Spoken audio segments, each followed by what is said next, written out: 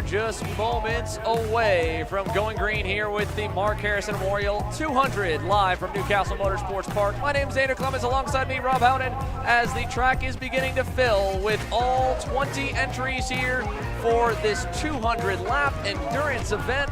This is going to be a ton of fun. Rob, you'll be down on the grid. There's a lot of opening ceremonies that we'll be getting to here shortly, but first and foremost here, setting the stage really quickly for everyone that's just joining us right now. This event is going to be something else. Yeah, really looking forward to seeing this. Again, we talk about the fact it's kind of the return of the former RoboPong 200 event, a race that so many people remember from about a decade ago. Great to have it back again, a 200-lap contest, two drivers. A couple of drivers are going to try the Ironman. The big question, of course, is it a two-stop race?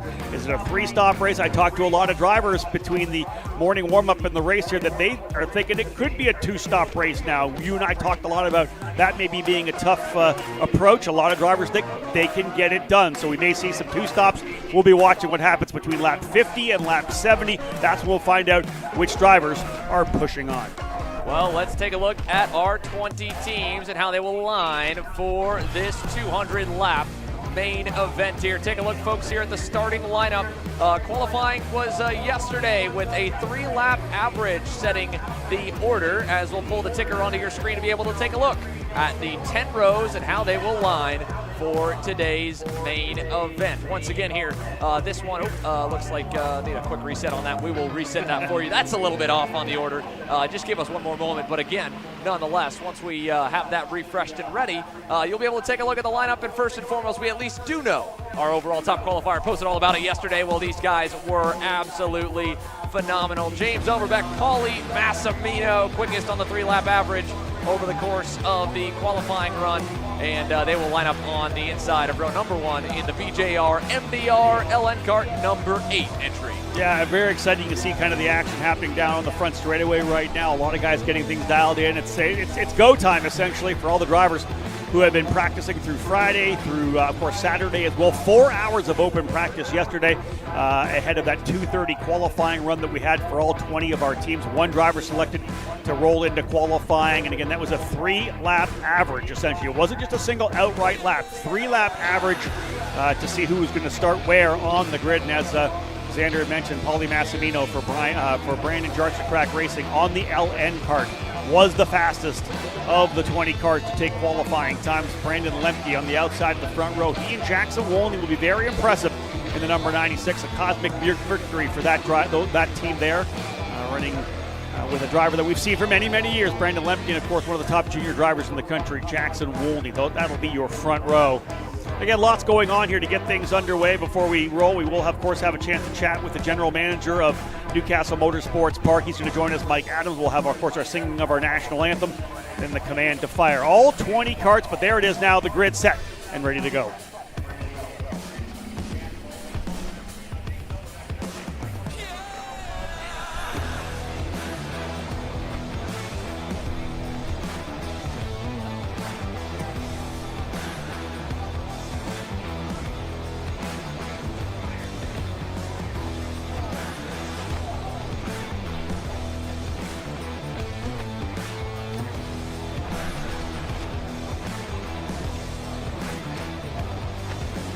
Yeah, we'll see the Magic Kart duo of Max Weiland and Amy Rule. More weight on that kart than any other there. Both drivers quite diminutive, but Weiland was very quick in the qualifying run. We'll move now over to row number 4.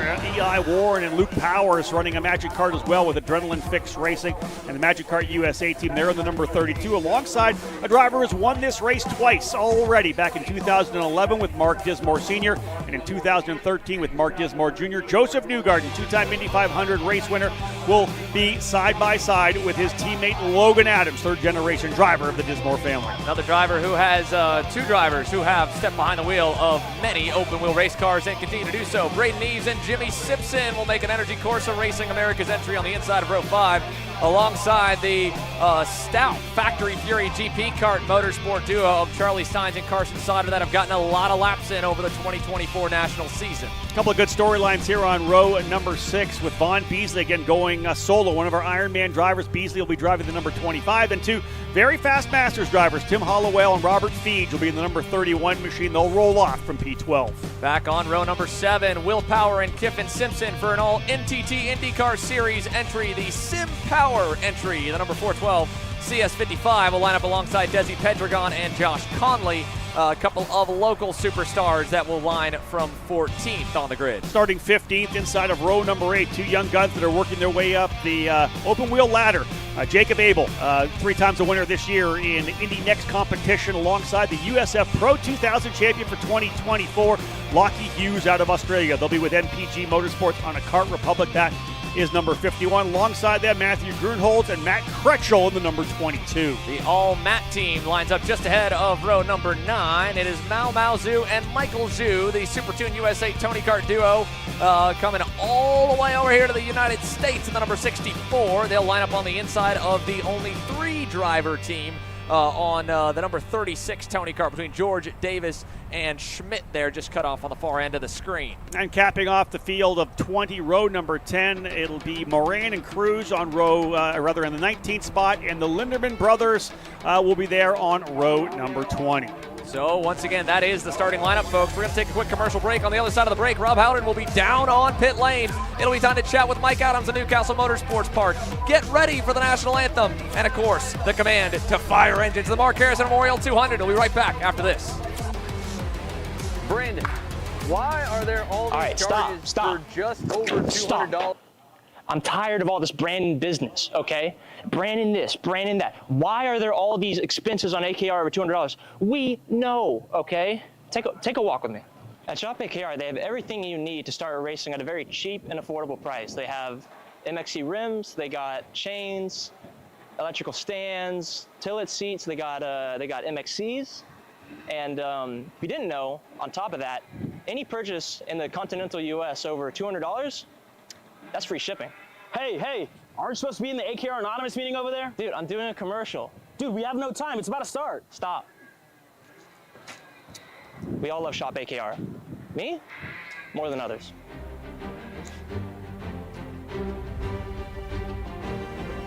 What do I get at Shop AKR?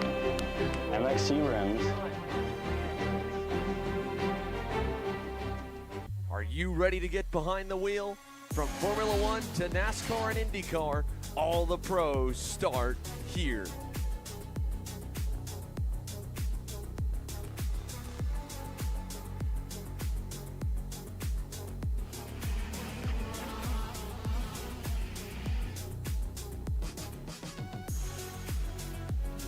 For more information, check us out online at mcckarting.com or call us and go racing today. USA, a top-level performance team with unmatched hospitality, offering a full-service driver development program with year-round testing available in Miami, Florida, and the official North America racing team of Parolin Racing Chassis. Chassis and parts available at ParolinUSA.com. As you can see, the on-track festivities are continuing down on the racetrack here for the last few moments before the Mark Harrison Memorial 200 gets underway. 200 laps, and there are a number of things to talk about here. Specifically, more than anything else, how about let's talk about the keys to the race while Rob and Mike Adams are getting ready down on the front straightaway here to chat with us a little bit. A big important moment here will be, of course, being patient. This is a long event. The longest races we've seen on the course of this national year has been anywhere from 20 to 25 laps. So this is 200 laps, a long time. Be patient. Don't get caught up in the battles. Pit lane efficiency, making sure that this race is not won or lost solely off of your pit stops, trying to be good in and out of the pits and consistent through it. And the same way through with keeping it tidy. You want to stay clean, and more than anything else, we'll talk about this a lot throughout the day. There is a real chance you could try to make it on 2 stops over the 200 laps versus 3 going full speed. Now, Mike Adams, the Castle Motorsports Park general manager, and of course, Rob Howden are down on pit lane to help kick things off. We'll send it down to you guys. Xander, thank you so much. Great to be down here, of course, on the front straightaway here, right going into turn 1 and 2. The drivers have got themselves down, excited to get ready to roll. Many of them already have the helmets on, some still chatting with their teammates here. But, of course, to get things underway, let's make an opportunity to chat with the general manager here at Castle Motorsports Park. Mike Adams, a lot went into putting this race together. You guys have had a busy second half of the season. I know you want to say a couple of words to everybody who's here this weekend. Yeah, first of all, I just want to thank everybody that's here. This was a race that is near and dear to our heart, obviously, just from the And you know, a race that Mark has put on many years, and really glad we're able to get it going again. You want to switch? Try my mic. Just really happy that we're able to get it going again. And then obviously with the tie-in with Mark Harrison this year, the Mark Harrison Memorial 200, and you know, we've got all of Mark's family here as well to start this event.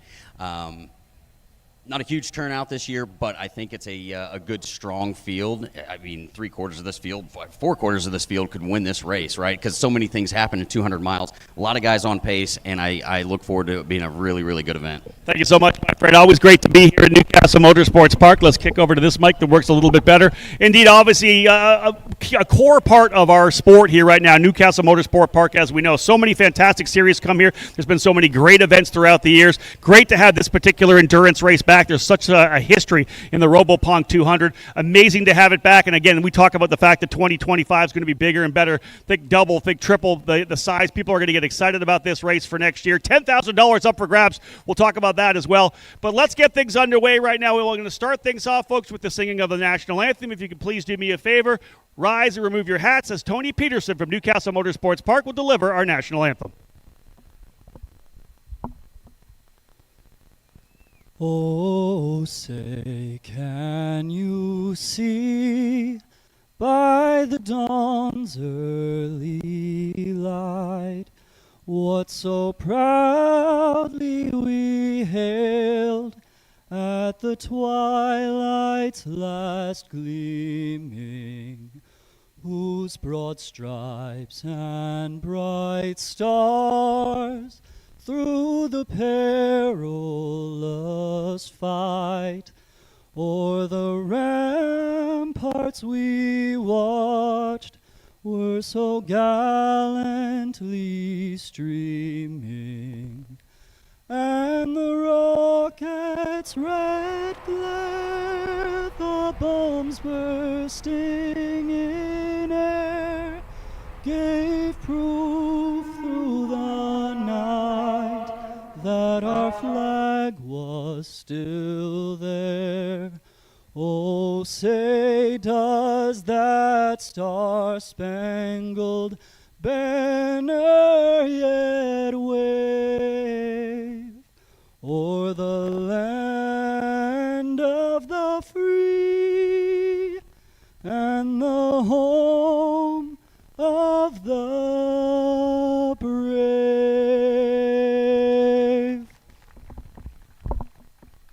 Nicely done, nicely done. Tony Peterson from Newcastle Motorsports Park to fire things up here with the national anthem. And again, ladies and gentlemen, we are set to go here just a couple of minutes away before we fire things up with, of course, the command to start the engines here today. We've got the Harrison family with us. We'll give the drivers an opportunity to get the helmets on, get themselves set to go. Last minute chance to chat with your team members. The driver you will share 200 laps with here today. Again, will it be a two-stopper? Will it be a three-stopper? We're not sure. Like I said before, some chatting I had between the morning warm-up and the actual race here. Many said that they believe they're going to be able to do a two-stop. If you have that pace, if you have that mileage in that Kart and in that engine package, the jetting, then you may be able to go a significant amount of distance. I think we may see some drivers try to go to potentially 70 laps as well. It'll all be down to kind of the pace you want to run. That's kind of part of what we're dealing with here right now in terms of who is going to go. And listen, it's going to be lap 50 to lap 70. When we get past lap 55 to lap 60, we're going to start seeing those pit stops for the first drivers coming in. Remember, if you're doing a three-stopper, it essentially breaks up very easily into 50-lap stints. You're looking 66 on if you're going to do a two-stop race, and that could make things very interesting at the end. Will you have enough fuel? Will you start to run out? Could we see a stop and a quick stop? We'll see. Folks, don't go anywhere here on Kart Chaser right now. A quick break. We'll come back. We'll fire the engines up and go racing for 200 laps here at Newcastle. Parallel USA, a top-level performance team with unmatched hospitality, offering a full-service driver development program with year-round testing available in Miami, Florida, and the official North America racing team of Parallel Racing Chassis. Chassis and parts available at ParalleLUSA.com. So you finally want to get behind the wheel, huh? Yeah, I've been shooting for 3 years and I've never got to drive. Well, you're going to need some more gear than just your helmet. Why don't you go to shopakr.com. They got their inventory online and they'll ship it the same day if you order before 5:30 p.m. Eastern. They got shoes, Yep. gloves, Yep. rib protectors. Got those too. Can they make me go fast? No. Here at Acceleration Kart Racing, we've got everything you need to get on track. What happens next? Well, that's on you. Check us out online at shopakr.com.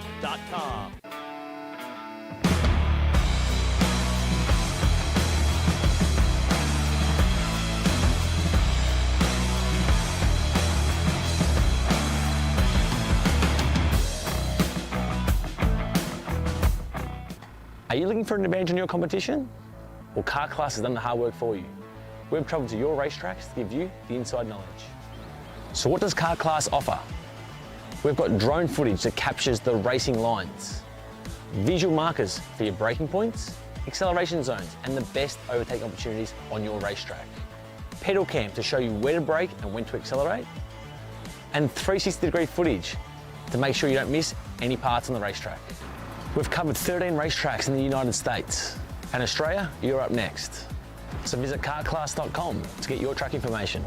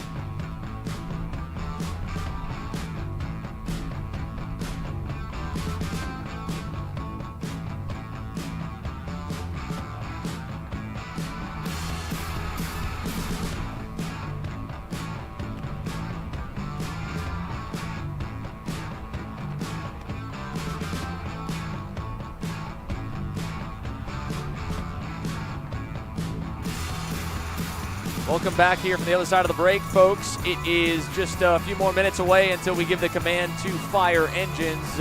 We'd love to give you one more shot here to take a look at the starting lineup while Rob Howden and Mike Adams stand by here with Mark Harrison's family, who will be ready to give the command to fire the motors. Let's take you through that starting lineup one more time here, ladies and gentlemen. Once again here, Paulie Massimino and James Overbeck on row number 1, Brandon Lemke, Jackson Wolney on row number 2, and on down through your 20 starters, 200 laps here. A couple of other notables, of course, again, MPG Motorsports with 3 entries between Austin Olds, Jackson Deal, Chase Jones, Lockie Hughes, and Jacob Abel down there in 15th. A couple other teams with 2 entries like Magic Kart USA, and a lot of independents. It means a lot of different strategies, a lot of different ideas on how to tackle this 200-lap event. And, well, it is almost time to figure out how they're going to do it and get to watch them. Rob Howden, Mike Adams, and everyone on the grid. Well, we're going to send it back down to you for the final time. Xander, thank you so much. And again, the drivers have all got themselves into the seats of their race carts as we get set to go for a 200-lap event. $10,000 up for grabs in this one. Of course, it was the RoboPong race for so many years, folks. Now it is the Mark Harrison Memorial 200 as we think about our friend Mark Harrison, who we lost earlier this month, actually early September. We are privileged to have his family here with us right now to give the command to fire engines. Ladies and gentlemen, it's time to go racing. Harrison family, what do you got? Ladies and gentlemen, start your engines! And there you have it, Xander Clemens, engines firing down here on pit lane. It is time to go racing with the Mark Harrison Memorial 200 laps, 20 drivers, 20 teams, 40 drivers essentially set to go for $10,000 to win. Back to you.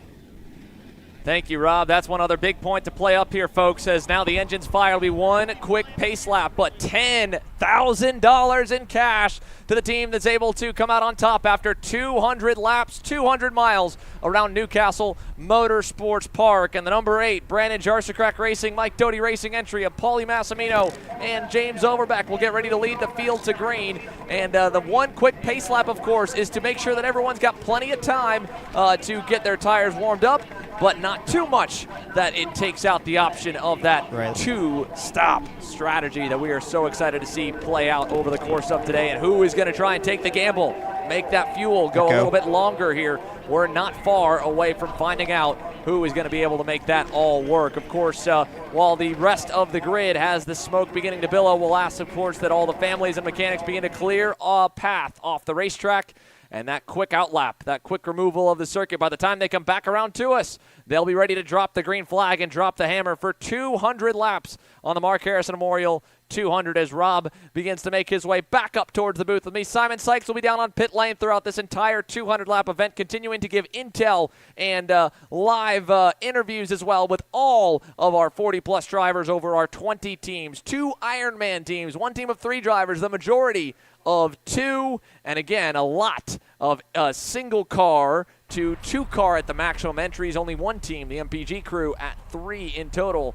So you will probably see a lot of variation, I would think, of how they attack this 200-lap event. The last few moments here are just waiting on the grid there as the drivers look over. The last couple engines are being fired. And a huge thanks, of course, to Mark Harrison's entire family for coming out. We appreciate you so much. One very cool aspect here, Rob, to note before we go green that we will be able to touch on towards the early part of this race on lap number 36 as a tribute to the 36 years of dedication that Mark Harrison spent to helping Comet Kart sales continue to grow, as he was a highly valued employee that, as you mentioned, touched so many lives. On lap 36, the leader lap 36, a $100 bonus in Mark's memory. Yeah, big thank you to Gordon Uhas for donating that $100. So whoever leads that 36th lap will get that honorary $100 that it would add on to a potential race win as well. You can feel it when you're down there, Xander. That's what I love about races like this. People were kind of that little bit of uneasiness, right? You saw some calm, but most drivers kind of still focused on, hey, this opening couple laps are going to be crucial to make sure not for where you need to be on the racetrack, to make sure you don't make a mistake and have some kind of an incident early. We're talking about 200 laps. This is going to be a long endurance race here. Number of stints for these drivers. Be smart, settle in, early laps. Drivers now rolling off the grid. So they will slowly begin to make their way off the grid, folks, and that means, of course, again, that the timer is at 0, and we will begin to get ready for the Mark Harrison Memorial 200. Again, 200 laps, and we have a little bit of a hiccup right off the bat here for the number 36 machine. That is George Motorsports there. Looks to be Riley George in the number 36 trying to get fired up and away. Looks like they were able to do so. Good news for them, so they will be able to get Riley George to quickly catch up to the rest of the field here on this formation lap. And we'll begin the final preparations here for the Mark Harrison Memorial 200. We've gone through the starting grid a couple of times. We talked about some of the fast drivers here, but really, more than anything else, this long event is going to be about keeping your nose clean, keeping the go-kart rolling and under power. But this first stint, I'm very curious and intrigued to see how so many of these drivers that have never been a part of an endurance event before, how aggressive are they going to be on the opening lap to try and lead lap number 1 of 200? How much give and take will it be? This is going to be massive. So here we go, getting set to bring the field around to the I-70 hairpin and slowly form up down that front straightaway. Indeed, folks, you're not going to have to listen to just Xander and I the entire race. We're going to bring a number of our drivers up here to chat as well throughout this long event. But drivers getting themselves into position, into the staging lanes. A number of drivers further back, not kind of worrying too much about where they are on the racetrack here at this point. You can see with the long distance of this race, the start not as crucial. Everybody wants to get through clean. And in fact, I think you're going to see guys give each other lots and lots of room here right now. They'll work their way out onto the front straightaway. It is about time to go racing, and we are at it, folks. Green, green, green. The Mark Harrison Memorial 200 is underway. Good start for Paulie Massimino. He'll take Brandon Lemke by a couple car lengths through the opening couple of 90s. Everyone's going to keep it on the racetrack. Little bit of defending into the horseshoe, but the 200 lapper is green, and we've got what looks to be a pretty clean start for our first few rows. Xander, listen, you're a racer, I'm a racer. You wonder how in there, maybe they just lost the concentration a bit. We saw a couple drivers go too wide through turn number 3 and 4.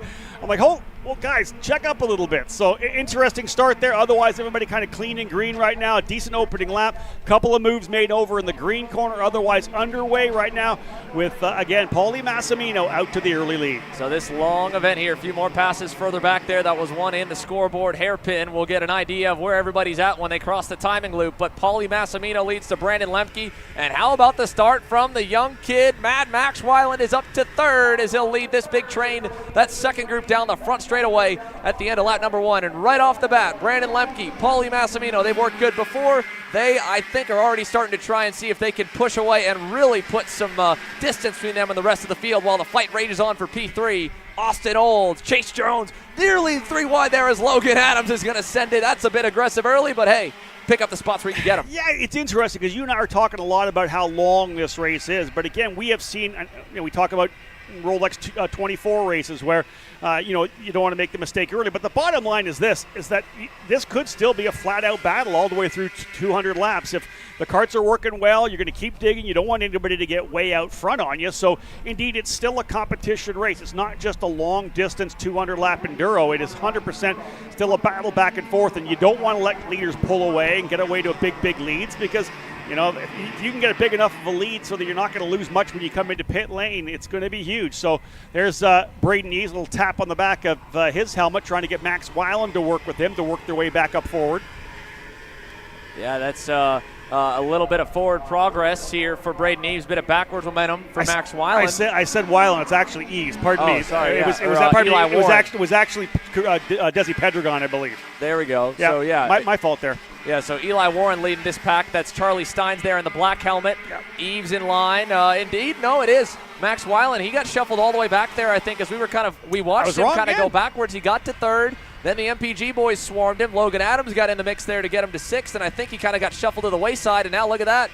Eves even getting a little aggressive. Nice move there in the horseshoe on Charlie Steins. Max is trying to get back in. I mean, why am I second-guessing myself? I had it. No, you had it right, dude. How about that? Well, let's talk about this, though. So the driver's up front, getting out nicely, right?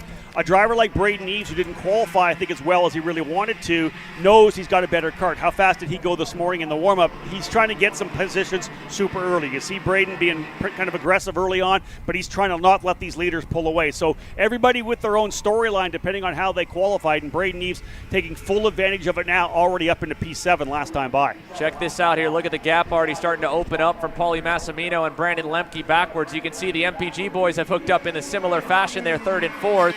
And the midfield is where all the fighting is at. Here's Vaughn Beasley and Max Weiland. They're going to freight train by Eli Warren. So that'll pick up 2 spots for them. Braden Eves kind of in the middle of it. I believe there may be a transponder. No, that actually looks to all be right there. Just wanted to confirm that. So, yeah, Eves to Steins to Desi Pedregon. Actually, that's where I think the transponder might be mixed up. That looks to be Vaughn Beasley in the 25.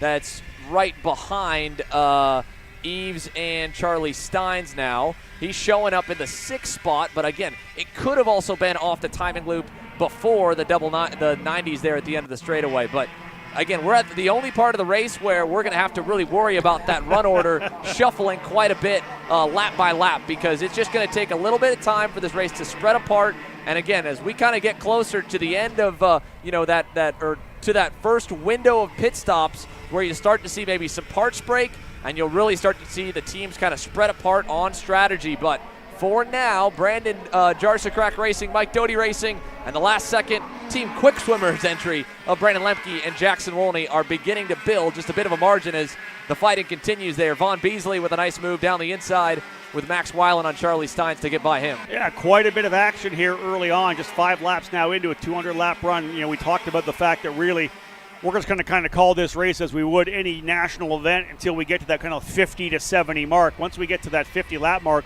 we're going to start to see those 3-stop strategies start to come into play, and we'll see drivers making those moves into pit lane.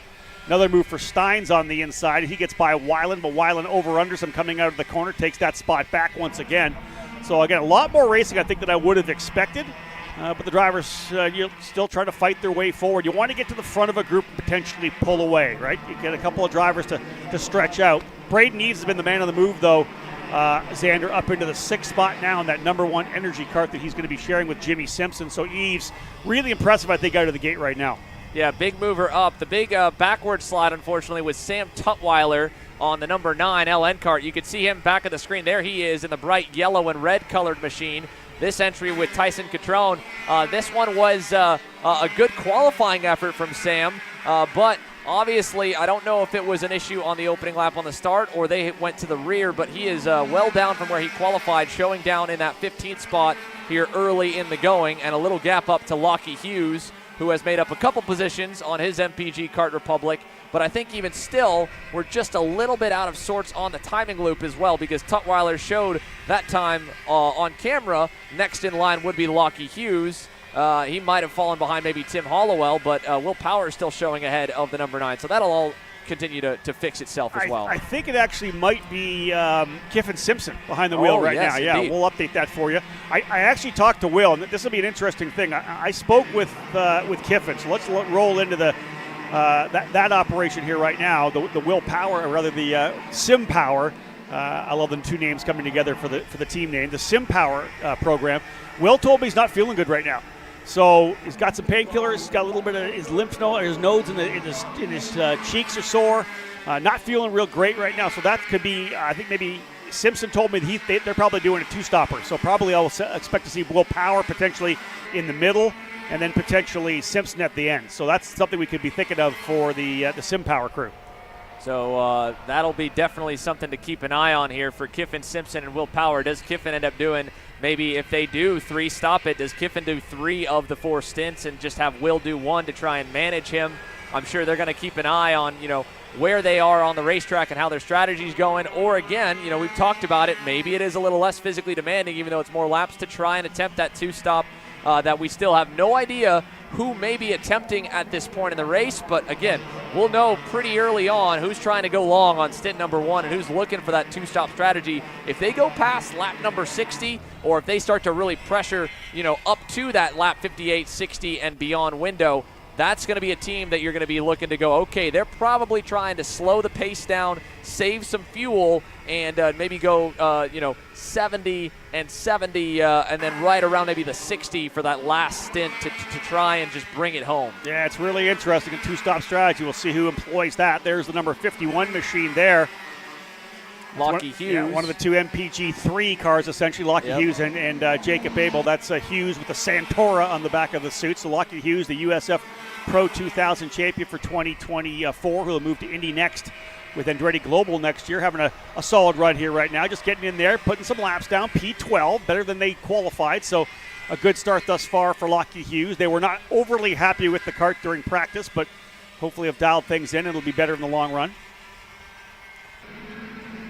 Looking further back down the order, actually a little bit further up. Check this out. Logan Adams had gotten his way up and into 5th early behind the MPG duo. He's starting to slide backwards a little bit. Another move there. That's Eli Warren going by on the AFK Magic Kart entry. Vaughn Beasley's up the road.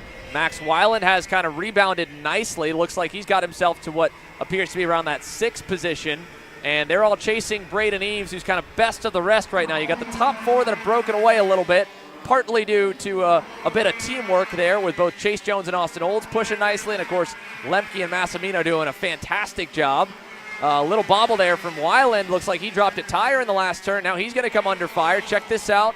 They're going to stack up behind him here, and this is going to get really dicey here, I think, when we get to the bus stop, Rob. Yeah, indeed. Look at these drivers. A little bit of a block move, a little slider into the inside as well. There's Steins and trouble there again for Adams. He's on the outside. He just got past, I think. No, that's again in front of him is Warren, as we talked about. Yep. Steins right behind him, and then in there as well.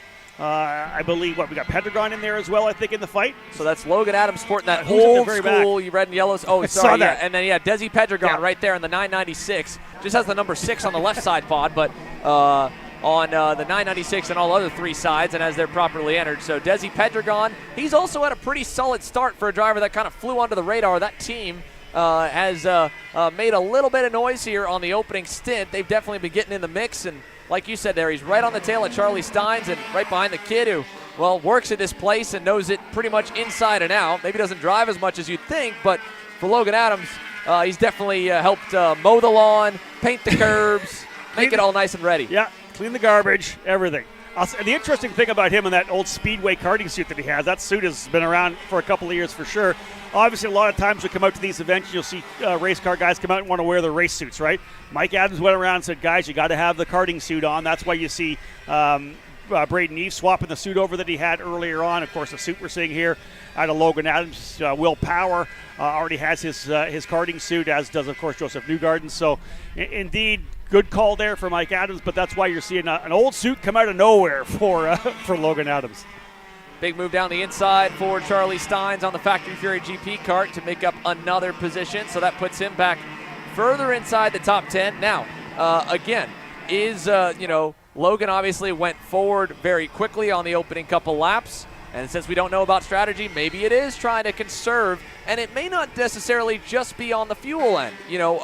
Talking with so many of the different manufacturers of go-karts that are here, at least the teams that are running the different manufacturers of go-karts, brakes are a real issue at a race like this as well. Trying to make those last the entire event and not overheat those. So you got to think that, in Brandon Lemke, he's in probably one of the best positions right now. I'd put Austin Olds and Chase Jones in a good spot also, but when you're the pushing car, you can just kind of cruise into the corner, let the draft pull you back up coming out, and really take it easy on the brakes versus the guys that are battling it out. And so maybe in Logan's case, he's really trying to nurse that equipment as much as possible to make it to the end. So while, yes, use your racecraft and experience and ability to kind of navigate and part the seas to go forward, but once it starts to spread apart, dial that pace back down. Take it easy. I actually heard somebody talk. I was in the middle of a conversation. They were chatting a little bit about potentially trying to swap out the brake pads. So, indeed, brakes are one thing we'll be talking about. I'm not sure if you saw it or not, but Sam Tutwiler, when he was coming out of turn number 3,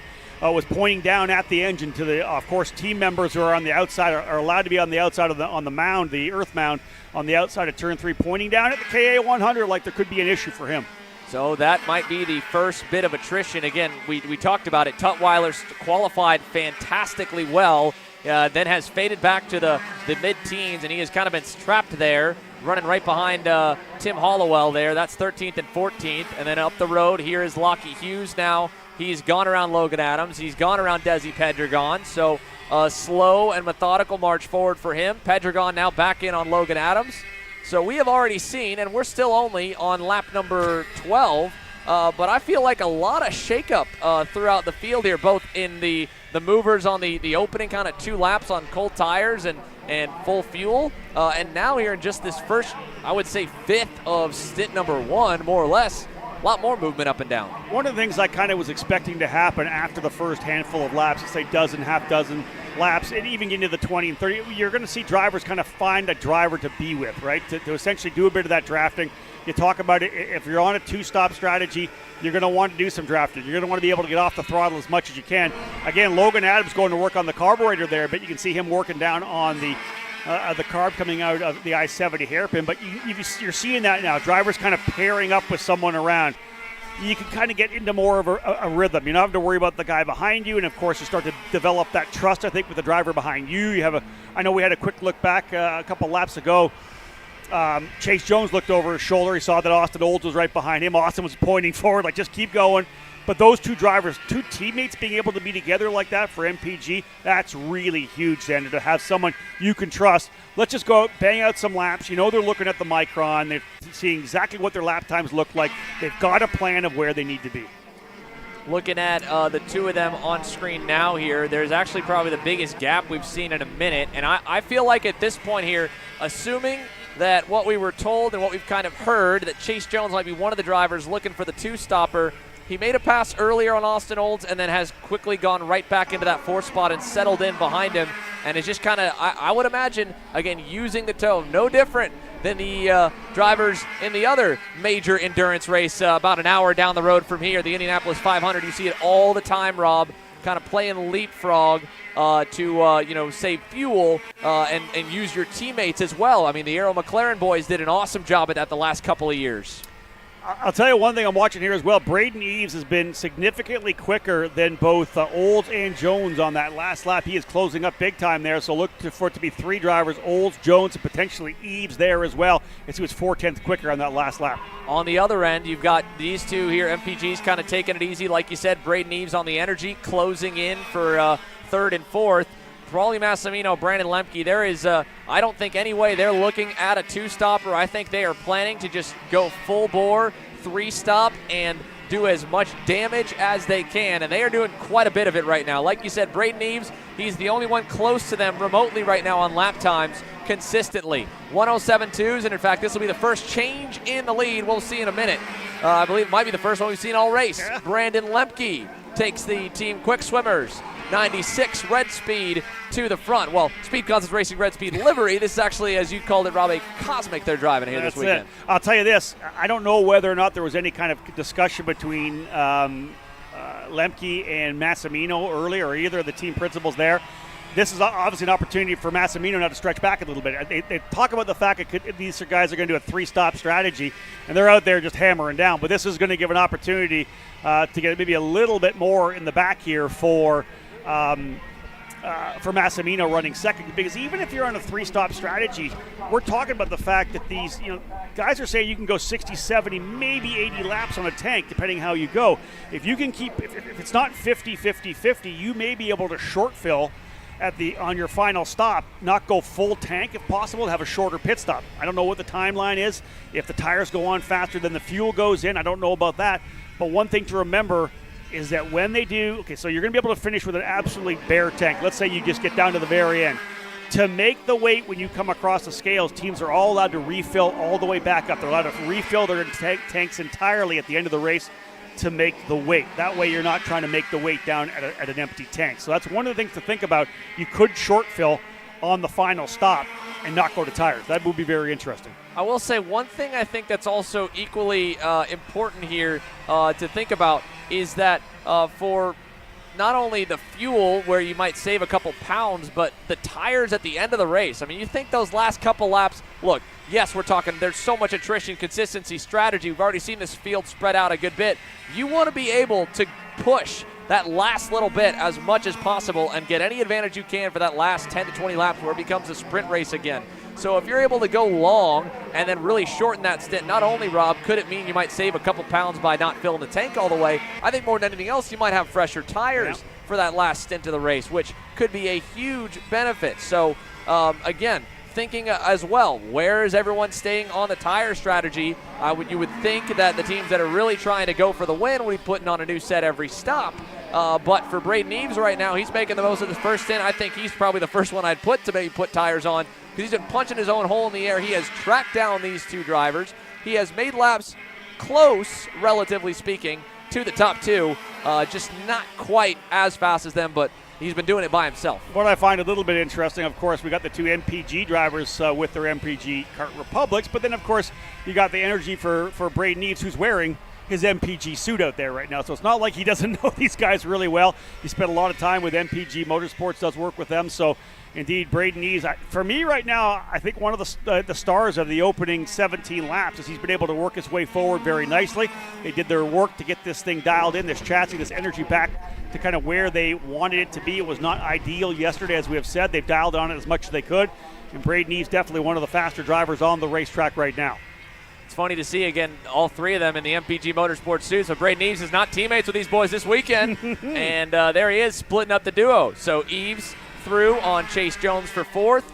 So that'll be a little shift there. That'll be now a net gain of 5, and it's about to be a net gain of 6 with a late move at the end of the front straightaway. He'll catch Austin Olds off guard, and Chase is going to have to follow. But again, from Chase's point of view, I think he's just looking for someone to punch a hole in the air in front of him. Whether or not that's his teammate Austin Olds or if it's Braden Eves on the energy, no matter. It's just save, I think, for the 54. If you had any question whether or not Braden Eves was going to sit back behind the tail of that trio and just kind of cruise around, that was answered very quickly, that question, because he immediately went to the move, got the pass done, as we know, on Chase Jones, and as you said, a big move down into essentially the final corner on the racetrack before start-finish once again to go to P3. So Braden Eves now up into the third spot.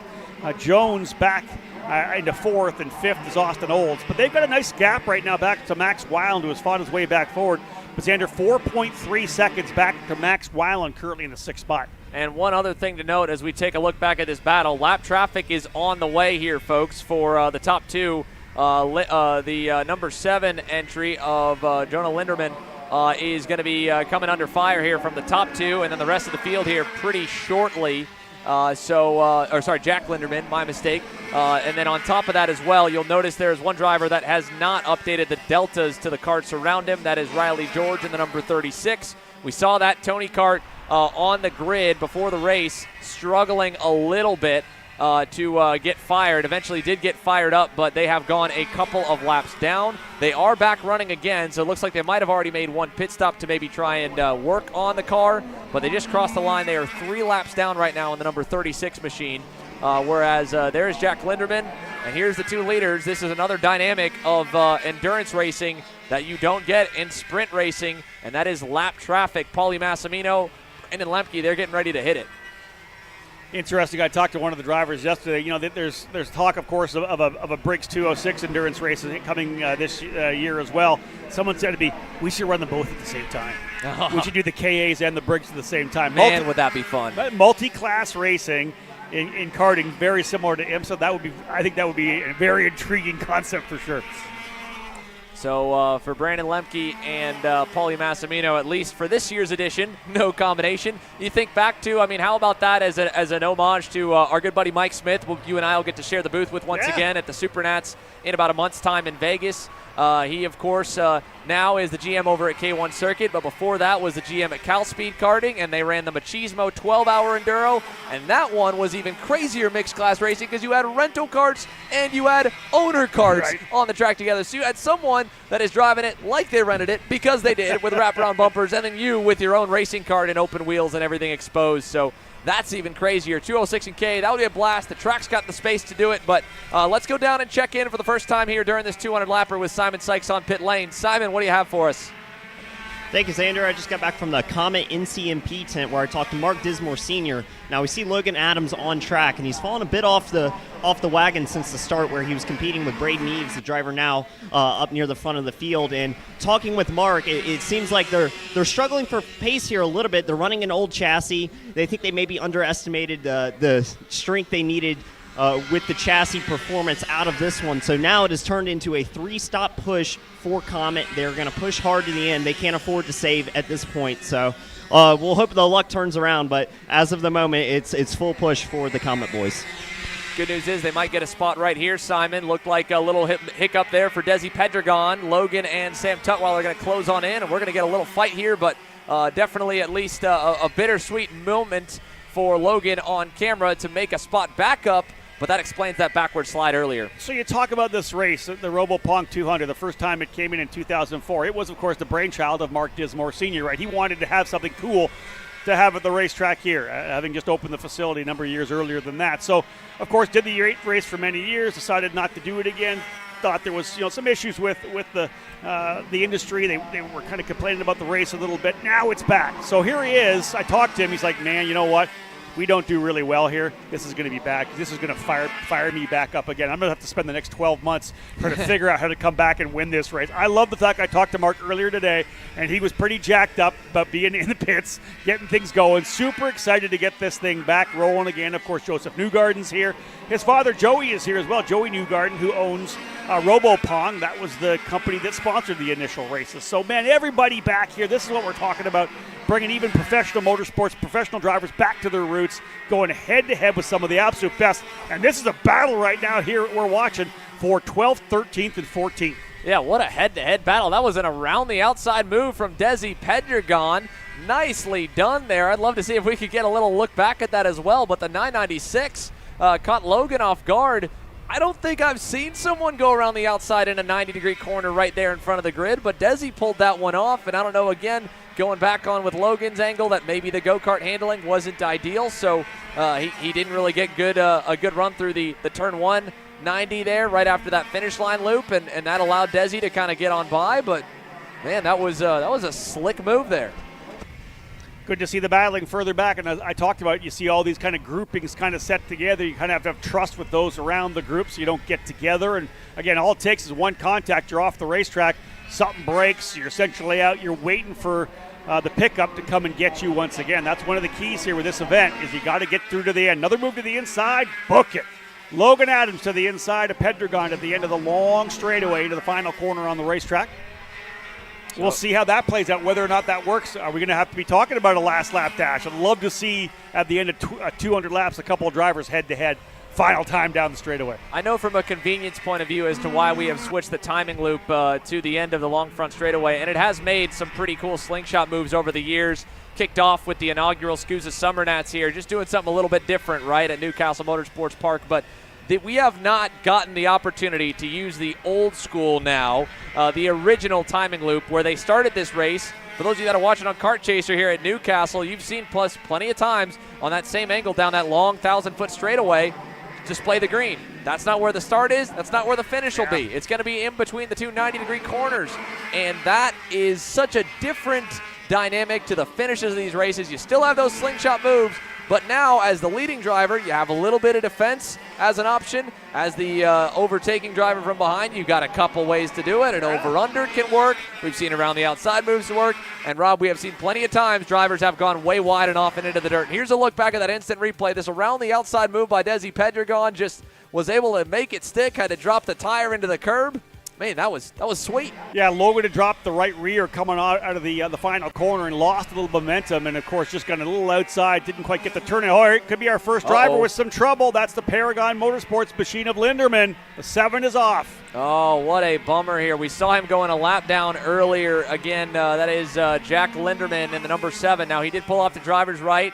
Where he's at is a great spot for them to get him, well off and into the cell tower hairpin kind of bus stop chicane section, so they're going to be able to get that cart up and onto the lift. This is good news for the Riley George camp, the driver's ed team, the number 36 3-driver entry. They should pick up one position, and Jack Linderman will be the first one to suffer attrition right now here at the end of lap number 25, and that kind of puts us now, Rob, at the I wouldn't call it the twilight zone yet, but maybe a bit of the unknown. We're just getting past the longest distance main events we've seen over the last 8 years since the break from this event. So this is all uncharted territory now for everyone here as we get into lap number 25. Indeed, battling continuing on. So think about the fact, folks, if you're a national racer, as a little look to the inside, maybe a bit of contact between the two Magic Kart drivers. All right. Eli Warren to the inside of Max Weiland. But you think about it, what it takes to get through a major national event, 25-lap national event.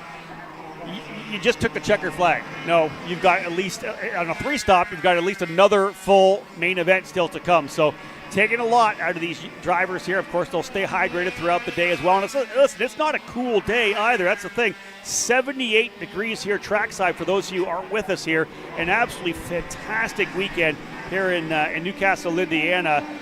Nothing but sun, no cloud whatsoever. Xander, 78 degrees, a high of potentially 80 here as well. So it's not even like it's a cool October weekend to keep the drivers, a little cooler in the karts. It is a hot one for sure. I want to give a big kudos here to the MPG duo of Austin Olds and Chase Jones, who have withstood the heat and pressure from Braden Eves. They have not let the number 1 get away. He tracked them down from a couple seconds back, and now they're just kind of towing off the back of the energy driver. So these three, who have spent many of the last couple of years probably driving around each other at Whiteland Raceway Park here at Newcastle.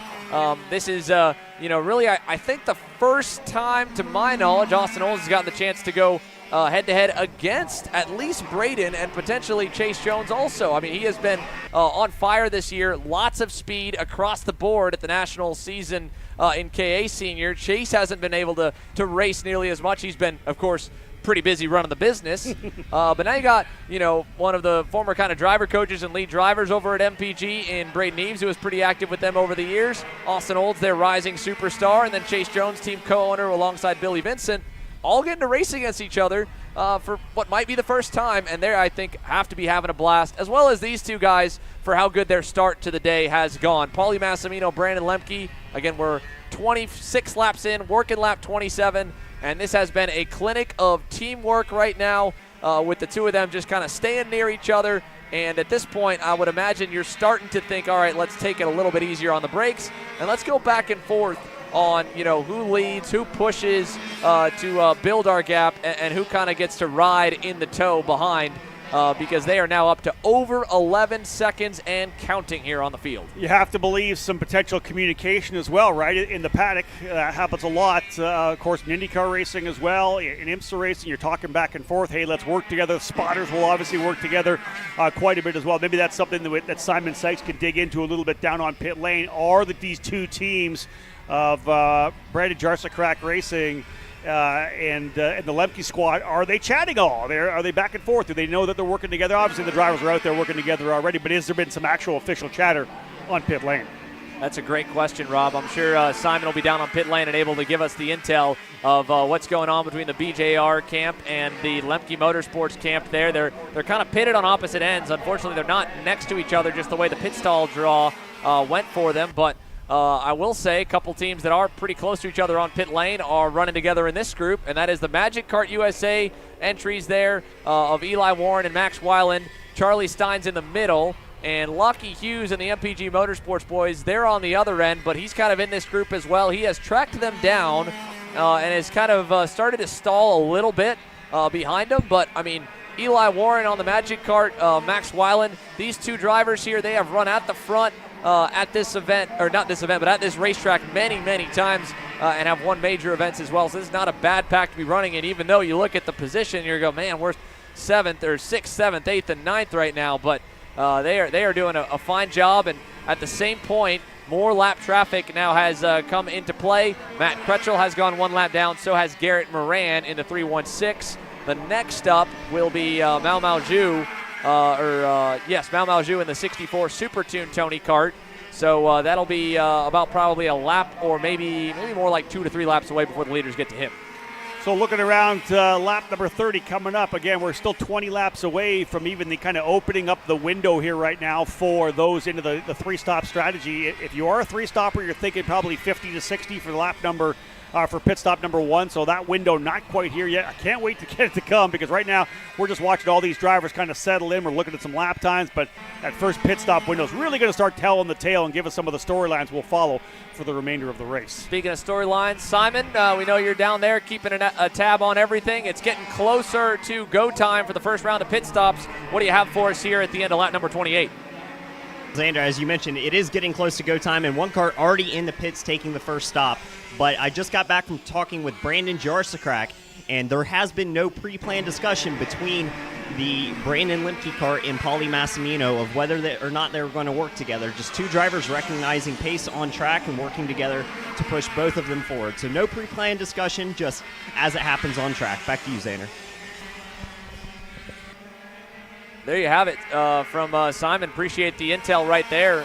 So no original strategy at this point, but, you know, this is kind of, I wouldn't say an uneasy alliance, but it's one of those NASCAR Talladega style alliances. Funny enough for them racing there this weekend that, you know what, all right, it's early. Let's work together, and, we'll beat you on pit lane. We'll find another way to get away from you. But for now, I'm going to use you, and you're going to use me, and we're going to build now a 12-second and counting margin back to the next group that are all trying to do the same thing, I have to imagine. Braden Eves, Austin Olds, Chase Jones, and then now we've got this third pack that we're following here on screen of Eli Warren, Charlie Steins, Max Weiland, and then Lockie Hughes. There's a look back at the 3 MPG suits, the 2 MPG entries, and then the Energy number 1 for Braden Eves and Jimmy Simpson with Jimmy Simpson Racing.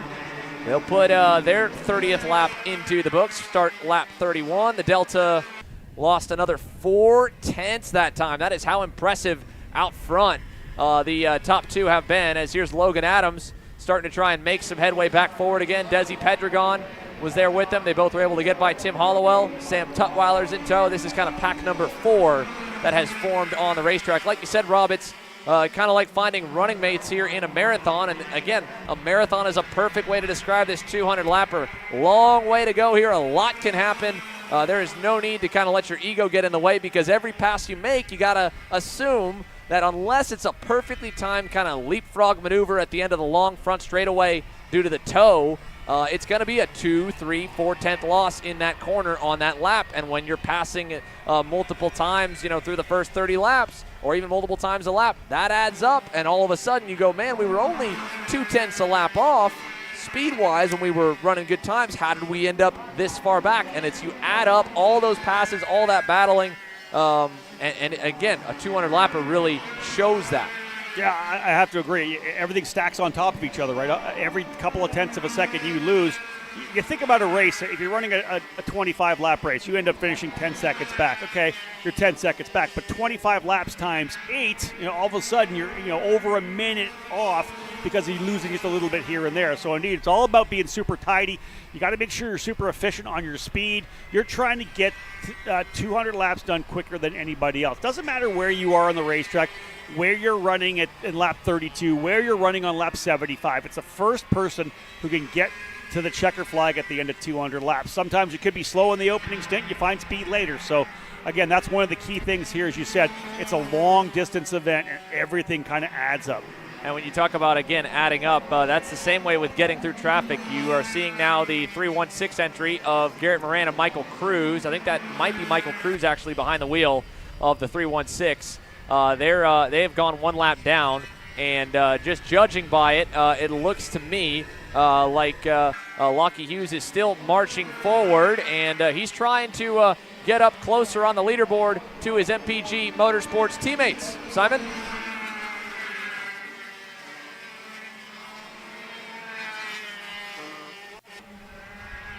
Sorry about that. My mistake.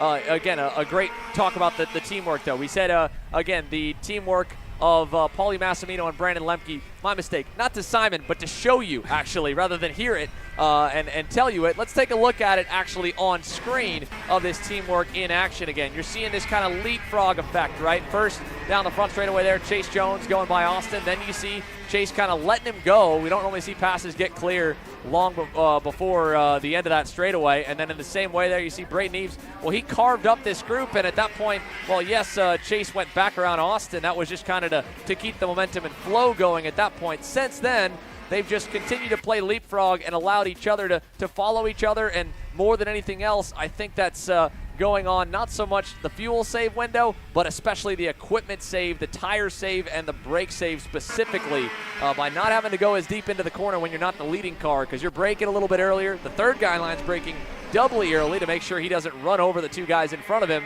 And that allows you to kind of just take a little bit easier carry of your equipment. You can coast into the corners. You're not having to lock the brakes up and slam it in deep because when you get out of the turn, if you're within a couple car lengths, the draft will start to pull you back up to the guy in front. One of the amazing things I think about those drivers who have decided to come be part of this inaugural Mark Harrison Memorial 200 is the fact that they're going to have the experience of this race and having run it already when this event doubles in size in 2025. All these drivers just haven't had a chance to do this before. Yeah, you go back to Jimmy Simpson, drivers like Will Power and Joseph Newgarden who have driven it in the past. But this is an opportunity for these guys to get a feel for this kind of a long-distance race and how to manage the first stint.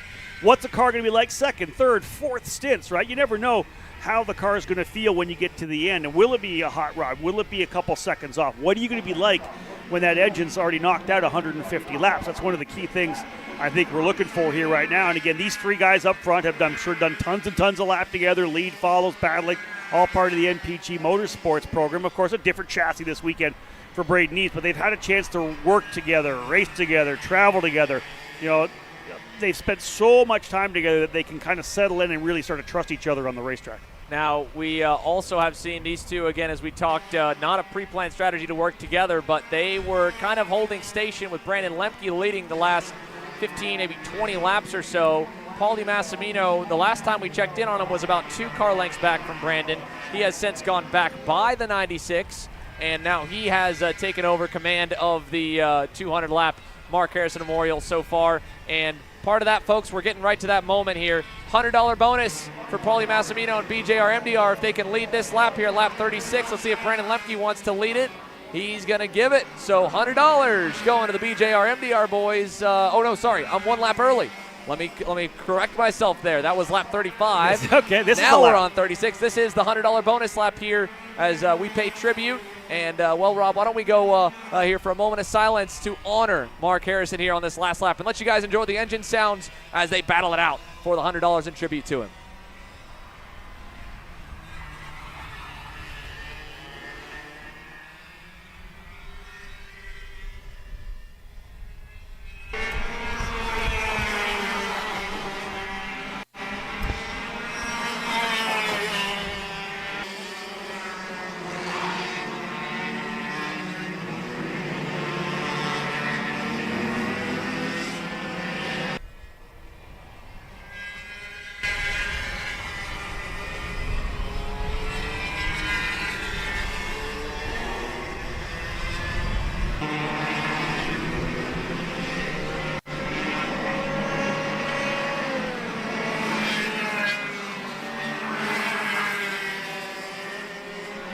there you have it. Paulie Massimino, Brandon Darshakrak, James Overbeck, the team owner and the two drivers, $100 bonus. A huge thanks, of course, to that being donated in the 36 years of tribute of service here for Comet Kart Sales Zone. Mark Harrison, who passed away and is now the namesake for this 200-lap endurance race, Rob. Yeah, big thank you to Gordon Uhas for putting up that $100 donation. And again, that was awesome to have a lap of silence in tribute to Mark. And again, back at the racing. Still a long way to go, as we know. You think about these drivers, working their way through to a second national event, let's put it that way, national main event, the amount of laps they put in already, 37 laps. Expect things to get interesting around lap 50 to 60. That's kind of the window we're looking at right now in terms of at least the front of the window in terms of making a three-stop strategy. Still up front, good run here right now. The drivers out there leading well. And I'll tell you this, let's just throw this out here as well. Not surprising that these two drivers are both running up front. They are KA100 superstars. They're also both Super Nationals race winners in the KA100 category. Massimino winning in 2019 and Brandon Lemke coming back in 2021. So both these drivers have won at the Super Nats and are leading the way right now. 14 seconds over 38 laps. I will say as well, not only 14 seconds back to third, but the next driver on the cusp of going one lap down would be Kiffin Simpson in that Sim Power number 412 CS55 entry. I'm sure those guys would love to be a little higher up the board. They were not nearly as far off as a 15th place would say, I would think, and especially being this far back from the kind of main pack based on how qualifying transpired for Kiffin Simpson and Will Power. So again, are they looking at that two-stop potential and maybe trying to save? Check this out, Kiffin Simpson choking the motor down the front straightaway. Sounds like they are really trying to maximize fuel, Rob. When I spoke with him just before the race there, kind of after practice, he literally said that they were going two-stop. That was going to be the key. And maybe Will not feeling that great is probably part of it as well. Give him just that kind of one stint and allow Kiffin to do the other two. But yeah, I think he's definitely just chilling out, taking care of the kart right now. Nobody to battle with, just banging out laps. We'll have kind of a look at the lap times he's knocking out here as well. So Kiffin further back, his fast lap time of 108.2, did a 109 flat. So one of the slower cars on track. But listen, if he's able to run those 109 flats, high 108s on a regular basis, that's still going to keep him out of trouble. Take care of the equipment. We'll see where it ends. We talk about it now here on lap number 39. Let's see where he is in 100 laps in terms of staying out of trouble once Will's got in the car as well. I think it's very cool to watch the cockpit here with not only, again, obviously probably coasting into the corners and taking things easy, but seeing his right hand go over to the engine to choke it on the long straightaways there and really, again, just try to nurse every bit of this as long as possible. So we're getting close, folks. We're going to take this moment to go KC nonstop with a quick commercial break. And on the other side, well, we're about time to get close to that first round of pit stops.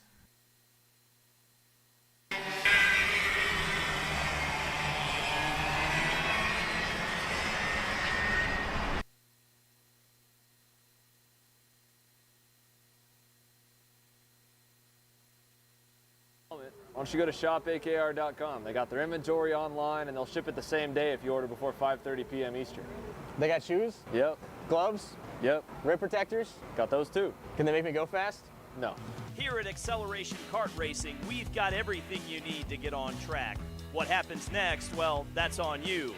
Check us out online at shopakr.com.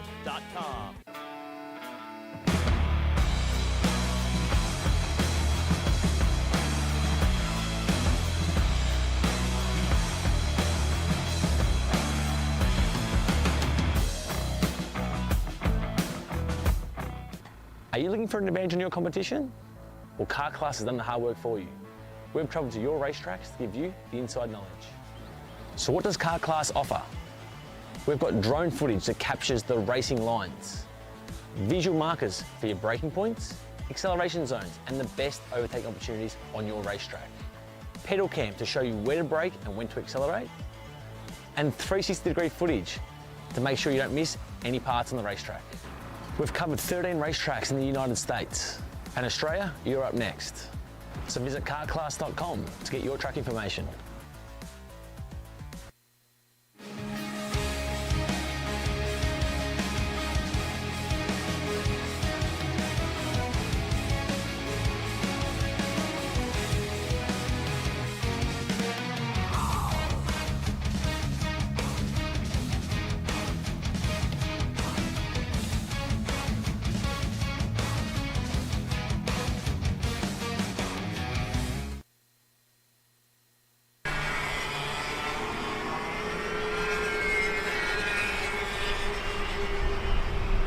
Welcome back, folks. And, well, this pack, we have followed it quite a bit here so far today, and seems like they are still all glued at the hip. Logan Adams, along with Desi Pedregon, Sam Tutwiler, Tim Hollowell, running 11th, 12th, 13th, 14th. They're about 42 seconds back from the leaders as things currently stand. I know we're getting pretty close to pit stop time, and we'll be continuing to take a stab at trying to show you all of those fast and furious stops, and as well, more than anything else, the quick runs into pit lane.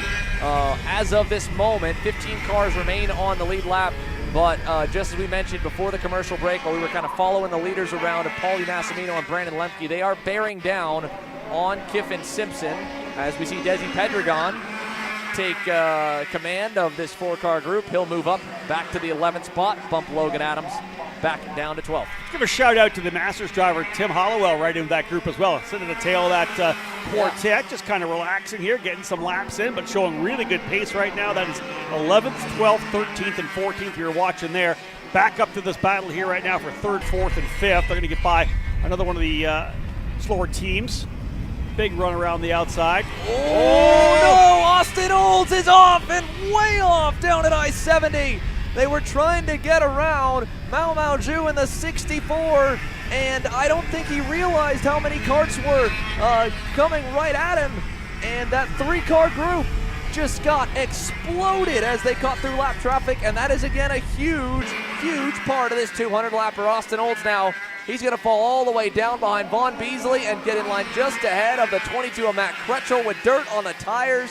He'll go down to 10th and a 20-second or nearly 15-second loss. So listen, that's what we talked about from the very beginning. Everybody kind of settling in, but all it takes is one little miscue, one little situation where you find yourself on the outside looking in, and that's what happened to Austin Olds.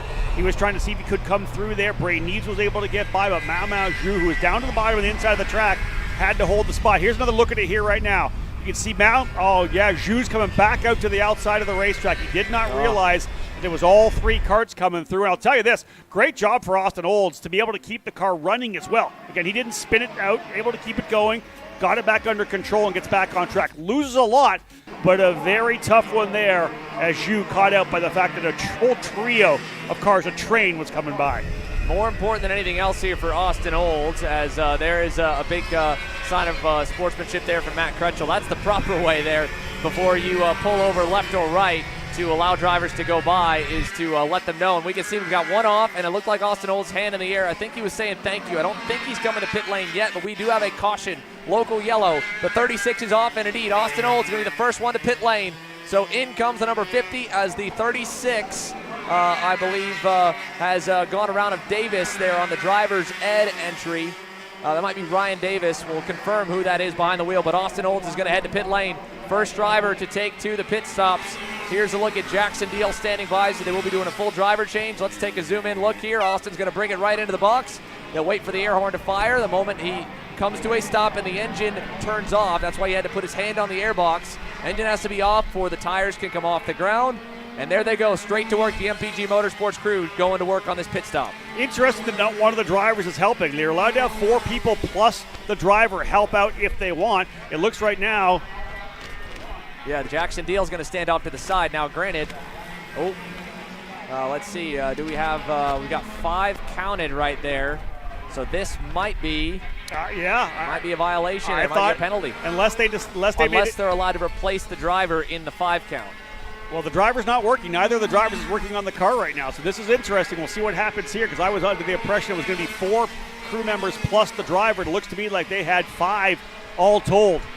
So this... Got to think, I mean, look, devil's advocate here, Rob. This might be a little bit off the wall, but from a liability standpoint, Jackson Deal is under the age of 18, so when it comes to handling fuel and stuff like that, maybe, the moving parts, maybe they're like, hey, for the junior drivers, we'll make an exception. Versus the senior adults, but he's going to make that U-turn and then go onto the racetrack. He will rejoin, by the looks of things here, at the end of this pit cycle, about maybe a lap and a half behind. So there goes the 50 back onto the racetrack now, and we'll take a stab at where that puts Jackson Deal, the first of our drivers to pit lane. As you caught there, Rob, 5 team members working on it. The rules have 4 plus 1 driver, but maybe maybe there was an exception for, again, the under 18 drivers. As we see now, Kiffin Simpson on that two-stop strategy trying to save fuel, has the leaders closing in. This will put him one lap down, going to the green corner with the leaders, and there will be the pass. Paulie Massimino and Brandon Lemke will go by on the 412 black and red CS55. So Simpson, one lap down on the SimPower entry, and looks like they're going to be closing up to Michael Cruz on the 316. That'll put him another lap down. I think that'll be 2 down. No, that'll be putting the 316 3 laps down. So it was roughly a lap and a half in the pit lane there, Rob. Judging by the passing that Jackson Deal had off the timing loop, more or less, I mean, you're talking roughly 2.5 minutes from the last time he hit the loop for that time in pit lane. We're talking a minute 7, minute 8 lap time. So that's a delta of about a minute 30. Plus, you think, again, the lap prior was a bit slower. So, again, that tracks right around a lap and a half, and maybe a minute 40 to a minute 45, depending how good your pit stops are. That's the pit in to pit out for Jackson Deal and the MPG crew. I like it. That's interesting for sure. We'll get an update on the pit stop ruling there. But again, crew coming in. Simon Sykes is right down there with them now. He'll probably have a good feeling of what's happening there. But there is again. Drivers up front, they are your leaders. Paulie Massimino leading the way, 47 laps in. We're going to start coming into the window. Maybe a little bit of an early window there for Austin Olds, but let's find out. He stands by right now with Simon Sykes. Here with Austin Olds, obviously not what you wanted there in the middle of the race getting through lap traffic. Can you just explain to me what happened? Yeah, I don't know. I was in a group of 3 with Eves and Jones. And we were all pushing the whole race pretty much, and Lapper, everyone else was fine. He waved us by. Bees went through on the outside, so I tried to follow him, and I guess he went to set up for the corner, and either he didn't see me, I don't know. I'll give him the benefit of the doubt, but he just turned right into me and doored me off the track. Yeah, unfortunate break there in the middle of the race. A really strong run. With the pace that we've been seeing, are we still looking at a 2-stop strategy? No, I think now, since we stopped a bit earlier, we're going to have to go for a 3. Thank you, Austin. Back to you guys. There you have it. So first driver in, going straight to the 3-stop, and again, like Austin mentioned there to Simon, pitting before lap 50, you're not even a quarter of the way in. That would have been 2 extremely lengthy stints at pushing 75 laps apiece. I think that's a bit out of range. 60 seems doable. 70 seems somewhat realistic if you're careful, but I think going more than 70 laps is going to be a bit treacherous. So we've already seen again now one driver hit to pit lane. Here's a look back at Charlie Steins and Max Weiland. They're running 5th and 6th now with Austin Olds and Jackson Deal's group down outside the top 10. I think, Xander, based on a lot of the chatter I had, talks I had with the guys down there, thinking that you could go 60, 70 laps potentially here on a tank. I don't know you're going to see somebody just diving, obviously, to the pit lane at lap number 50. We still may see a lot of guys just straight do that, to do 50-lap stints, but I think a lot of guys may go a little longer here on the early run just to kind of get those laps in the books first, give themselves a little shorter time at the end of the race, as we'd said before. So we'll see if we see anybody else out here. Right now, working lap number 48 now, so a couple laps before we get to that 50 mark.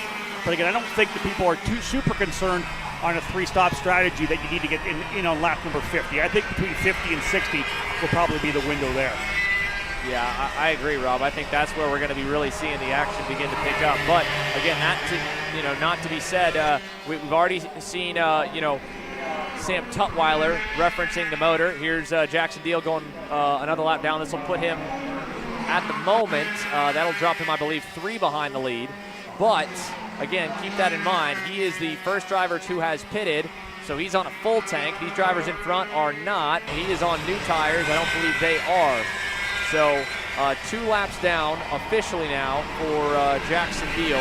47 complete for him, 49 complete for the leader. So 2 full laps down, went about a lap and a half down, and again, he was already about 30 seconds back. So that's about a little over a third, not quite halfway behind on a lap time. Actually, it's right about halfway behind the leaders, 30 seconds back on a minute lap time after Austin Olds got knocked off the racetrack. So again, I think it's about a minute 30 to minute 45, maybe 2-minute delta for pit lane, depending how good you are on your pit stops. Had 1 pit so far, trying to keep a close tab on who will be next. And again, seeing how Kiffin Simpson and Will Power begin to cycle out as they are most definitely on the two-stopper. I wouldn't be surprised looking further back, maybe the Matts, Matt Kretschel, Matt Grenholz. They seem to be cruising pretty easy there in the number 22. So let's go ahead and head down to pit lane here with Simon. He's standing by with Lockie Hughes, his teammate Jacob Abel, who's getting ready to get in the car. Thank you, Xander. I'm down here with Jacob Abel, a driver we haven't spoken to yet. Jacob, obviously a bit lower on the expectations after that qualifying run, but now into this race. Lockie having a very, very strong first stint. What do you think of this? Yeah, it's awesome, man. We were kind of questioning our abilities as go-kart racers after the first couple days of this event, but huge shout out to all the MPG guys. You know, they've worked really hard. We basically threw the kitchen sink at it last night.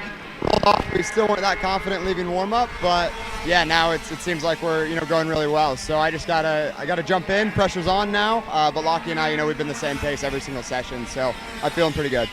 And when are you expecting this next stop, and what's the strategy headed for the rest of this race? Yeah, I don't know. It's going to be a balance between the 2 or 3 stop. Obviously, our teammates already came in to do the undercut, so we're going to see how it goes. I think he might have settled in and started to save fuel a little bit.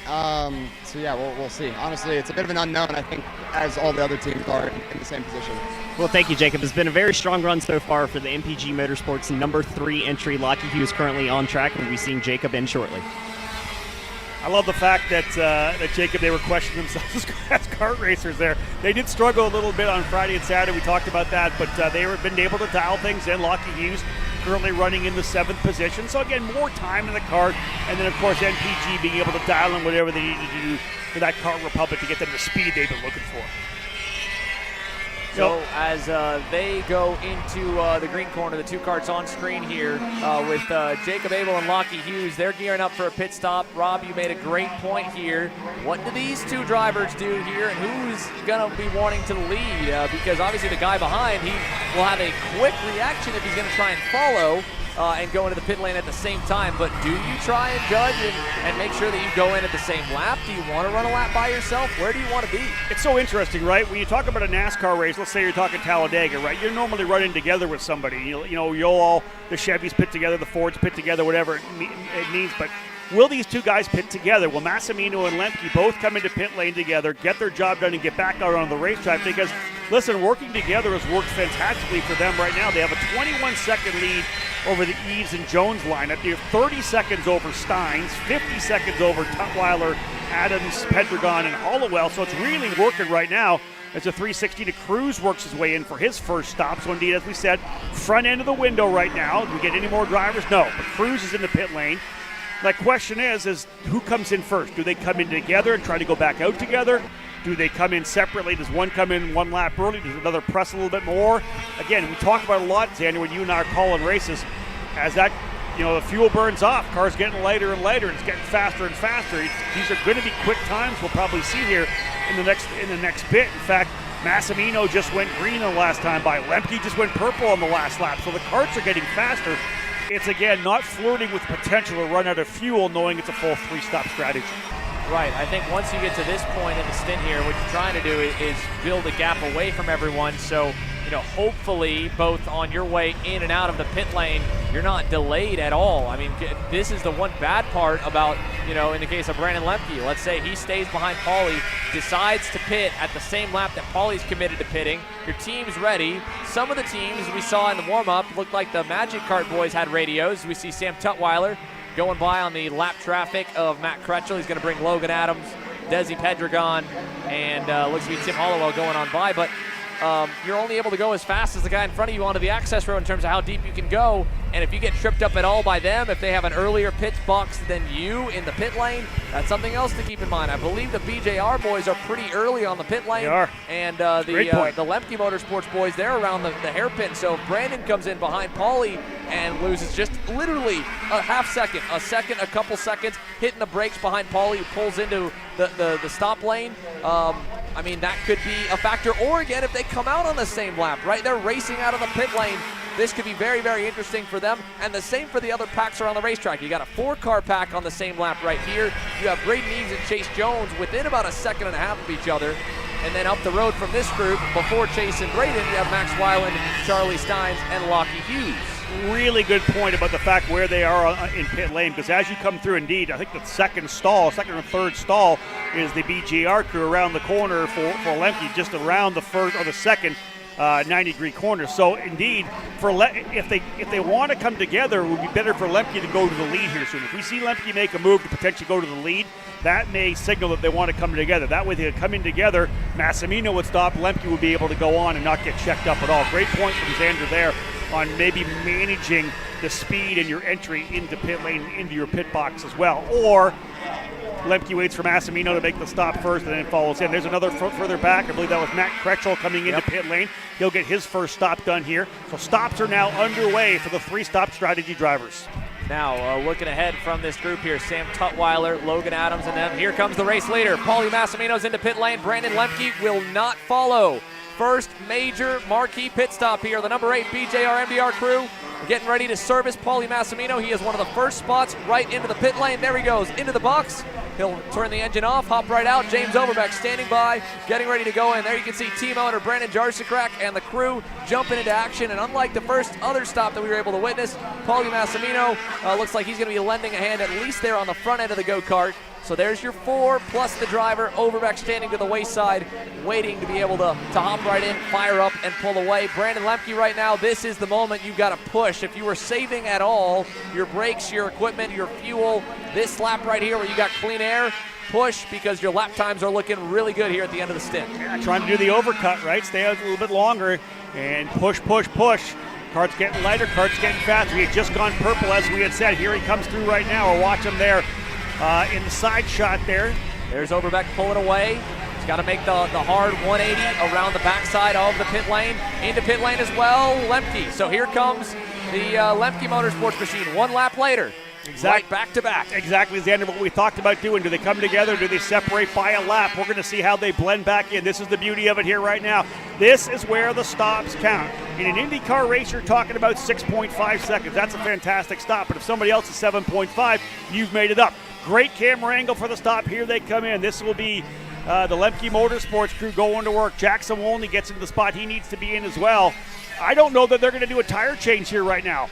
How about that there? Quick chain lube and go. Fuel. Try and maybe save a little bit of time. Again, talk about that as well when it comes to strategy. You don't have to put on tires every stop. You run the risk, obviously, of potentially a stripped stud or bolt not going on properly, delaying you. And again, when you're running good times at the end of lap 50, how long do you want to go? So there as well, you can see great look. James Overbeck, bottom corner of the screen, looking for the blend. Jackson Wolney, Brandon Lemke, quick words there as they do the last bit of checks. Still getting fuel. They got to tighten the cap up. Here comes Overbeck on I-70. This is going to be close, Rob. It's going to be really close right now. They got the fuel in. They got the cart down. We'll see how it plays out. Overbeck coming down the straightaway again, watching how they play out. He's going to come through here. Again, as they work their way up and coming out onto the straightaway, there's going to be a guy at the end of pit lane. Let's have a look how they blend out. Overbeck's going to roll through here. They're going to work their way out. He's going to lose quite a bit. Oh, Dave lost a ton. Gain. Yeah. Wow. Talk about a huge swing right there. I mean, you're looking at probably an 8 to 10 second delta for James Overbeck. Tip of the cap there to the BJR MDR crew. Those boys got him out fast. Indeed, a great stop for the Brandon Jarsikrak Racing crew. They had it dialed in quickly, and he's out in a big way. So the first stops, leaders are in on lap number 57. Good to see it, and now we're underway. Those drivers, of course, as we know, are, Xander, 3 stoppers. I can't wait to see how long the 2-stop guys will go before they come to pit lane. This is so much fun, Rob, here. I mean, again, you look at a 200-lap race, this 3-hour event, there's so many strategies, so much to talk about. I know you and I were looking into this going, all right, well, we got to make sure that we've got all kinds of angles to make sure that we stay entertained and you guys stay entertained. But this is so much fun watching this first pit cycle. And again, it's going to go at least till lap 70 or 80 to watch when Kiffin Simpson brings the SimPower CS55 to pit lane. There's Overbeck across the line. We're going to see the Delta. He's the first one on the that has made the pit stop. And you can see there right by the line, Jackson only dropped a bit of a tire, but he did at least manage to keep the damage under 10 seconds. Good outlap from Jackson Wolney. But again, that is a 6-second swing for the BJR NDR crew. Here's another one of our front runners coming to pit lane. Charlie Steins is headed down to pit lane here by Simon there on that Factory Fury GP kart. He'll go into the box there on the 908. First time in for him. Carson Sauter is going to be getting ready to go into that machine. On the same note, Lockie Hughes now moves up to 5th. Eli Warren up to 4th. Max Weiland. The Magic Kart boys are still out there. So is Braden Eves. So is Chase Jones. You can see Jacob Abels getting ready for Lockie Hughes to make his way to pit lane as there's a quick run out. Another one of the drivers getting ready, it looks like, to leave the pit lane. Desi Pedregon leading the group there. There might have been one driver going all the way around to the front side. I think that's where the Factory Fury GP Kart guys are looking out the window here. They are all the way around the corner. So it was a long run around for Charlie Steins. We got another one going in as Jackson Wolney will make his second lap. And another time leaving it on the limit there at the end of the long straightaway. Well, remember, good thing for him coming in with hot tires as well. They did not change tires. That was, I think, one of the key things there with the difference. And listen, and they didn't change the tires, and they were slower, so this didn't go good on the fuel for sure. Let's go down to pit lane here for a little more. Let's hear from Brandon Lemke as he has climbed out of his car from stint number 1 with Simon. Obviously, a great first stint there. You two walking out to over a 20-second lead on the field between you and Massimino. Just tell me what the thoughts were on how the first stint went. I thought they were obviously really good. Like you said, putting 20 seconds on the field, but I couldn't ask for a better person to follow other than Paulie. Like, he doesn't make mistakes, really. I mean, we just did 55 laps. I think I saw 2. And so, I mean, he's great to follow. He's great to push. He's a great pusher. So it's like just working with him, some with his experience and everything like that, it makes doing that stint really easy. And we saw you chatting there with Jackson Molney just before he hopped in the cart. What information did you have to give to your teammate? I knew we weren't going to change tires, so I was just letting him know kind of how the kart was handling, just little quirks of the track, whatever things are going on out there, and who to watch out for, stuff like that, what corners to do, and make sure you hit right, how the kart's handling, just stuff like that, just so he's a little bit better prepared. But obviously Jackson's a really good driver. He's coming up through the junior ranks and winning things there, and now he's moving into senior, so couldn't ask for a better teammate there. Well, an excellent first stint from Brandon Lemke. Teammate Jackson Wolney now behind the wheel. We'll wish you guys the best of luck. Thank you.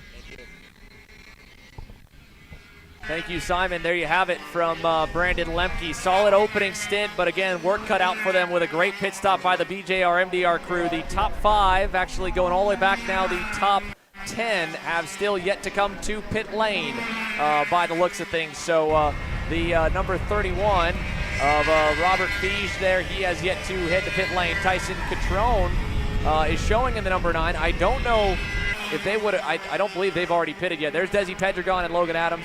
There they go into the pit lane. So this is coming up here. Tyson Catrone, Robert Fiege, they are in the pit lane now. That's where the switchover has happened for the 9 and the 31. They were in this group. Sam Tutwiler was in it, and Tim Hollowell was in it. Their co-drivers, Tyson Catrone for Tutwiler, Fiege. They're going to drop down, and we'll see where they kind of cycle through on the board. They're probably going to go one lap down.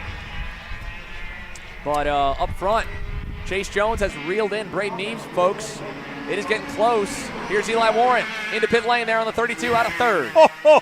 The amount of speed he rolled in there. He was hustling that car in, the number 32. Again, full speed pit stop, so all the way down in here, driving hard in through the 90-degree left-hander. He'll get himself into the pit spot, and away we go. Here comes the 25 in as well. That's Vaughn Beasley, one of our Ironman drivers, and he's real quick. Yeah, I was going to say he's really early in the box, in the pit lane. He jumps out quickly. Team goes to work. Check this out. The 32, Eli Warren, the Magic Kart AFK entry, they are not going to the kart stand. They are saving time, leaving that car on the ground, or at least very low to the ground with just a small pickup on the front, the rear end.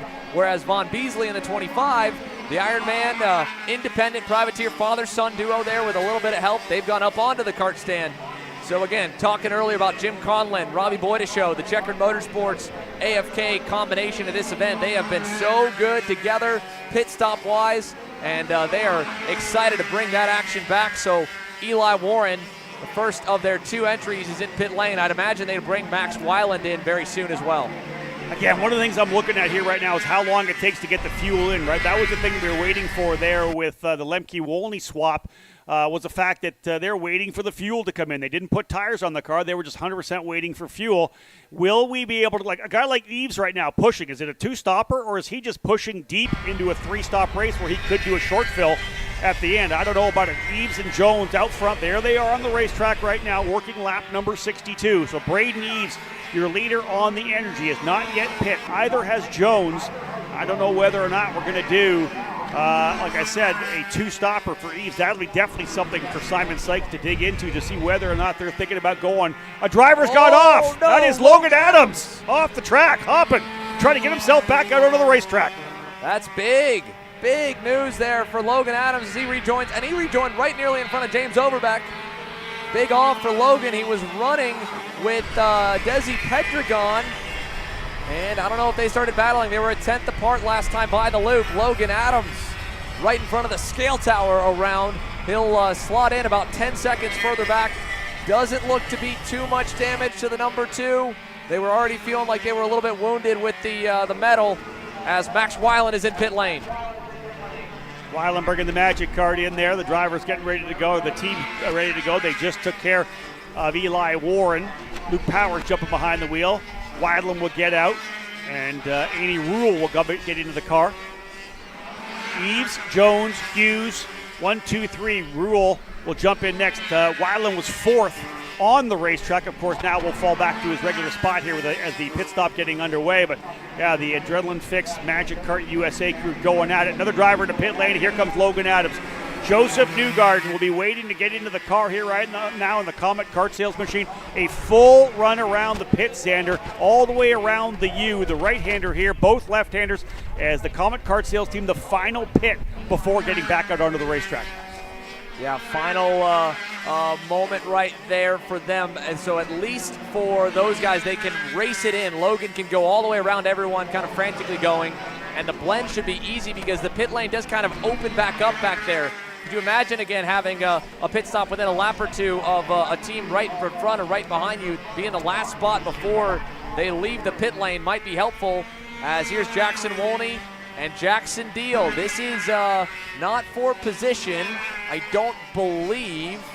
The Jackson Deal is still a little bit further back, but they are close together, and I don't know how they ended up that close. Yeah, that was 1 lap down, so Jackson Deal 1 lap down, Jackson Wolney going by. But the delta has opened up from Jackson Wolney to James Overbeck. It's up to 10 seconds. It was 6 when Overbeck took the reins and Wolney went onto the racetrack. That might be the difference of tires as well. Remember the BJR crew, we saw them do tires. No tires, just fuel for the Lemke Motorsports crew. And they are now about 10.7 seconds back with the blend here. Annie Rule waiting to see where the 33 joins. Joseph Newgarden as well there on the number 2 taking over. So looks like 4 drivers still to come to the pits for their first stop here. Braden Eves, Chase Jones, Lockie Hughes, and Desi Pedragon are the drivers who have not yet come into pit lane. Overbeck then would lead out right there, P5 currently. Wolney there as well on the 6th spot. But again, we have not seen the pit stops for Eves, Jones, Hughes, and Pedragon. We know that Jones is doing a 2-stopper. That would put him very likely somewhere in the high, 70 to 80 in terms of his pit stop. Is that what Braden Eves is doing? Have they made a change to go to a 2-stop race for the Eves-Simpson pairing? Oh, and look at this here. Braden Eves and Chase Jones, they seem to be kind of starting to cruise a little bit lap time wise as well, really here at the end of this stint. I mean, you're starting to see the physicality begin to show a bit. Both of them down in the low 108s. So between saving some fuel and maybe trying to physically make it this longer stint, you can see Braden Eves there. Of course, the helmet tipping over. He had a scary, scary crash at Indian Motor Speedways. In comes Kiffin Simpson on the 2-stop strategy. So here comes the SimPower entry. Will Power going to be the one to hop behind the wheel of the CS55 here in a moment, while Braden Eves and Chase Jones continue to roll. This test of endurance going this long on the stint, Rob. Again, it looks a little bit goofy for Braden Eves in the number 1 energy, but it is the backstory there. Of course, he had a surgery that removed the majority of the muscles on one side of his body up by his shoulder and neck area, so he doesn't have the same neck strength he used to have.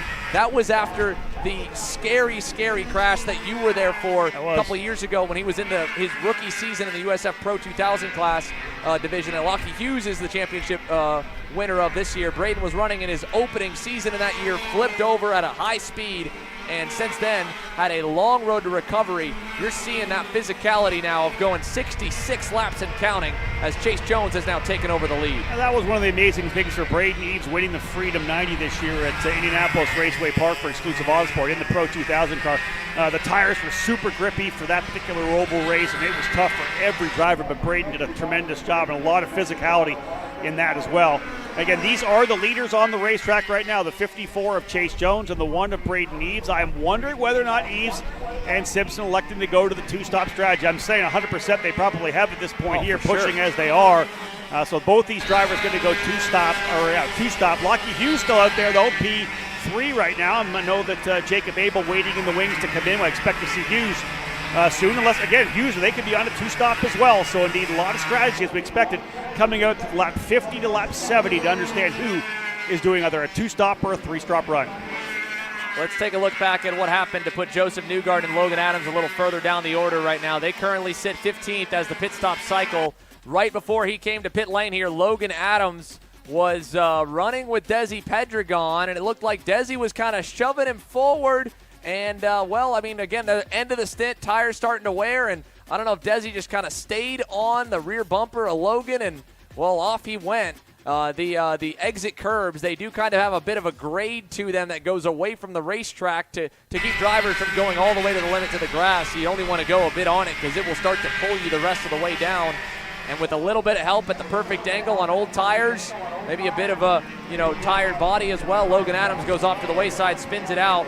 Only a 10-second loss, though. I don't think they had the best pit stop either, it looks like, with the way they have cycled around. They are behind Mau Mau Zhu and Michael Zhu there at the moment. I don't think those two have pitted yet, or if they have leapfrog the Comet Kart Sales entry. Here's your leader. Check this out. James Overbeck. Heavy traffic. Desi Pedregon up the road. One more just ahead. That is Vaughn Beasley.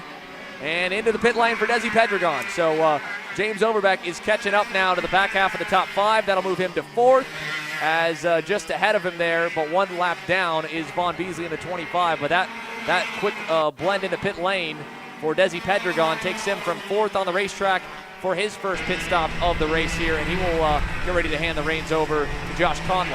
So it looks like 4 drivers potentially doing the two-stopper right now, right? Chase Jones, Braden Eves, Lockie Hughes, and Desi Pedregon. Those 4 teams appear to be lined up for a two-stopper, and I'll make it 5 teams because as well, the Sim Power crew with Kiffin Simpson and we believe Will Power on a two-stopper as well. So at least 5 teams on a two-stopper now. We've seen guys go as long. Well, they're still on the racetrack, so we're at least 69 laps into it right now. So a lot of these drivers showing how far they can go on a fuel mileage run.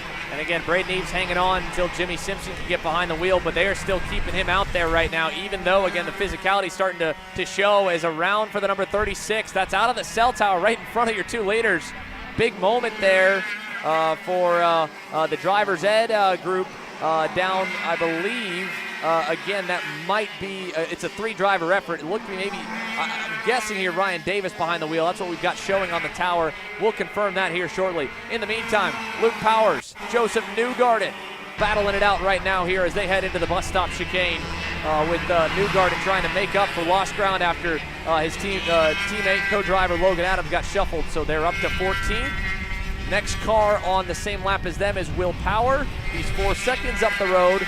Luke Power's actually 1 lap ahead of Newgarden. He is 9th right now, and he rolls 8th. And whoa, into the pit lane, same time, both the leaders, Chase Jones, Braden Eves, end of lap number 70. They have gone to pit lane here, so exactly 70 laps on stint number 1, and this is going to be a race off pit lane, folks, between the Energy Corsa Racing America's Jimmy Simpson entry of Braden Eves and into the pit box for Chase Jones. So there's Jones, he's a little earlier. Eves and Simpson are towards the end of the pit lane. And it took a second for that motor to cut off for Chase Jones. He hops out. So I'll give you an update. I talked to Mike Adams. They elected to allow 5 crew members over the wall as opposed to having the driver. So you do not need to have a driver as the 5th.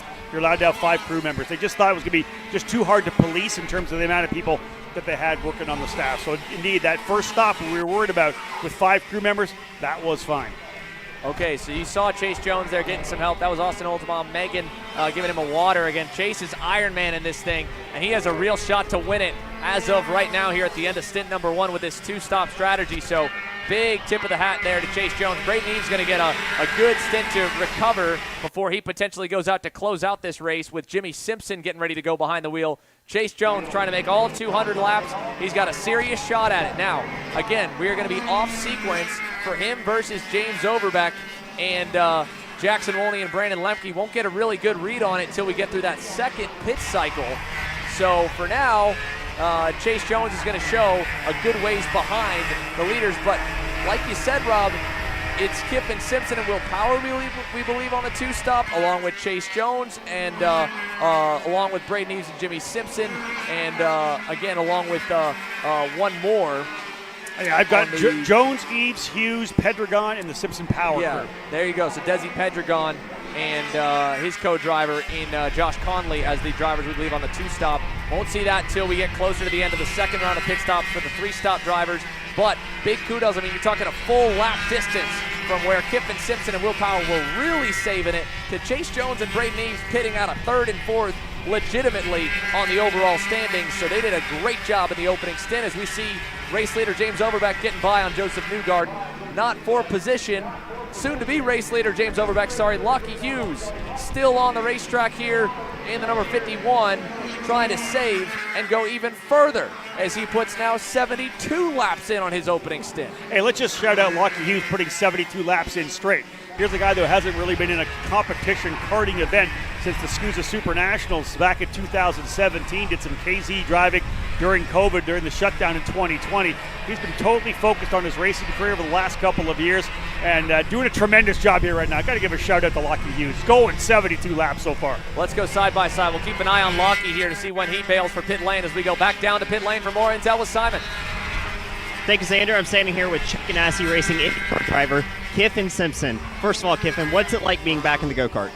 Oh, it's so much fun. I mean, I haven't been in a go-kart for like 2 years now, so it's good to get back to it. And been a long time since I've been at this track, but it's good to get back here as well because I just love this track.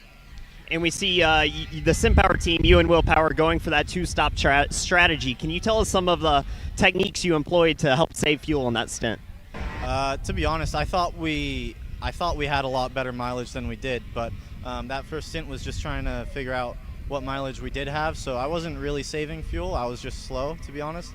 But yeah, hopefully we get enough laps on these next two stints to make it to the end. Well, thank you, Kiffin. We'll let you get back to it as we have more stops coming up. Back to you boys in the booth. There we go from Kiffin Simpson. Here comes Lockie Hughes into pit lane right as Simon completes that. He'll be the third of the three MPG entries. He will go the longest on stint number one. 73 laps on his opening stint for Lockie Hughes. Really started to back the pace down. We estimated the delta to be more or less around a minute and a half. James Overbeck was able to close that down pretty nicely here as there's Jacob Abel getting ready to hop in the car as well. He is pretty pumped up. He's giving a high five to his driver. Man, he did a great job. Do you want me to hop 72 in here laps. and get helmet on?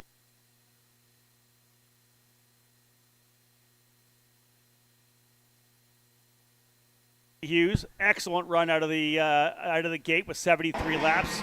Here's Jacob Abel getting ready to go. They're going to work. They got the fuel in the car. I don't know that they went for tires. I think they stayed in the same tires as well. We've seen some drivers go for tires, some not.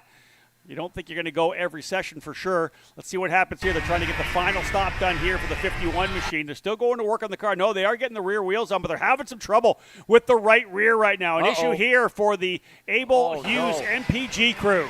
Not good news at all, trying to get that right rear tire on.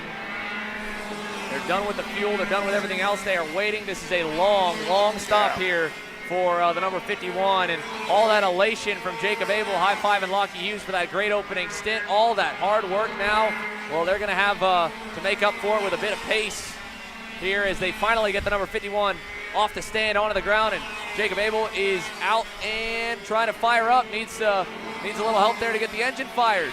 Oh, it's just going from bad to worse right now for the MPG 3 crew.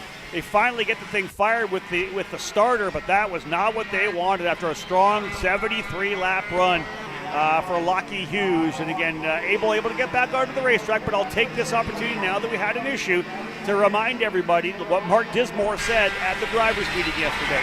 If you go back a little bit, just keep digging. It's such a long race. We're 75 laps in. You never know what's going to happen over the second half of this race, so you got to keep digging, even if you have an early issue. Nonetheless, a great run for Lockie Hughes, going 73 laps on the opening stint. So now we have finally gotten a full pit cycle through, and we're back to about where we more or less were. Now, the unfortunate part for Lockie Hughes and Jacob Abel as they continue to fade down the top 10. All that hard work there, that great opening stint there with that long pit stop, finally getting out and away. Where is he going to fall? The 51. Again, this is just such an interesting part of this event. Now, let's take a look also into the current lap times here. We talked about how James Overbeck was flat flying. You have the leaders that have put on another set of tires. Second place, Jackson Wolney, they elected to stay on scuffs. Even still, the BJR MDR crew had a faster pit stop and run through the in and out lap by a 6-second differential compared to where they entered the pit lane dead knots even.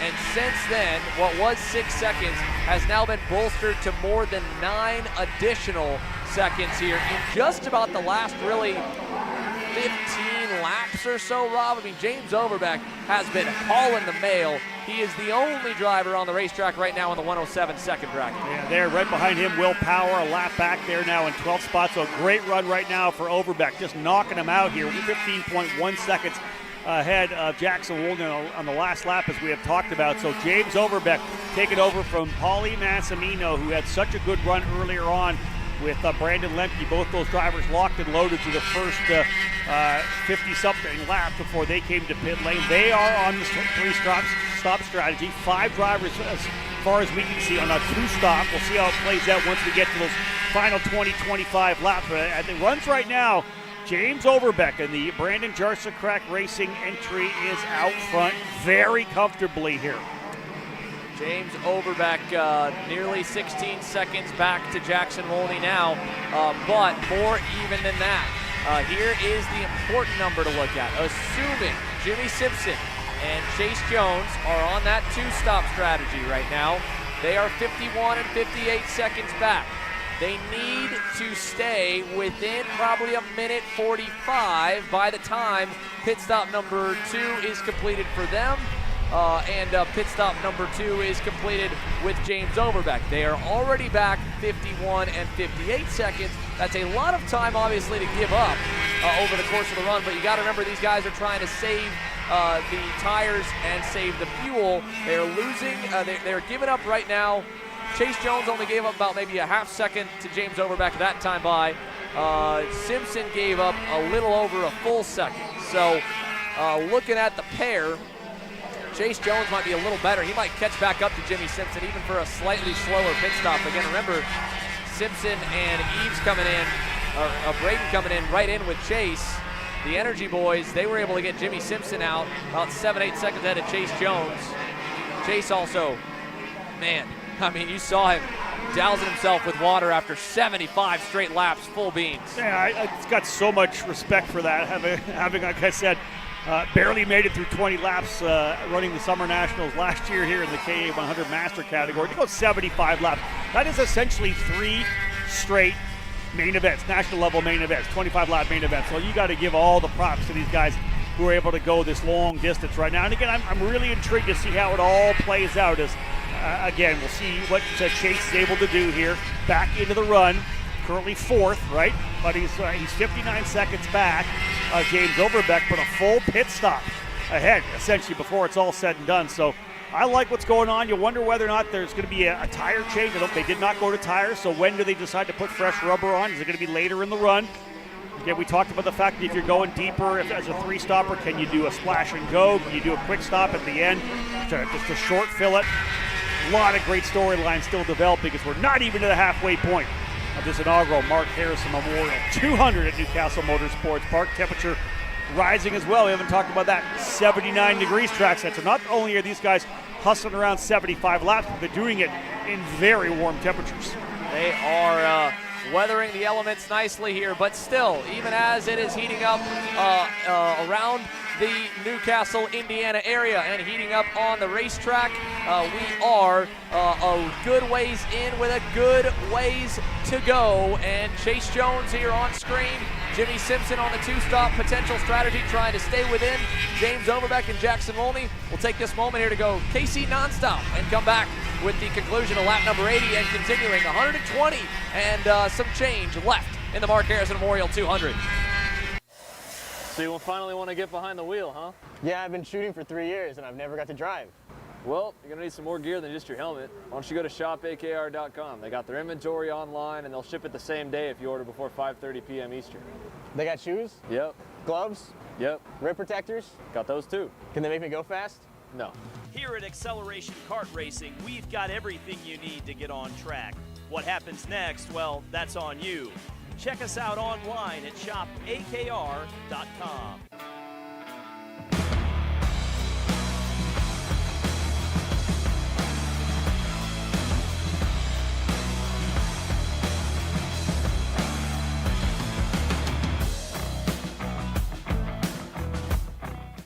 Are you looking for an advantage in your competition? Well, Kart Class has done the hard work for you. We've traveled to your racetracks to give you the inside knowledge. So what does Kart Class offer? We've got drone footage that captures the racing lines, visual markers for your braking points, acceleration zones, and the best overtake opportunities on your racetrack. Pedal cam to show you where to brake and when to accelerate, and 360-degree footage to make sure you don't miss any parts on the racetrack. We've covered 13 racetracks in the United States, and Australia, you're up next. So visit kartclass.com to get your track information.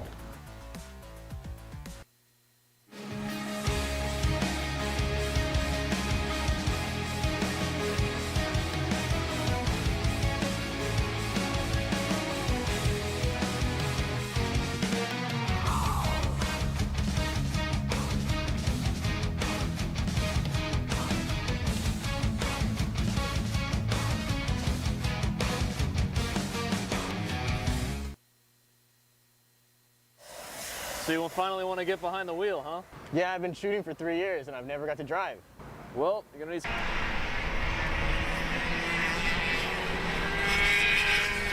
Welcome back to the Mark Harrison Memorial 200 as we continue to follow Chase Jones in the number 54 MPG Motorsports Kart Republic up to about 1:03, back just over 60 seconds back from James Overbeck, who continues to pound at a blistering rate right now. The number 8 BJR MDR entry, a 107.40 last time by. Jackson Wolney on the Lemke Motorsports entry, a 108 flat. Jimmy Simpson, 108.6. Chase Jones, 108 flat. Here's a look at Overbeck working through traffic. He's about to put Annie Rule and Carson Sauter one lap down. So he will have lapped now up to 5th. Wow. And 5th is within reach there. That's the next one up on the Factory Fury GP kart. James Overbeck, Paulie Massimino, I mean, they were fast. And we said speed's not going to be everything. But here, as we get to the end of really the first half of this 200 lapper, their speed is helping them a lot, and a lot of that speed as well on pit lane. From what I can tell off quick, just kind of look and calculation here, Rob, as James goes by on Carson Sauter there into the bus stop. They might have been the quickest pit stop as well here for the first round. Yeah, I think that's part of it, right? Not only did they have the speed on the racetrack, but they obviously were 4, 5, 6 seconds quicker than the Lemke crew to get him back out. So kudos to everybody involved. And listen, you and I talked about this from the very beginning of the broadcast here, Xander, that there are so many components to being fast, right? The driver's got to be quick. You have to have the kart that's fast. You have to have the engine that's got the speed and is going to be able to go the distance. The driver's got to get the job done on the racetrack. But there's if you're doing 3 pit stops, that's 3 opportunities to make or break an opportunity, to make or break a winning formula here. And the first stop for BGR, absolutely ideal, able to get out well in front of the Lemke-Wolney pairing. So the bottom line is they've got things handled here right now. Again, a long way to go still, and 2 more opportunities to do exactly what they did in the first stop as well. Yeah, plenty of time to continue to build on that gap, and more than anything, build them some insurance. You just never know, right, what could happen at any given point in this event. I mean, Austin Olds was a victim of lap traffic. Logan Adams a victim of battling. We've already seen look to be Jack Linderman with an issue. Michael Cruz had a problem, and so had, I believe, Davis and Schmidt there on the number 36 driver's ed team between Ryan Davis, Joey Schmidt, and Riley George. So there has been already a little bit of attrition here in the first 83.5 laps. As we watch now, Jacob Abel closes on up to Michael Cruz. Looks like, for Michael Cruz at least, unless he and Garrett Moran are sharing gear, looks like they've got the same suit on. Wow, that is a big closing rate on the number 36 driver's ed entry. I think they've got a different driver behind the wheel, and that was a huge, huge moment through the 90s. They caught that car by a ton. I'm not sure who they've got behind the wheel. We'll get an idea on that with Simon of who's driving the number 36 now between the three of them, but that was a big pucker moment for me right there, Rob. Yeah, well, this is it. Again, we talked about the fact a couple of drivers have been caught up by lap cars trying to go around. The lap cars doing the best they can, pointing by, but if they don't know how many cars are back there, that was, of course, the issue with Austin Olds. Good job there for the 51 of Jacob Abel to kind of handle it, realize it's a long run still, just be smart. We believe that they are on a two-stop strategy as well, so it'll be this single stint here for Jacob Abel, and Lockie Hughes will go back behind the wheel here, likely around, lap number probably 135, 140 kind of a thing for the final stint. So indeed, 85 laps into it right now. James Overbeck leading the way, 20.9 seconds up on Jackson Wolney.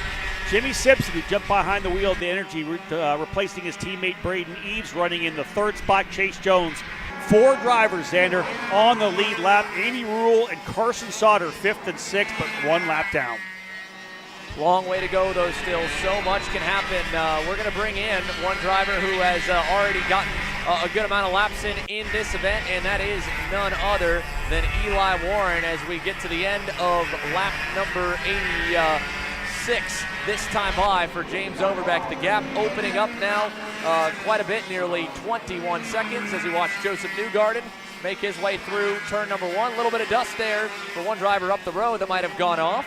But let's go ahead and check in here. Eli, good to have you joining me in the booth. Let's check in with your teammate and co-pilot, Luke Powers. You guys, obviously, first and foremost, how cool is it for the two of you to get to do this event together? You guys have grown up at this racetrack, you've watched this event, and now you guys are part of the superstars in it. Yeah, it's super cool. I mean, we've always heard about this event. They haven't done it since like 2014 or 2015, I don't know.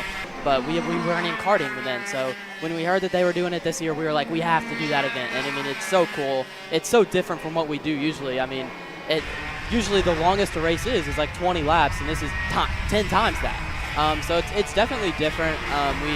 We're offered with Magic with Jim Collin. He's been super good. We've known him for a long time from KRA. He's been great to us. He has a lot of guys under there that are working really hard. The kart's been okay. We've been really struggling with the setup, but it's our first time on a Magic. We're struggling with setup, and I think really over 200 laps. I mean, if you're a 10th off, then every 10 laps that's a second, and 200 laps. I mean, it's huge. Like the gaps just from being a tiny bit off, and I mean, I'm seeing that right now. Like Overbeck he just picked up a second on Molney, I think, and Simpson's a minute back from them. Jones is a minute and 3 backs. I mean, the gaps are just getting bigger and bigger. The strategies have been interesting.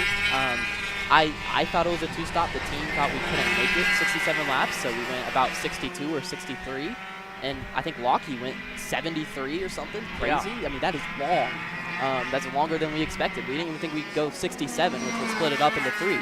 So it can be interesting to see what happens. I think Overbeck is so fast. Overbeck and Massimino are so fast that even with a 3-stop, they might be able to still beat Simpson and Jones, because Jones is going to get tired. I mean, he's doing it by himself. He's doing it Ironman, right?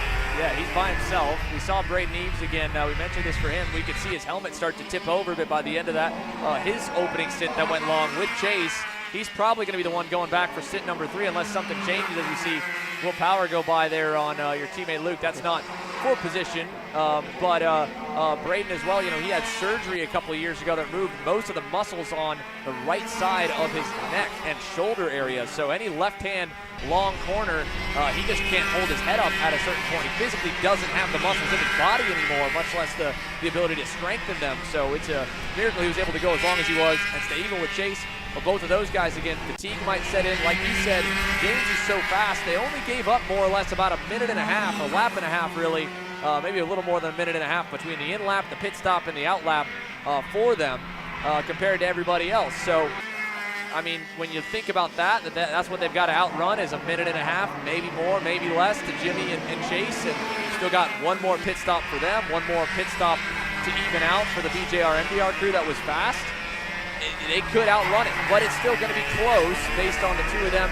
And, what we're seeing also, he's putting a huge gap on Jackson Wolney. Wolney did not go tires in that run as well. Jackson Wolney did not put on any tires with him and Brandon Lemke on their pit stop. So for them, that's part of the reason I think why they're slipping as far backwards.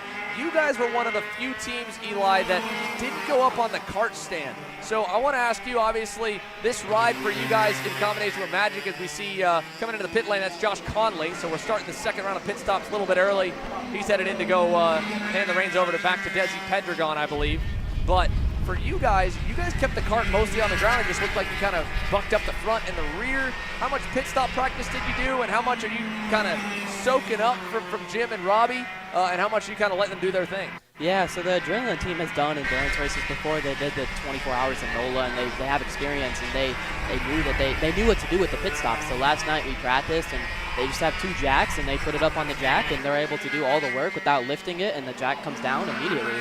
Like, I think whenever you have a kart stand, the driver has to get out, you have to lift it on the stand, then you can start working. But with the jack, it kind of can all happen at once, which really speeds up the process. But, I mean, it's crazy. I've never experienced something like it before. I think it's a huge part of it, because I'm sure you could go through the laps and figure out, like, I'm sure there is a 20-second gap between the fastest and the slowest pit stop. I mean, even if you're a second faster, like, it's the pit stops are where this race is won or lost, I feel like.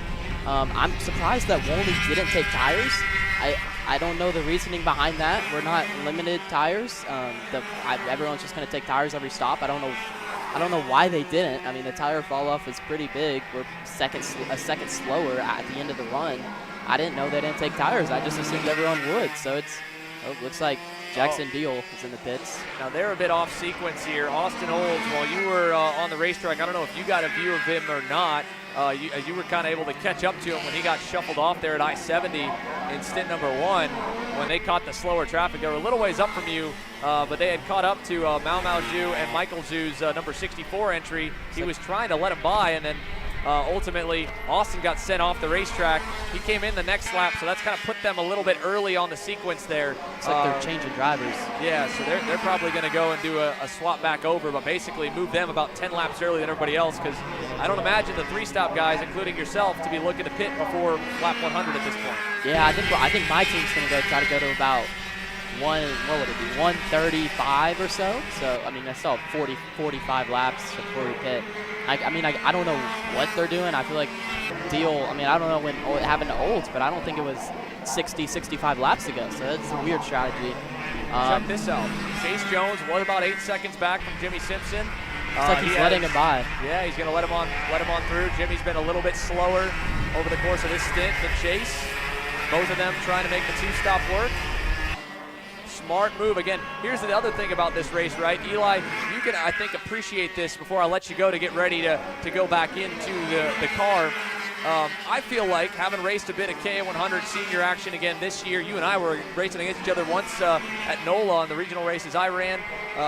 You've run now the X30 Pro class. You've tested faster things. You've also spent plenty of laps. We know you'll be racing again for CKNA Grands next week. I feel like in 206 racing, it's easy to do the mental math, because you can visibly see that pushing someone a tiny bit slower than you is better than dive bombing them and passing them and losing time, because the draft is so massive. And then on the flip side, in the X30 and the shifter and beyond, it doesn't really work as much, because you're so much better being able to go on your own. The draft is less variant. And then KA seems to kind of be somewhere in the center, where at some tracks, yes, you might be a half-tenth better than someone, but if you do the math of the 3/10, 4/10 loss by the pass, working together is a tiny bit better, but harder to visualize over a sprint race. It seems like in this race, that really teaches you a lot more to really think about every pass, because you're having to do a 200-lap total, right? I mean, is that fair to say that it seems like the conservative give more than take that we don't normally see in KA senior sprint racing, that we're seeing a bit more now?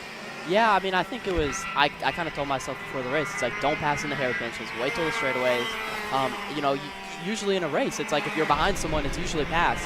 But here, it's like you can wait like 5 laps and see if they just had a like if someone in a short race, if someone makes a mistake, the rule is to pass them right away, no matter what. But in this, if someone makes a mistake, dips a tire, you have the time to wait and see if they really just made a mistake or they mess up every lap.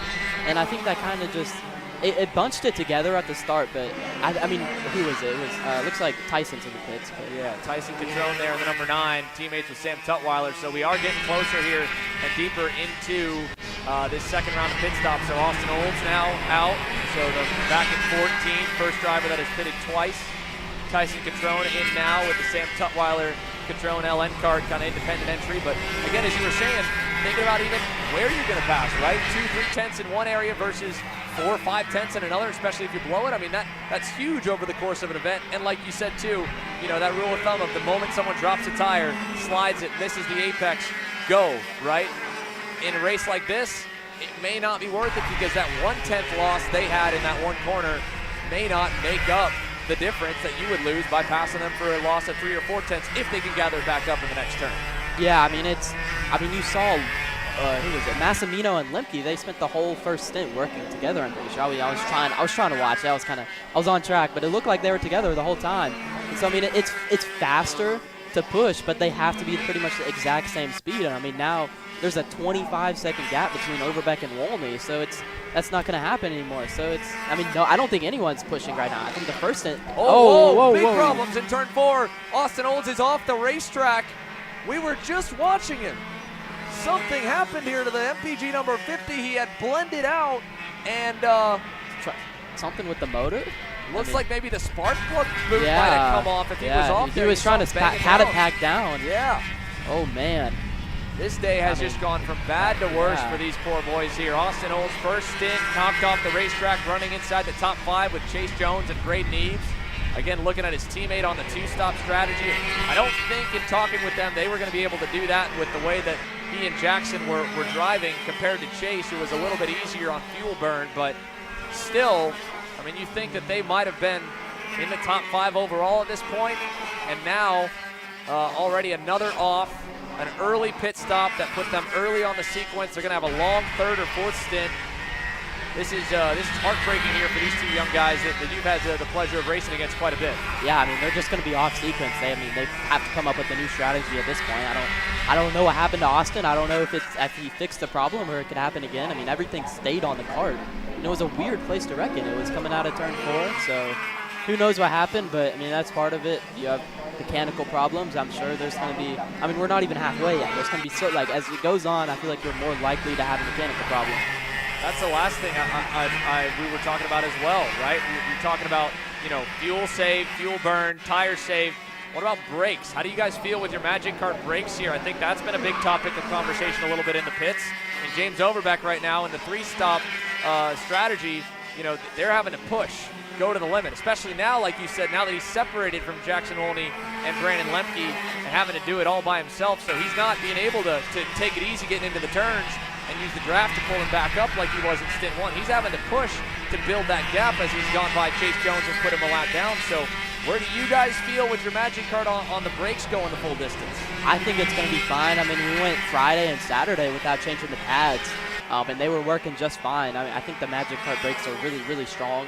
I mean, the kart's really durable. I don't have any doubt that I'm not going to make it through the race. I'm confident that we're going to make it through the race. I don't think it's worth changing the brake pads. I mean, I don't think it's, if you win, I think everyone probably went new pads for the final. So I think everyone's going to be fine. I mean, it might get sketchy towards the end, but who knows? Well, Eli, we appreciate the intel here. This has been super cool to get to hear a little bit of insight. What's your last kind of takeaway? I know I'm sure you're going to have probably a little bit of a different answer for me when this race is done, if it goes good for you and you got some cash in your pocket on the podium or not. But first stint in the way, watching Eli, I mean, being a part of a team enduro and you know, pro owner kart racing against top teams and IndyCar guys. What's been the experience? How are you feeling? I mean, it's super cool. I mean, I've never experienced something like it, and to be racing against a guy that, I mean, Joseph won the Indy 500 this year, right? Yeah. Back to back, 2 years in a row. 2 years in a row. I mean, we have, who else do we have? Will Power. I mean, it's just surreal. It doesn't feel real. It's a super fun event. I really hope they keep doing it, and I bet there's going to be even more people here next year, and it's going to be even crazier and even more fun. I mean, it's so different. I love it. I'm enjoying it a ton. I mean, we weren't fast last night, but usually when I'm not fast, I'm not looking forward to racing on Sunday. But like, I felt excited last night. I was like, this is going to be something new. I'm just very excited for it to happen. And I mean, here we are. I'm still having fun, even though we're not doing too good. But we're going to keep pushing until lap 200 and see what happens. Well, you're still in the mix here to get it at least onto the box. When you look at the deltas around you, you got your teammates not far up the road. Vaughn Beasley up there. I mean, he's an Ironman like Chase Jones, so he's got to manage himself. Here's Carson Sauter just ahead of your teammate and Andy Rule. So Eli, we'll let you get back down to the pit box and continue to listen in and get ready, and best of luck here to close this one out for you and Luke. Yeah, thank you, Xander. Once again, folks, that's Eli Warren on the Magic Kart USA Adrenaline Fixed Karting entry as he steps off to the wayside here. We are 97 laps in to this 200-lap event. Following Carson Sauter, I think we got a bit of a battle looming here for 5th on the racetrack now. Again, James Overbeck has lapped all the way up to 2nd now. The only other team on the same lap as him is Jackson Wolney. Then you have Chase Jones, who's running behind James on the racetrack there, just trying to follow him a bit. Little gap to Jimmy Simpson, who's faded about 5 seconds away on the energy. There's a look as James is closing in on Robert Fege in the 31. So this is to put him 2 laps down, I believe. Jacob Abel, next one up the road in the 9th spot. Remember the 51 team, they had that slow pit stop early on the first round of pit stops. They had a great run. Lockie Hughes was able to go even further than Chase Jones, even further than Braden Eves on the opening stint. He went a full 73 laps. They were high-fiving the 2 drivers as the team went to work on the car, and then a slow pit stop getting the right rear tire on hurt the number 51 of Jacob Abel, has put him down the order a little bit, mainly more than anything back about 40 seconds from Eli Warren's entry with Luke Powers that we just spoke with. Here's Chase Jones getting up to the lap traffic of Robert Fege. Should be able to get by him easily right here in the green corner as Rob joins you back in the booth. Working lap number 99 for James Overbeck. An impressive performance for the BJR MDR crew, but we are still with a lot of racing left to go here for him, for Jackson Wolney and Brandon Lemke. For the rest of this group here, for Jacob Abel to make up more ground. And it was cool to hear that from Eli. I think the biggest takeaway for me, along with all of the technical aspects that he brought up, thinking about where you're going to make the passes, not just playing conservative of giving drivers more time and not passing at every opportunity, but also passing in certain corners and not in others. But he said, in his words, Rob, again, I was excited going to bed last night. He's like, I haven't felt that way in a little while at a go-kart race because we've been doing the same thing for so many major weekends. Yes, it's super cool to go to a bigger event. CKNA Grands, biggest total entry count, biggest total driver count that North America will see in 2024. A record-setting 615 and counting next week. So that's obviously something you go to bed kind of excited for. But this is new. It's exciting. It's different. There's a reason why IndyCar drivers and NASCAR drivers all want to be part of the Rolex 24. They want to do something different, right? They're week in and week out doing what they do in their particular programs, flat-out race wins by themselves with their crews. But they want to run in a team opportunity. They want to run these endurance races as well. And again, like Eli Warren said, a great opportunity to come out and do something different, something a little bit out of the norm than they normally do. That's why you're drawing in the Kiffin Simpsons, the Will Powers, the Newgardens, the Abels, the Hughes. They want to get back, number one, back to their roots, and number two, getting a chance to do something a bit different, something raw. So there's Will Power right there. Getting it done here. The Paragon machine out front, the Linderman brothers in the Paragon car. Will Powers going to make a move to the inside coming up here. He's got right in front of him Luke Powers as well. I'll tell you one thing. I get a chance to a little quick break there. I got to be able to grab some chow.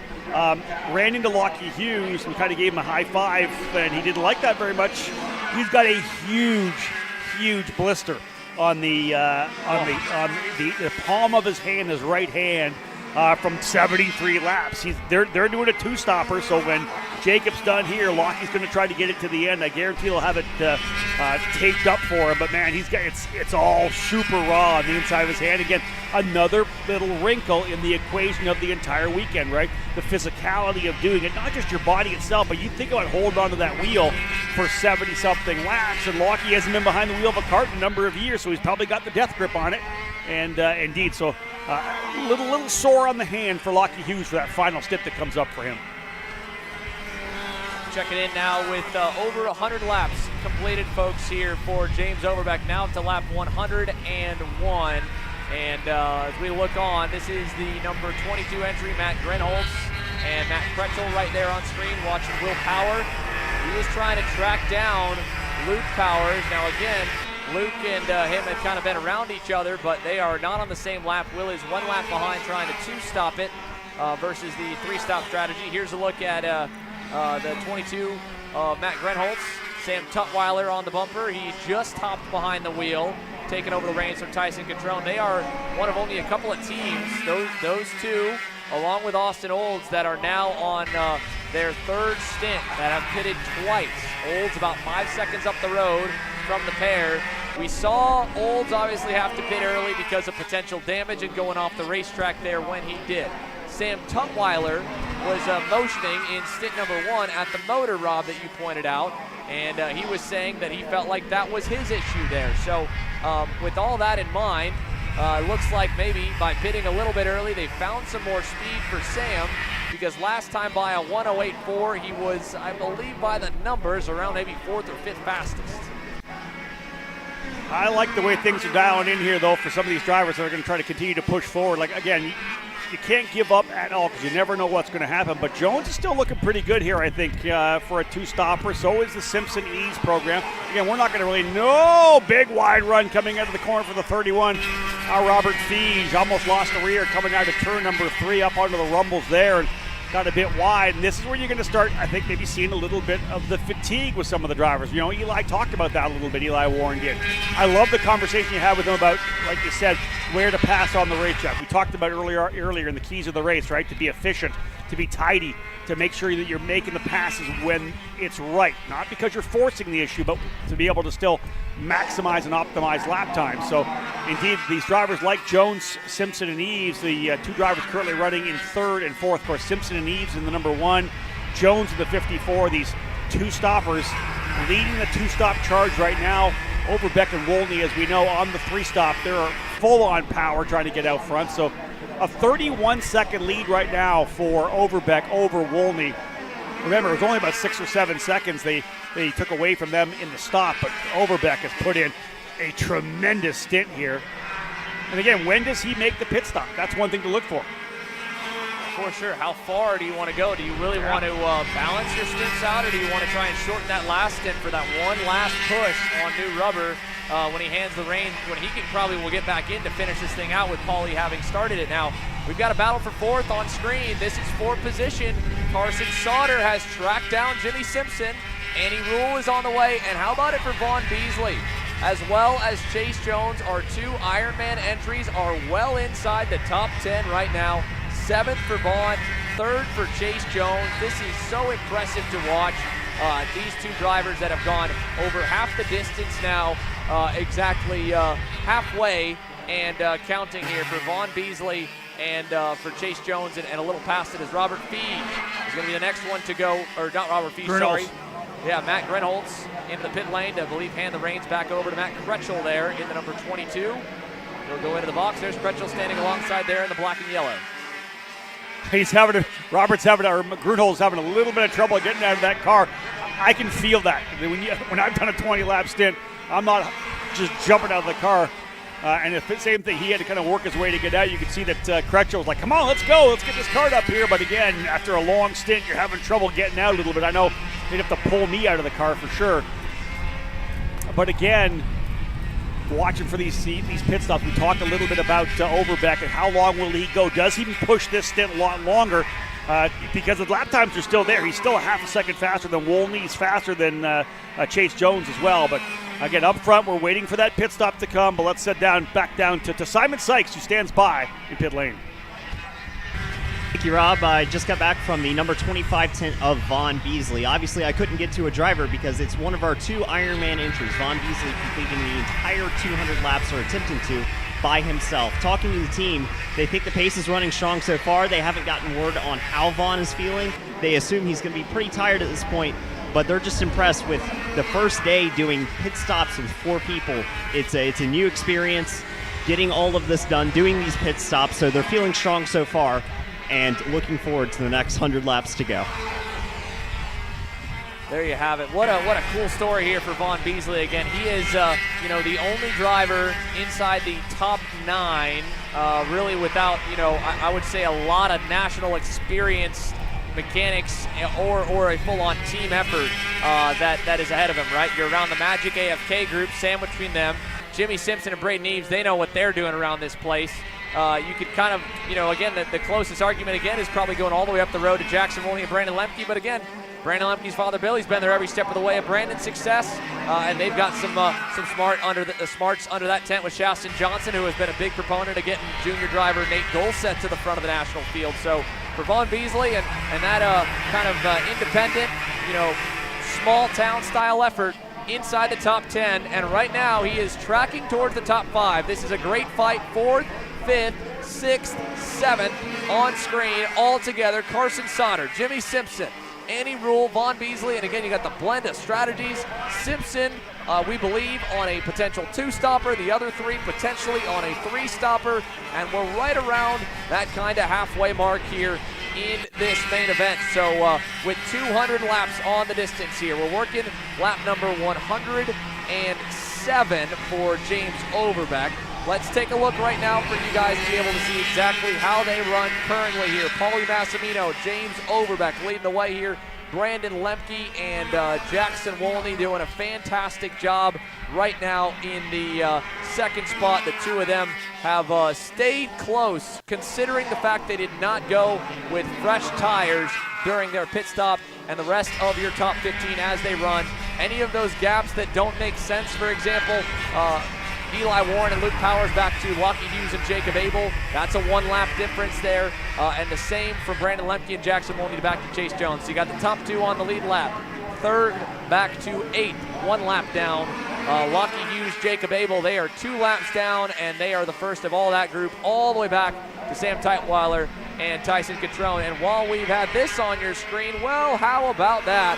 Looks like just behind us was a bit of a move. Vaughn Beasley has gotten himself now and up and into the 6th position. He has gone by on Annie Rule, so another spot forward for Vaughn. Yeah, it looks the same thing for, I believe it's Sauter, Carson Sauter behind the wheel now. I think he's ahead of Simpson as well. Just got by Jimmy Simpson, who's again playing to that 2-stop strategy with Braden Eves ready to run the anchor leg of this race here. Overbeck, though, 33.3 seconds up. There's Annie Rule in the number 33. We see her, obviously, throughout the national season running her 125cc shifter kart. She was looking for gears, I think, when she was out there for practice, getting rolling, but she's had a good run so far. They currently run solidly in the top 10. P7 for the Rule and Weiland pairing. There's Jones making the move to the inside as well, one of the slower cars, the, I believe, 3/16 of Moran. So Jones still runs really strongly here right now. He's a lap back, as we know, but that was kind of the key on a 2-stopper. You were going to be able to kind of back off a little bit, potentially make it up on a pit stop. Not sure whether that's not going to play here this weekend, because I'll tell you, Overbeck, very impressive. He is the way he's pushing. When he gives his kart back to Massimino, they may have an opportunity to go a full lap up on the field. Wolney now into the pit lane. Here comes Jackson Wolney into pit lane. He'll have to come all the way around, both left-handers in the U before he comes to his crew over there with that Lemke crew, the quick swimmers crew. There he is right there. He'll come back out of the cart. Everybody jumps into the position. Looks like we do have the driver helping out here this time here. As I said, they elected to go to 5 crew members. The driver did not have to help out, but I think a little short-staffed in terms of the crew. It's going to be Lemke. Brandon Lemke is going to be, or Brandon Lemke rather, is going to be the guy who's going to put the fuel in. So away they go to work on this machine. Front tires going on, rear tires going on. They're going to put rubber on this time. Looks like they're going with the hub method. Instead of taking the wheel right off the hub, they're actually changing the hubs themselves. So the tires come with the hub already on to put it, slide it right back on. You can see Brandon doing the best he can to get the fuel in the car, get that thing loaded right up full with fuel. They got the fueling done. So there's a good look here, at least with this particular crew here. Fuel done before the tires. They're getting the last little bit dialed in here, trying to get that final tire on. And once they do, they'll be able to get Lemke back into the seat. They're losing quite a bit here, I think. They're going to lube the chain up a little bit. They probably could have had one more person working on that kart. You can see Lemke's going to jump behind the wheel. Fuel was done super early, and away he goes. He lost 6 seconds the first time. They're going to get the engine refired. So not I don't think the best stop for the Lemke-Wolney crew. Here comes Overbeck. Let's have a look at this one here. This is going to be a good look because these guys really laid it down. We're going to have our long shot camera here to have a look into the spot. How quickly do they get the job done? Overbeck quickly out. Kart up on top. Fuel getting done. Massimino getting ready to go as well. Tires coming off. They're doing the same thing. Keeping the hubs on. Yeah, Man, quick, Xander. Sorry about that. No, one quick note here. They are the only team that we have seen so far changing the front tires by the front hub. So they're taking, it's a single nut on the front to slide the hub on. Now, here's the thing. Typically on not seeing the go-kart up close is to get a good look at those front hubs. Those front hubs, you store the additional washers for the track width adjustment to move the tires in or out inside of them. So that's why normally you would think it'd be faster to go with the gun and the impact gun or a quick turn wrench to go for the 3 lug nuts. But the BJR MDR crew, they've got this down to a science right now. Front hubs, rear hubs, fuel, and that was another fantastic stop as they try to make their way out. Here they go off the blend. Once again, big gap back to Brandon Lemke. Here comes Chase Jones. Keep in mind, Jones just needs to kind of keep them within shouting distance by the end of his next stint. And he's already on hot tires, closing in, and a little hip check as he gets by there on Paulie. That was tight. Yeah, and the double lefts, or double right-hander rather, he tucked down to the inside on hot tires, as you said. I think that was a really good move. You got to make that move to get by. No need to tuck in behind, knowing the fact that Paulie is going to have to take a little bit of time to get some heat built into these MG tires. So there is Jones essentially unlapping himself. At least one lap, right, to be able to go. Yeah, he will be unlapped. Yeah, he's back on the lead lap now. Yeah. So Chase Jones unlapping himself. Again, Brandon Lemke, Jackson Wolney looking to see what, well, we'll have to wait for Paulie to come by the loop for it to update here. Believe that was the pass. That might have been the pass for the lead, actually. Yeah, that was the pass for the lead. Chase Jones, when he hits the line, is going to be the next driver to complete a lap. Paulie's going to come across to cycle through. And so that was a pass for the overall lead of the race. Chase Jones to the point here as we have more issues. Joseph Newgarden is slowing through the bus stop here right ahead of what looks to be Michael Zhu. And they are right in front of Sam Tutwiler. So I don't know if these guys got together or what happened here in the bus stop. Man, lots of action here as we roll into the second half of this race. Lap number 111 showing the excitement here. Jones on the throttle coming out. Indeed, I was saying that he got his lap back, but indeed, no, that pass was the pass for the lead, and a great move there for Chase Jones to go back to the lead. Remember the pit stop, so 2 pit stops for the Massimino Overbeck crew, right? They've already swapped back to Paulie Massimino, so they've got their 2 stops. Still one more to come for them. Only the one for Chase Jones, so we expect to see Chase what? Lap number 135, 140 maybe? 140 I would expect would be a good run for him to be able to come in for that final stop. But here is now Massimino trying to roll in. Newgarden's turn as he's going to pass this kart back to Logan Adams. Newgarden back into pit lane. Yeah, it looked for a minute there. I was going to ask our pit lane to see if Joseph Newgarden and Logan Adams had tried to maybe adjust to go to the 2-stop strategy, but I think they're too far out of range here, pitting on lap number 113 for pit stop number 2. So a fast run for Newgarden down into the pit lane here as we go down to Simon Sykes. Pit stop for Joseph Newgarden, battle on the racetrack for the lead. Simon? Under the Comet NCMP tent, Newgarden out of the kart up on the stand. We'll see if there are any issues so far, but team going hard to work, pulling off the stubs, so 1 bolt on each tire. They'll get 4 tires, and Dismore Sr. now going to fuel the kart himself. Logan Adams assisting with the stop. It is chaos down here in the pits, as I am sure it is for every team. It'll be 4 fresh tires on the number 2 entry for Newgarden and Adams. Newgarden hopping out, it looks like Logan Adams having a chat with Joseph, getting ready to get back in this kart and see what they can do here at the end of the race. 4 tires now going on in the kart, working on the right front now. Fuel still going a stand, seeming to be one of our longer stops as it's sitting. And we'll wait to see when this kart comes back down. Fuel now hitting the top. And so we're rating on this right rear tire, needing a little bit of assistance to get that fresh rubber onto the kart. Tires now going on, fuel cap on. We'll see how long it takes to finish this up, get the kart back down on the ground. Logan Adams still chatting with Joseph. We'll see if we can get a word with either of them after and see what Joseph was thinking on that last stint. But team still hard at work. A lot of progress still to go. Left rear now going on a fresh set. entirely for the number 2. We're not sure if they had issues. We will find out for you. And just about completing the stop here. Fuel cap secured. Left rear going on the tire, and we'll wait to see as the cart is about to hit the ground. We'll send it back to you, Xander, to wrap up the stop. Man, talk about a long stop there here, Simon. That was nearly 2 full minutes for the Comet Kart Sales NCMP crew. We had a lead change back for it. Paulie Massimino able to retake the lead back from Chase Jones. To be expected on new tires. He's gone back around the number 54. But for Joseph Newgarden and Logan Adams there, look at Paulie catching this really slow traffic here. Michael Zhu there in the 64, and then right up the road, one of the Linderman brothers there on the number 7. He's going to get by him there, and looks like a little wave to the side there for Linderman to let the leader on by as Chase now gets to deal with it. Yeah, Chase next to come through. Remember, as Xander said, fresh tires for Paulie Massimino, and again a slower pace overall for Chase Jones. He's doing that 2-stop race, but a great run for Jones. He goes into second. Massimino, though, back out into the lead. Fantastic stops for the Brandon Jarsacrack racing team. I want to see if I can get a watch on them the next time by because they were super quick in and out for sure. I've got that for you. 44 seconds, and I believe that might be a new 200-lap race record. I know the Kart Sport North America crew in the last year were under a minute, but it was about 58, 59.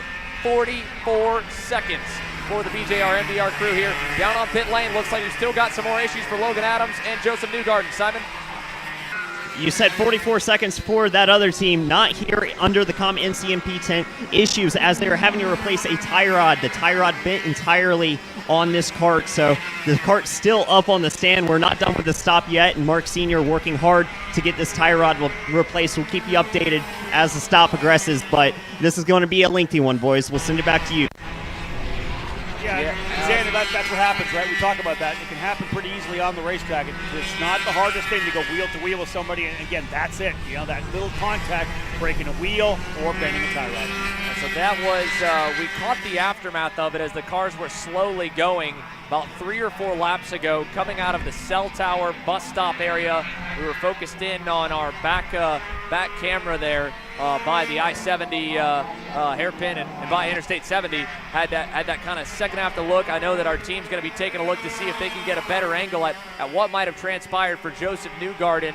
And he was running around. It looked like it was near. I can't remember exactly who all he was around. There were about 3 cars around him, but we saw him going very slow. For a minute, it looked like he might have been trying to fuel save. Turns out it was just trying to nurse that cart to pit lane as the contact brought him a bent tie rod. I believe the other driver involved might have been the one on screen there, and Desi Pedregon. He's running just ahead of Will Power now, and that is not for position, I don't believe. Pedregon and Josh Conley, they are one more pit stop in than Will, so that has put them down in 17th there in the Tony Kart entry.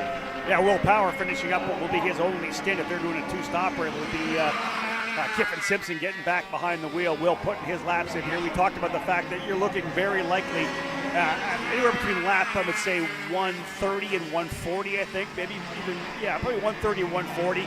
For drivers doing the 2-stop. They may even go a little bit longer. We saw Lockie Hughes do 73 laps. If Jacob Abel does the same, that's going to put them, right around the 165, or probably 145, 150 mark. So I would say that I don't know whether or not they're going to push that hard, but Lockie Hughes, of course, would like to see Jacob out there still banging around good laps. They are currently running 9th in the order right now, again, among the 2-stoppers, right? So indeed, still an opportunity to make up some more pace, some more time on the racetrack, though, once these stops continue. There's Jacob Abel right there. Another driver pulling off.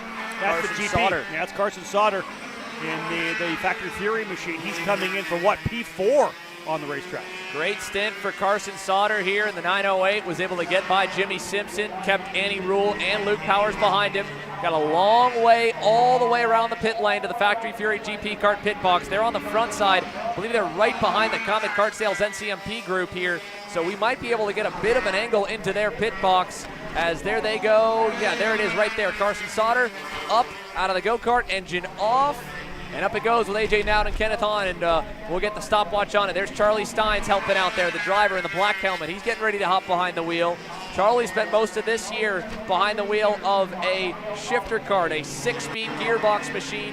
He's now back in a K100 kart, but he was also helping on the K100 powered machine for Top Kart USA with the Route 66 Sprint Series. So he's not unfamiliar in 2024 to this lower horsepower single speed racing, the 22 horsepower machine. And then of course Carson Sauter has been behind the wheel of a K100 throughout this season. So two drivers that have spent the year under the tent together, and we're keeping an eye on the pit stop there on the side. We'll keep a tab on it and see how long that stop goes. As Brandon Lemke there was making a move on Logan Adams, and there's a look down off the box for the pit spot. Waiting to see how long it will be for the Factory Fury GP Kart guys, coming right up on 1 minute here. Still looking. And I think he might already be away. Yeah, just got away. Sorry about that. Yeah, just able to get away. So, listen, sub 1 minute lap, or 1 minute pit stop for those guys for sure. Not bad. Yeah, not bad at all. So, indeed, good job. And listen, they're running top 5, top 6, top 7. So, great job right now for Carson Sauter and Charlie Steins. They are not done yet. Again, expecting one more pit stop from them as they push through to the lap 119. Here's what is really, again, just a testament to the fact of how critically important these pit stops are. Now, we know that Chase Jones is trying to attempt a 2-stop. So is Jimmy Simpson. And that any rule, Luke Powers and Vaughn Beasley. Vaughn Beasley also looking to go a bit long on this stint. They have not pitted. Carson Sauter on that pit stop with the Factory Fury GP Kart boys. Where does he come out compared to Brandon Lemke? I don't think he's going to be too far back when it comes around. I think he'll be about a half lap behind. And I think he was much further back, to be honest with you, Rob, compared to where he was. So trying to look at it, I'm going to pull up as well the in-lap, the out-lap totals for the pair to just compare the Lemke Motorsports entry, which looked like they had a bit of a long stop. The Factory Fury GP Kart boys, less than a minute for Carson Sauter to Charlie Steins. And again, we're right around that window for a lot more teams to be bailing the pit lane here soon. Already, again, had the BJR MDR crew in. Already had, as well, Lemke and Wolney in. Most of the 3-stoppers, it seems, have made their second of the 3. But we're still waiting on Andy Rule and Luke Powers, who are going long right now. So let's take a look back here at that BJR MDR pit stop while we keep a tab on this. First and foremost, great run into the pit lane for James Overbeck. Quick there, right onto the brakes. Then you can see, again, they were going straight to the front and the rear hubs. Perfectly designed. Paulie gets right on in. Kart fires up right and away. No issues at all. And then that moment there, Chase Jones, he did everything he could here, Rob, to try and hurt him. But ultimately, it only took about a lap or two for Paulie to use that new rubber, put it to good use, and start to build that gap again. One of the interesting things, Xander, that was very similar to what we saw with Joseph Newgarden coming through there, where he bent the tie rod. I think very lucky for Massimino not to have a bent tie rod. The contact between he and Jones was pretty aggressive coming through those corners. So indeed, if he's able to get out as he is, putting down good lap times and leading once again by 2.8 seconds here over Jones, obviously getting away unscathed there, but that could have been a little bit nasty, otherwise able to get away. Quickly watching the number 96 there now of Brandon Lemke, currently runs in the 7th spot, a couple laps down. So to give you the delta here about how much given up versus gained. So both Brandon Lemke and Carson Sauter coming into the pit lane, Rob, they were within about 3/10. It was a 3/10 nod to that timing loop that is parallel to the start-finish line. 3/10 better for Carson Sauter getting in off the racetrack on that access road and around the 90-degree corner on that in-lap. And then on the time it took them to get back out of pit lane and back to the timing loop, 3 minutes, 2 seconds for Brandon Lemke, 2 minutes, 25 seconds for Carson Sauter. Wow. A near 35, or nearly 40-second swing for the Factory Fury GP Kart guys that has leapfrogged them to now be within less than 30 seconds back from Brandon Lemke, even though to this point he had built up a massive gap, him and Jackson Wolney. Now again, as well, here's the bit of the devil's advocate for the 96 machine. This is about as last second as you can get entry-wise. Neither driver had a plan. They didn't know what number they were going to be when practice started yesterday. So for Brandon Lemke and Jackson Wolney, well, yes, these are two national-level drivers. This is not, I imagine, how they approach their regular points-paying championship series race weekends. This was a, you know what? Let's go do it. Why not? That's it. What are the rules? What can we get in? I got a go-kart. You got an engine? You know what I mean? Like, what do you got? So let's go back down to pit lane here from another team that was a bit of a last second coming together, while Vaughn Beasley heads for pit lane here to complete his second full stint, 123 laps. What a great stint there for Vaughn Beasley as he comes into the independent there. The family hopping in onto the stand. Let's go ahead and start the timer again now for Vaughn Beasley as that goes up and onto the box here. They were good on that opening stop for the number 25 car. So hopefully they can do the same thing. There you can see Vaughn trying to maybe get some fruits as well, it looked like, along with some water. Again, he and Chase Jones going the full 200 laps, 80-degree heat. This is tough. Yeah, I don't think we can kind of downplay how tough it is out there for these drivers. Now you talk about the fact that not only is it good to get these karts, get the new tires on, get fueled up, but you got to get these drivers fueled a little bit. You got to get some water in them. You know how dehydrated you get over a 25-lap main event. Think about running 200 laps. You got to get the water into these drivers. Got to get some kind of fluid and probably some kind of electrolytes as well. Ideally, they've done a good job of getting themselves enough food in before the race went on to be able to be clean. Here's a good shot of the outside of this pit lane. We didn't talk about it there. Coming back through. You're essentially full speed coming through here. You got to get back around the corner to get back out onto the track. There's an official there to let you out. Here comes Vaughn Beasley doing a great job right now. Beasley in that number 25, one of our Ironman drivers here this weekend. Again, the privateer having a tremendous battle. Austin Olds and Sam Tutwiler in a bit of a battle. This is for position for 11th on the racetrack right now between the pair. They've got Paulie Massimino trying to bear down on him to put them 2 laps down. Looks like Brandon Lemke has now slipped to a full lap behind Paulie. He's the first driver 1 lap down. There's a look at the race leader, top of the screen. Here is 11th and 12th, 1 lap down apiece, about to be 2 laps down. So they're coming to conclude lap number 122. Paulie's going to put 124 in the book, start 125. 76 laps to go for Paulie Massimino and James Overbeck. Vaughn Beasley is going to blend in very nicely there into 7th. Only about 15 seconds back from Brandon Lemke, the Ironman number 25. And again, Vaughn Beasley going that far. It's going to be a really long final stint if he's trying to stretch this thing to the end. You're talking 76 and a half laps, 77 laps on a full tank of fuel, Rob. I don't know. I would think that's probably going to be outside the window. But again, everyone's got their own fuel calculation, so there's a reason they pitted him when they did. He is 8th here as they blended. Yeah, I'm surprised they didn't push a little bit longer, but I heard guys talk about high 70s. You can do maybe even 80 laps. So indeed, like you said, 75 laps is going to be tough for Vaughn Beasley. May have to be a splash and go. Maybe he'll just try to push it to the very end. But nonetheless, as I said, so many different strategies, so many different storylines for all the drivers here this weekend. Massimino, of course, a whole Brandon Jarczyk crack crew with Paulie and James behind the wheel. We knew they were going to be strong coming in. A great pairing of 2 of the top KA 100 drivers in the country, but you still have to have the equipment. You still have to have the strategy. You have to have luck play your way a little bit. Still a long way to go. We're still, 75, 74 laps still to fight. See them scrapping away there, coming through the double right-handers there, turns number 5 and 6.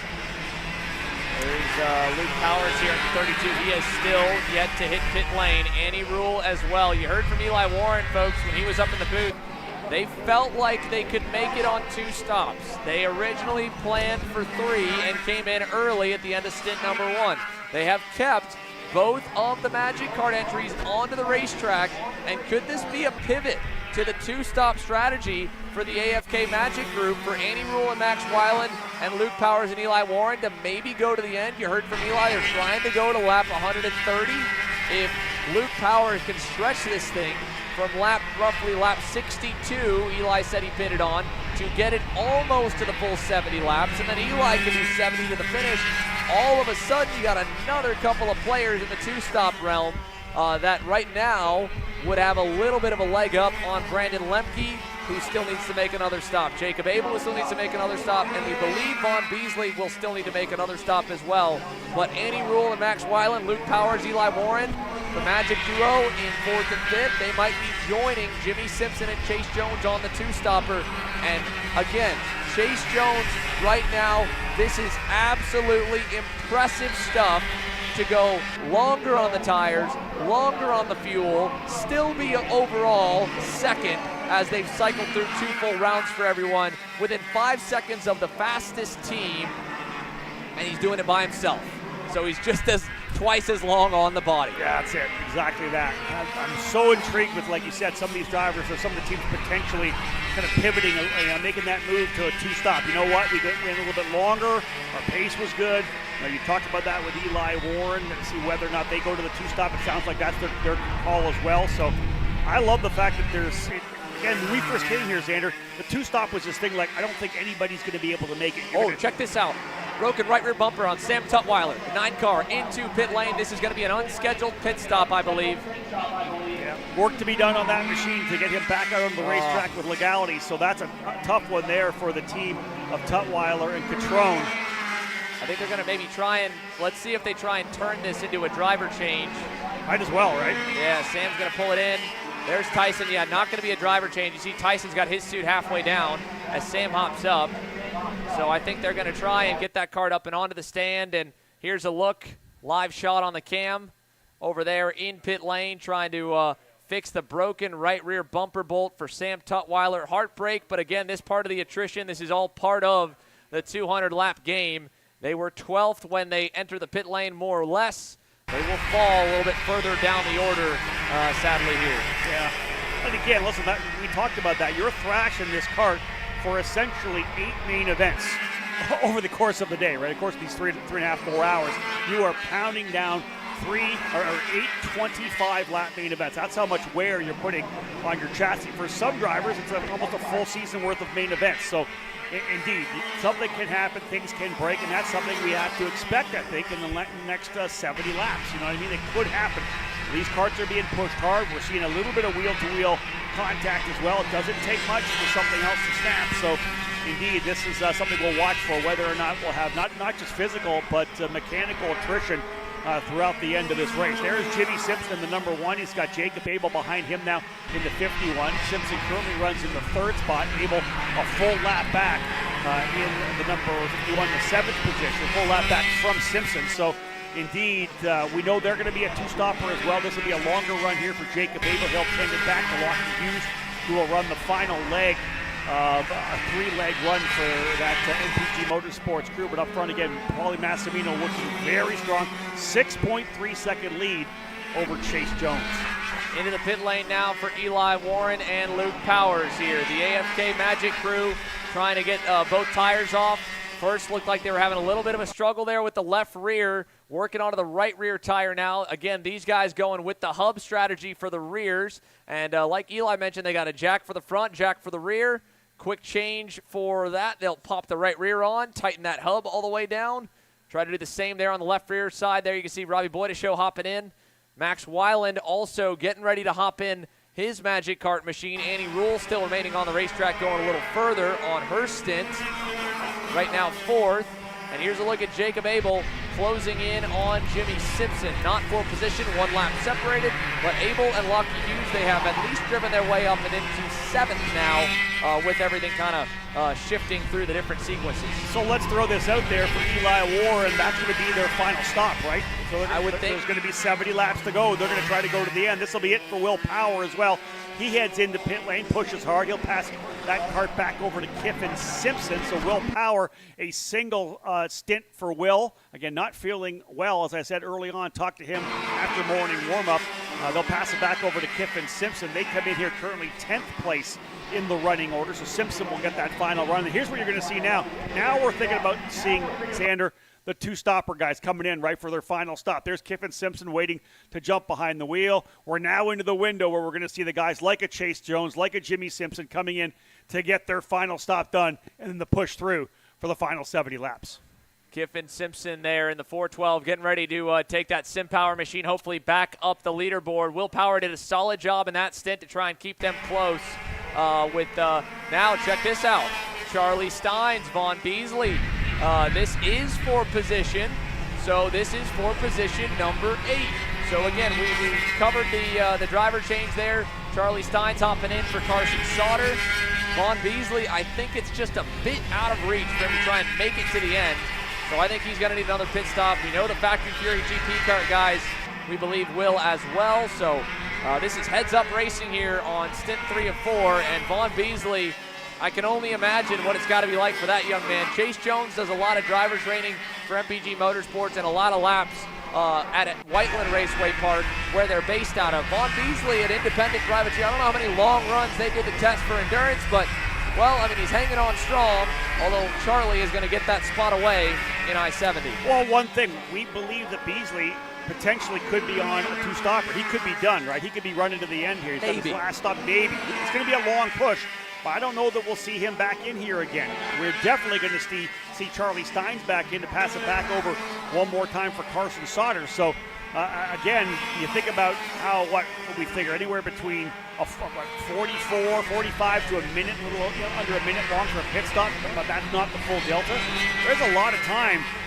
Essentially, if he stays in the lead lap, he should be okay and get that position back. So all depends on whether Beasley can go to the very end, and if indeed that is the strategy. Let's throw it down to Simon Sykes for asking you, Simon, see if you can't go over and find out whether or not Beasley's done for the day in terms of pit stops, and whether or not Vaughn's going to try to go to the very end here. I'd love to see if that's the program for Vaughn Beasley. Same thing here for Eli Warren. We assume he's going to go to the end as he makes a move there on Desi Pedregon. So that was not for position, but to try and, as we heard from Eli, make up some time, or at least not lose all too much. But right now, with the way things have shuffled out for Eli Warren, he is 30 seconds back from Beasley, from Charlie Steins, and from Jacob Abel. Then another, 25 up to Brandon Lemke and Jackson Wolney is in is Jimmy Simpson. So here comes the number one, the first of our, from the get-go, we believe, two stoppers. Braden Eves, we believe, will be going back in. Annie Rule going in. Max Weiland will be going in. And confirmation from what we believe Vaughn Beasley will indeed have to stop again. So let's go down the pit lane here with Simon. That will be Jimmy Simpson into the pits. Braden Eves about to hop in the cart up on the stand now. Braden Eves feeling very strongly about their pace in this race so far, believing they still have a very solid chance to get the win here. We'll see the tires come off, having a little bit of issue with the left rear. It'll come off nicely though.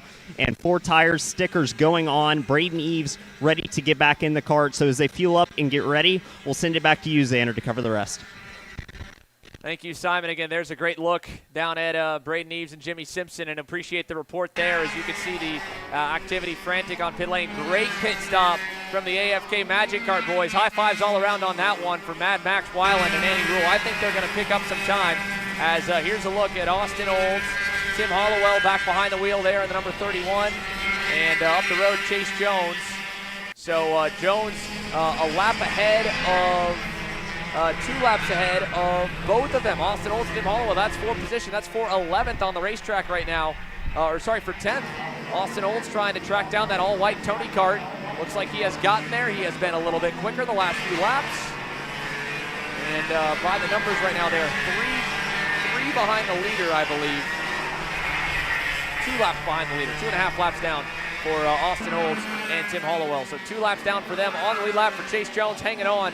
Here's a run down the straightaway. Hollowell's going to get the toe off of Chase, so he'll hold the spot for now as the positions begin to kind of sequence back out. Brandon Lemke driving his tail off right now on the Lemke Motorsports Jackson Wolney combo entry.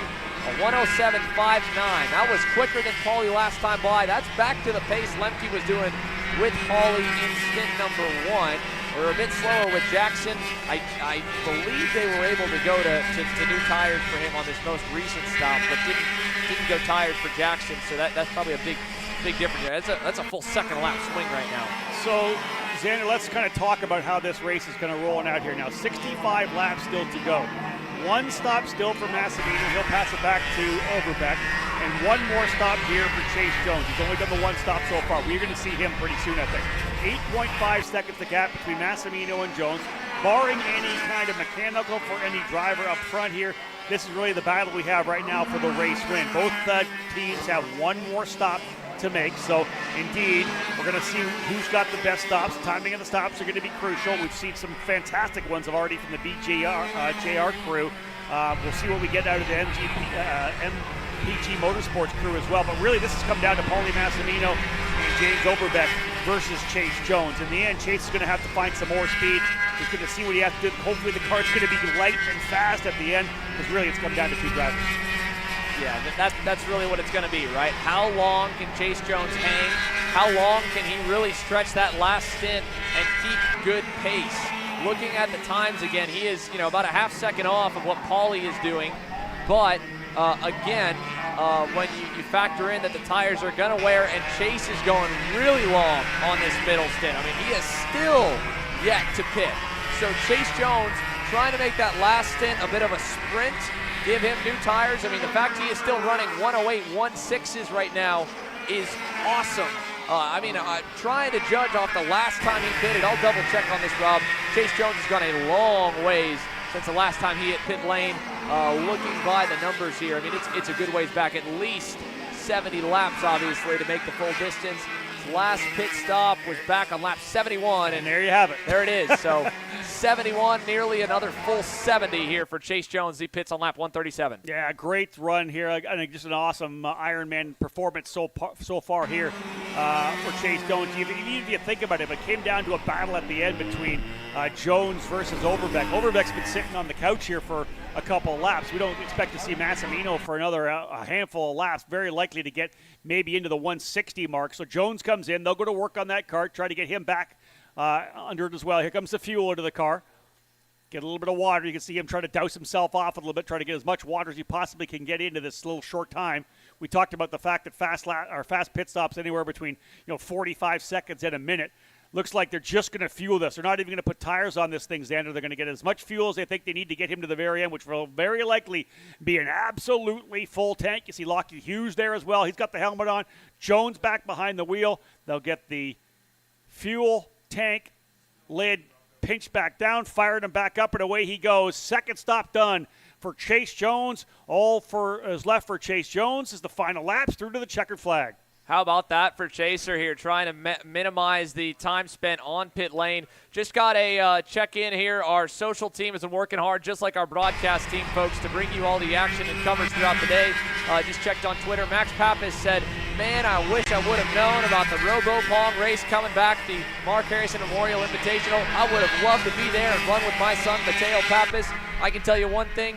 I will be there next year in time. Thanks to Kart Chaser for covering it, and thanks to EKN here for covering it as well, Rob. But Max Pappas, Mateo Pappas, we have yet to see a father-son duo win this event. Is that correct? I don't believe we've seen that yet. That would be really, really cool to get to watch them. And I think, again, they are not alone in teams that we will hopefully be seeing in the 2025 Mark Harrison Memorial 200.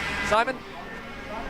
Thank you, Xander. Standing down here on the grid, I just got back from talking with Lockie Hughes. He's about to go in. He's got the helmet on, ready to swap in for Jacob Abel. Like Chase Jones, they are not going to take tires. In fact, they can't take tires. We saw there a bit of an issue with that last stop. The right rear not coming off. It is now jammed. So they already were not planning to take tires, and they no longer have the option. Lockie developing a severe blister on his hand.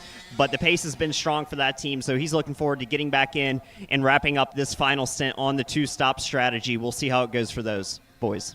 Back to you. Thank you, Simon. There you go. Again, echoing as well your mention from earlier, Rob, about Lockie Hughes with that blister forming. I know exactly what he's going through after about a 5-year hiatus. In his case, it's about a 7-year hiatus from the Supernats. This is, of course, Lockie Hughes is a very decorated driver. He was second, I believe, in the WSK Super Master Series during his karting heyday, of course, and an international karting superstar coming from Australia to race the Supernats. At that time, I don't believe he had anywhere close to gotten along to the planning to move to the U.S. full-time and chase his IndyCar career. Obviously, that's worked out pretty good for him so far as the reigning USF Pro 2000 champ and soon-to-be Indy next driver in 2025 for Andretti Autosport. We'll give a shout-out to the Hughes family watching back in Australia. They are, of course, here for the Portland weekend where Lockie was able to secure the championship, the USF Pro Championship, presented by Continental Tires, winning that scholarship to move to Indy next. A tremendously talented young driver. Great to have him out here running with Abel Motorsports driver Jacob Abel. Love to see that. More racing here. I believe Charlie Stein's making a move to the inside of Logan Adams, who is hot behind the wheel. Again, they had so much trouble, as we talked about, with that machine with a bent tie rod, able to get that swapped back out. They're currently down into the 16th position. Logan back behind the wheel once again. Right behind him is Kiffin Simpson as well. bailing out of the way. Might have been the 64. I don't know for sure. Looked like one of the Tony Kart entries there, letting these guys go. Kudos to them. Indeed there, Kiffin Simpson trailing Vaughn Beasley. Can only imagine again what Vaughn is feeling like right now. 140 laps into this deal. How about Braden Eves? You can see he has upgraded to add a neck collar to try and help him make sure he can go to the end on this stint. He was exceptionally fast in the opening stint they had. They are on the two-stop strategy just like Chase Jones. They were a good ways back from Chase, about another 30 or about another 20 seconds plus or minus to Jacob Abel, and then another 30 plus or minus to get to Braden Eves there in the number one. So he's got his work cut out for him to make up some ground. But again, knowing that potentially Vaughn Beasley has another stop incoming, that would put them one more spot closer. We do believe, again, Jacob Abel, we saw Lockie Hughes lining up. That'll put him one spot higher as well. Max Weiland, though, potentially switching to a two-stopper ahead of him. So they have cycled ahead of the energy guys. Eli Warren is right behind him. We believe also looking to be good to the end. So 6th, 8th, 9th, good to the finish. Chase Jones, good to the finish now. Now, as you're looking at the gaps on screen, folks, it's not as close, unfortunately, as it would seem. Paulie Massimino and James Overbeck are a full lap on the field right now. The delta back to Brandon Lemke is for Brandon to try and unlap himself from Paulie Massimino, 4.6 seconds away. Yeah, indeed. 141 laps for Massimino, 140 for Lemke, 139 for Jones, Steins. Jones puts his 140th lap in.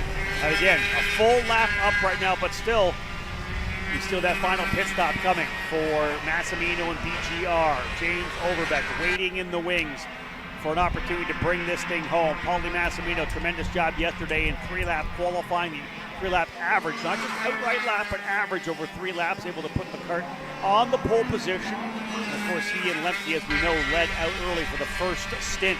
The first leg before the initial stops came through, they were able to pull away completely, but it was a much better stop for BJR to see Overbeck come out with a massive lead over Jackson Wolney. Paulie Massimino, a driver, as we said, folks, he's been a Supernats winner before, won that back in 2019. He is a regular winner of KA 100 races, coming off a USPKS victory as well at Trackhouse Motorplex. This guy gets the job done, as we know. Out front with a fantastic pairing between he and James Overbeck. Nothing has gone wrong as of yet. Here's the drivers here currently running in 8th and 9th. Braden Eves and that energy number 1 is sharing with Jimmy Simpson. They're on a two-stop strategy, so Eves has the chore of bringing it home, as will Eli Warren. He running with Luke Powers. They kind of made, I think, a mid-race adjustment to elect to go to a two-stop strategy, so we'll see Warren push through to the end here as well. Again, pit stop still coming for Jacob Abel, who runs in 7th, as we know. Another stop, we believe, for Vaughn Beasley. To me, I think he could potentially push it to the end. It was like, what, 130, I think, or something like that? 120 something potentially. It would be on the limit. Yeah, but I'd do it. Possible for sure. Yeah. Now here's Eli Warren going by Braden Eves. That is for position, so that's for position number 8 on the racetrack, just coming down by the turn 1 corner now. Meanwhile, Paulie Massimino's lead still a lap plus 4.5 seconds to Brandon Lemke, a full lap ahead. Here's Logan Adams in front of Kiffin Simpson, potential future IndyCar star trying to climb the USF Pro Championships ladder, and now a soon-to-be IndyCar Series sophomore in Kiffin Simpson right behind him, and then right behind him on the racetrack, how about one of the youngest drivers in the field, less than 15 years old, junior karting superstar Max Weiland. What a trio we've got. We've got the beginning on the road to Indy, halfway up the road to Indy, and at the pinnacle at Indy. Yeah, it's a great cross-section. Really, I think, a nice slice of what this event actually is, right? The opportunity for young local drivers, or any local driver here at Castle Motorsports Park or throughout the state of Indiana, to come and run against some of the top drivers in the sport, drivers on the USF Pro Championships, which is essentially the road to Indy. And of course, as you said, Kiffin Simpson, who was a top driver in his own right in his karting days, now running into his second year with Chip Ganassi Racing in the NTT IndyCar Series. So yeah, fantastic little microcosm of what we have at this particular event. This 200 lapper back once again here at Newcastle Motorsports Park. Big move there as a good pass by Weiland, able to get by first Simpson. Now putting a ton of pressure here now on Logan Adams. And again, that I believe Adams running back in 15th, Simpson up in 12th. Weiland trying to get through. He's P6 right now, but maybe another stop, we believe, with Andy Rule potentially waiting in the wings. Maybe, but again, he was able to make it about 5 laps further than Vaughn Beasley, so assuming, and he went even further than Eli Warren and Luke Powers. They pitted Powers and Warren first, then they pitted Weiland and Rule. So up the road, that blue, white, and red, number 25, Vaughn Beasley, that is 4th position. So is Charlie Steins on the GP kart, even though we are being told that both Charlie Steins and Vaughn Beasley cannot make it to the end and will need to pit again. For Max Weiland, this could be a run all the way up into the top 5 and into the money as Jacob Abel is headed for pit lane. And this, again, we've already heard a bit of the woes there for Jacob Abel and Lockie Hughes throughout the day. Well, this is going to put a 55-lap stint to finish it out for Lockie as Braden Eves makes a quick move there. That was on, I believe, Jack Linderman or Nolan Linderman there in the number 7. Looks to be Jack potentially down at the end of the front stretch. Look at the front right tire there on that MPG Kart Republic as well. And you can see the motion for Jacob Abel and Lockie Hughes trying to get the last bit ready to go. Let Lockie get back in. I believe they've been struggling a bit, as we've mentioned there, with the right rear. Check that out. I can't tell if that's an impact gun or if that's a drill. They're trying to drill maybe that bolt out on the right rear hub. I was thinking they're going to try to do something to try to get that tire changed. They've got a lot of time on that tire, as we know. Billy Vincent putting the fuel into the number 51 MPG Kart Republic. They're going to see what they can do to potentially get that tire off. I'm sure that the feedback coming right now from Jacob is it's almost undrivable with that tire that's been used and cycled over a couple of times right now. Everything else has been changed out except for that tire. They're going to put the extra time into this right now to see if they can't get it dialed in here for Lockie Hughes. But the time they're spending could drop them out of where they were currently running in the top 10. Nope, they're just going to get it tightened back up. Lockie's going to roll, and away he goes. Lockie Hughes back out about another 54 laps on that wounded hand. He's looking to try to cap things off for this MPG team. So how about that there as he rejoins right in the middle of the thick of things. There is race leader Paulie Massimino trying to put Braden Eves and Eli Warren another lap down. Lockie's going to blend right behind the pair as they both go through. Braden and Eli Warren are doing pretty solid lap time-wise, especially Eli. I mean, Eli Warren last time by a 108 flat, the leader 107.5, and that was as Eli made the move, I think, either that lap or the lap before to get by Paulie. So not on pace with the leader, but one of the next best from what we can tell for Eli Warren on the Magic. And when he was up here in the booth, he mentioned they were struggling a little bit for handling. They seem to have at least gotten it decent enough. And I think with the change in strategy to try and make him go to the end, he's really racing Braden. He's racing his teammate in Max Weiland. And that might be about it to get onto the top 5. So interesting right now in terms of Massimino. Really could pit anytime he wants, to be honest. We know he has the ability to go to the end. Right now, it's one of those things where he's working his way by Braden Eves, put him down another lap. But for him, if he gets caught up behind a ton of lap cars, do you peel out potentially and save your lap time, get in there, get the change done, and pass it back over to Overbeck, who you know is going to be able to do 50-something laps. But right now, he's running so strongly. He's got a couple of quick guys to get by. Next up in front of him, of course, is Eli Warren. If he gets by, he knows Warren's pace is there, right? So at this point, he can kind of hang out and just chill and just save a bit of fuel and get the cart in good shape back to Overbeck for the final run. So that's a great point, Rob. When does Paulie Massimino pit? Now, he's in traffic, yes. He's getting a little bit of tow at the same point. Here's the thing to keep in mind. Doing the quick math that we did, we had a 44-second pit stop for Massimino. We estimated on that first stop that they did, it was about a minute and a half. They're running minute 8-second lap times. We know Chase Jones, he's good to the end. He's ready to go all the way to the finish, we believe, in the 54, having done that last stop. So hanging on to the finish for Chase Jones at 20 seconds, 21 seconds plus 108 puts him right around that 1.5 minute mark. And Paulie going by Eli Warren as well. Again, keep in mind, Max Weiland might be going to the end, and he's about only 19 back from Chase. So This is the pressure stop right now. Yeah. The thing about the 3-stop versus the 2-stop, not only is there no room for error, the driver's got to push 100% the whole way. The team's got to be flawless on pit lane. This will be the money stop coming up for $10,000 for the Brandon Jarsicrack Racing Mike Doty Racing Group, or could Chase Jones be potentially one of the first drivers in this 200-lap race history to be an Ironman race winner? Yeah, it's a possibility. He's run a fantastic race so far. There's still a long way to go. We're only to the final 50 laps. Anybody will tell you, oh, here we go. That's Olds in the pit lane. Again, his stop underway. But anybody will tell you, if you want to compare this race to the Indianapolis 500, it's the last 50 laps. You have to be in the right place over the last 50. The first 150, you're kind of cruising around, getting a feel for things. You got to position yourself for the final quarter of the race, and that's what we're about to see right now. 149 laps go in the books here. And again, there's the 50 for Austin Olds. So judging by it here, I was a little bit off on the math. Got to give the BJR MDR crew some credit. Their time in the pit lane, overall the lap time loss was only about a minute and 13, maybe minute 15. Okay. So right now, knowing off that would put them about 15, 16 seconds ahead of Chase Jones with fresher tires and a fresher driver in James Overbeck to go and try and hunt him back down if somehow he ended up ahead.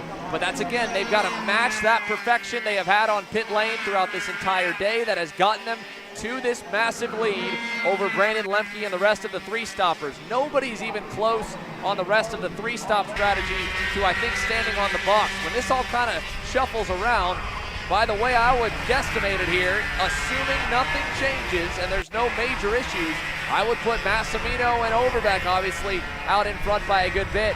Then it would go Chase Jones. Then it would probably still go to the next 2-stoppers, Max Weiland, and then it would probably be a little bit up in the air as to where Brandon Lemke and Jackson Wolney would blend in, because they've had much longer pit stops as to whether or not they end up ahead of Eli Warren and Braden Eames or behind and race to the end. And not only is it $10,000 to the winner of this event, not only did the winner also get 2 fully paid entries to the SCUSA Supernats in KA Senior. Second place gets $5 grand. Third, a $2,500 hit down to $2,500. Fourth gets $1 grand, and fifth gets $500. So there is still a lot to play for second back to fifth. I mean, from P2 to P5 is a $4,500 swing. For a lot of these teams, that's probably more or less the cash outlay they spent for this weekend, if not less than that, maybe, if you're able to get some volunteer help on pit lane. Exactly that. 150 laps down, 50 more to go. The final 50-lap run to see who's going to come away as the winner of the inaugural Mark Harrison Memorial 200 here at Castle Motorsports Park. Rob Howden alongside Xander Clemens. Always great to be with the guys from Kart Chaser. The coverage has been fantastic today. Great to see people chiming in on social media as well. And indeed, this race we expect to be so much bigger in 2025. Schedule kind of loosening up a little bit through September and October. It's been a packed year, as we all know. But this event we expect to take place likely in late September. It'll be an opportunity for everybody to get out here and have some fun. Massimino up front. When will he pit? That is what we're looking for right now. When will the final stop come for the drivers of the BJR number 8 Lando Kart? Because that will be the key. When he brings it in, they'll have one more chance to have some pit stop perfection and pass it over to James Overbeck. Yeah, that is what it's going to come down to, folks, here.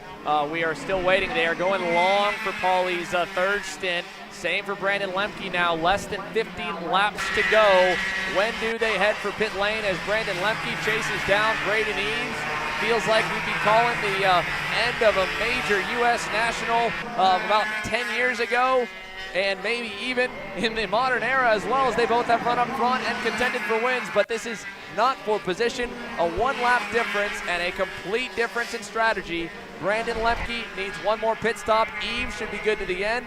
And speaking of good to the end, Eli Warren on the bumper there of Paulie Massimino. That is huge for him to stay close to him, to get the toe and try to use Paulie as a way to drag him forward and towards Vaughn Beasley, towards Max Weiland, and the rest of the pack, because while he's faded behind Paulie, he has not really let him go.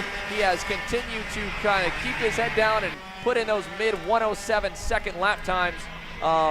They are both second fastest on the racetrack. Quickest, though, The man in second, Brandon Lemke, trying to unlap himself and keep their podium hopes alive as we go KC nonstop for the final time here, side by side, with just under 50 laps to go. Brandon, why are there all these right, charges stop. for just over $200? I'm tired of all this branding business, okay? Branding this, branding that. Why are there all these expenses on AKR over $200? We know, okay? Take a walk with me. At Shop AKR, they have everything you need to start racing at a very cheap and affordable price. They have MXC rims, they got chains, electrical stands, tilt seats, they got MXCs. And if you didn't know, on top of that, any purchase in the continental US over $200, that's free shipping.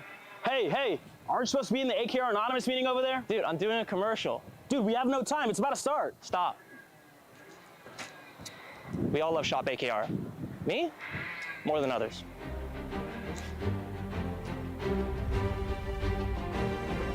What do I get at Shop AKR? MXC rims. Are you ready to get behind the wheel? From Formula One to NASCAR and IndyCar, all the pros start here.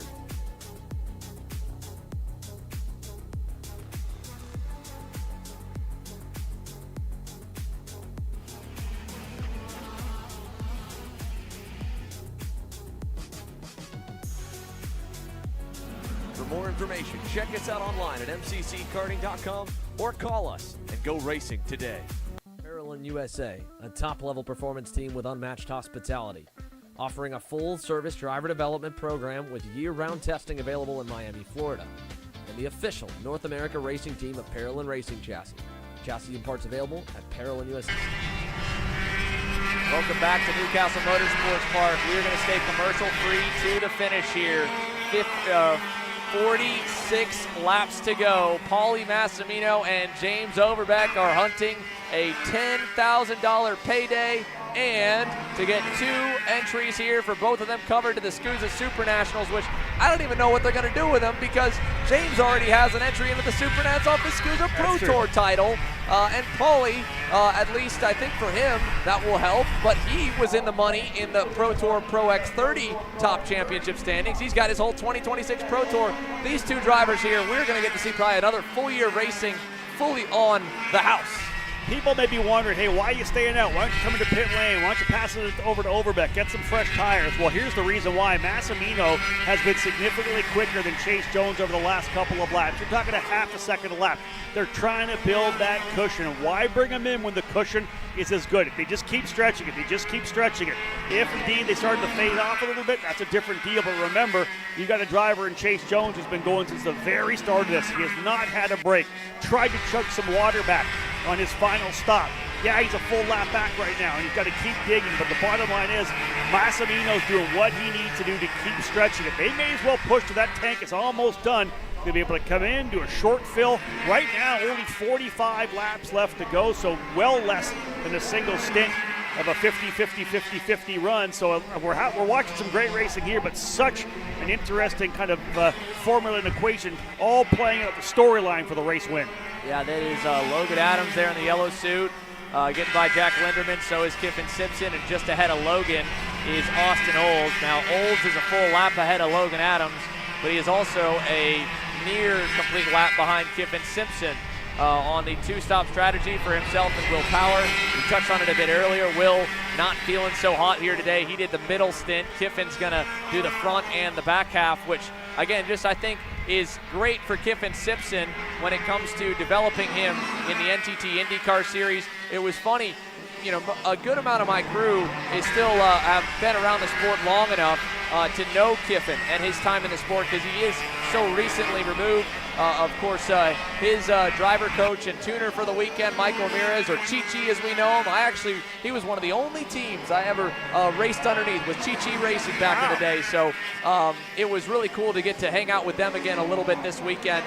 But for Kiffin, for my guys and for myself, That kid's bulked up, man. He has absolutely been in the gym. I need to get on his workout program, and I think this is probably a good help to that, going over 100 laps here in total on his stints combined. It's funny because, obviously, I've had a chance to watch Kiffin come up through the cars when he was racing Formula Regional Americas, of course, into Indy next, and my mind still, when I come to a kart track, I think of Kiffin as young karting Kiffin, right? And literally, I went over to see him as well. I'm like, this kid is ripped. Dude, you have to he's be that ready way to for go IndyCar. compete for the new DC Universe there to be one of the new superheroes. It's pretty impressive. I'm like, man, this okay. So his upper body's going to take a hiding. He's got so much top body weight because he's so strong. But yeah, when you bring Kiffin back to karting, it's kind of weird to make that connection. Like, that was that little kid that used to race. And only a couple of years ago, right? Little kid only a couple of years ago, man. They grow up so fast. But I will say, how about this for Vaughn Beasley hanging in there, and look at Chase Jones. Man, you can see the head is moving a tiny bit more here on lap 158, but my goodness, is the co-owner of the MPG Motorsports crew hanging on right now, and we saw Braden Eves already go to the donut to help him, as we talked about it. You can see Chase is starting to lean a bit in the left-handed corners. It's a predominant left-hand sided racetrack. Yeah, but he's put out a 107.6, 2/10 off of Massimino. It's about a half a second for a couple of those laps. He's still digging in and putting down super quick laps. His fastest lap all race long, lap number 29, a 107.3. He's at a 107.6. 120-something laps later, he's 0.3 of a second off. That's amazing. And on old tires. Remember that last stop, they did not change tires for Chase Jones. He is double stinting on the tires. The tires at this point have probably, from what I can tell, just shy of 100 laps. Look at about 80 to 90 laps straight. I mean, these things have to be roasting right now. He's still got to make them last another 42 in total. But knowing that Paulie's got a pit, knowing that he is still within around 10 to 15 seconds of the best stop the BJR MDR crew has done, that pit lane, that final pit stop, whenever they elect to bring Paulie in, is going to show us the delta to the end. We know Paulie might have a little more pace. He's going to get fresh rubber, and it will be not Paulie, but it'll be a fresh driver in James Overbeck. But still, never say die, never give up. 200 laps, anything can happen, and Chase Jones is still the best bet from our math right now to have a shot at beating the outright favorites and the top qualifiers, Paulie Massimino and James Overbeck, for the overall $10,000 prize. Yeah, Tim Hollowell just pointed Jones by coming down into the I-70 hairpin, so great job there for him. You can see Sam Tutwiler right there too. He's running in that number 8 machine. Tutwiler back a little deeper in the field. Where are they in the field? Oh, down in 17th. Don't know how I didn't see that. Yeah. 17th for Tutwiler. They had that issue early on, as we know, with the rear bumper, so how are they going to work on that? Tutwiler, though, moves to the inside of Hollowell over the double right-hander. The turn 5-6 combination, a little bit aggressive there, getting his way through, but hey, I got to go, he says. Going to try to make up some pace. But nonetheless, Chase Jones still putting down good laps. Last time by a 107.8. Again, within a half a second of the lap times he put down on lap number 29. Again, we're trying to pick up whether or not we'll see Massimino into pit lane here pretty soon. 160 laps, only 40 laps remaining, so it'll be a shorter run. Oh, there's a big wheel drop there. So being told right now, Xander, that James Overbeck, down in the helmet, almost time to see that pit stop coming for Paulie Massimino. We know that's going to be the money stop, one of the last pit stops that will happen here. The BJR MDR crew gearing up, James Overbeck getting ready to bring in Paulie Massimino. He has done his job and gone long on his stint. Here's Chase Jones through turn 4, 26 seconds plus 1 lap. That's more or less around 108. That puts him roughly at a minute 34 back from Paulie. The delta we estimated off of their last pit stop with a 2-minute 20 lap and a 1-minute 10 in lap meant that they were about a 1-minute 13 run from the moment they bailed to the pit lane to the moment that they exit and are back at full speed. It will not be this time. He's going to go another lap here. That'll put us down to 39 laps to go, trying to make it a short stint, a sprint to the finish for James Overbeck to win his biggest personal payday of his career. This is it. We're going to see the final pit stop for the drivers up front, and we'll probably see a couple of more as well. We know that we still have Brandon Lemke to come in. Charlie Steins, I believe, making a stop. We're not quite sure about Max Wineland. Will he go to the end, or will we see Andy Rule one more time? We know that Von Beasley, we're not going to see anybody else in that car, but will he make a stop? Will he just elect to potentially go to the very end? They did not go long on the second run, so it still may be a three-stopper for the other Ironman drivers. Still doing a great job, currently running in the 6th position. Eli Warren, we know Eves and Hughes running 7th, 8th, and 9th. They've already made their final stop. So everybody there essentially pushing through for the final 40 laps. We're still waiting for this last lap. Here he comes up to the I-70 hairpin. Will this be the lap where we see Paulie Massimino duck the drivers right down to pit lane and take it back to the BJR crew? A big tuck down the straightaway. He's going to stay out for another. And behind him, getting bigger and bigger in frame. How about Brandon Lemke here while we wait to see when the BJR MDR crew pits Paulie Massimino? Brandon Lemke has been consistently the fastest driver on the racetrack for the last probably 30 laps or so. Another 3/10 knocked off the gap to Paulie Massimino. Unfortunately, their pit stops have been a bit too long, and they've given up too much for Brandon to be able to, I think, bring the fight to Paulie Massimino and James Overbeck. But if Brandon Lemke can continue to pound some fantastic laps, and if they can get some tires or a little more speed, whatever the issue or missing piece was for Jackson Woolley during his stint, maybe they could bank on Chase Jones' fatigue a little bit towards the end and try to run back up to second when they make their final stop, because they are 1 lap behind, plus the 1.4 seconds on screen. On top of that, again, you think about Von Beasley trying to save his body, just like Chase Jones, if they're trying to go to the end or not. Eli Warren, we believe, trying to go to the end. Doing the math to Brandon Lemke, a good stop from the Lemke Motorsports Group is going to give him a shot to try and run up to Eli Warren and Braden Eves with fresh rubber and Lockie Hughes. Man, this is wild right now. We're seeing Massimino and Lemke stay out on the racetrack. They keep pounding out the laps right now as they run. Even when they come in, it would only be, it's not even going to be that long of a, I'm thinking about how long of a stint, 34 laps, maybe 35 laps, depending on what time Massimino comes in. That's how many laps we'd have for Overbeck at the end, so it's going to be a shorter stint for Overbeck. And you think if they put fresh rubber on too, he is going to be a monster over those last couple laps. Rob, you brought it up earlier here, and this will be the last thing I want to touch on Paulie before he probably heads into pit lane as Brandon continues to close in on him. You mentioned in the pre-race show about the opportunity to go long, and then a short final stint, because the minimum weight will be when the tank is refilled to the top at the end. As Von Beasley gives a signal to the side, I imagine that may be to pit the 25 car this time. But think about the time savings. The BJR MDR crew has been so fast with the tires, the last held-up has been filling the tank all the way. So because they are regulated on everything, or really mainly the fuel, that they have to use the standard race fuel jug. There is no extra electronic pump. You cannot swap tanks. The big holdup on the pit stops time-wise is fuel. So originally when you brought it up, Rob, my mind went to weight savings, and my mind meant to maybe just by being able to have fresher tires for that last little bit, or a fresher driver.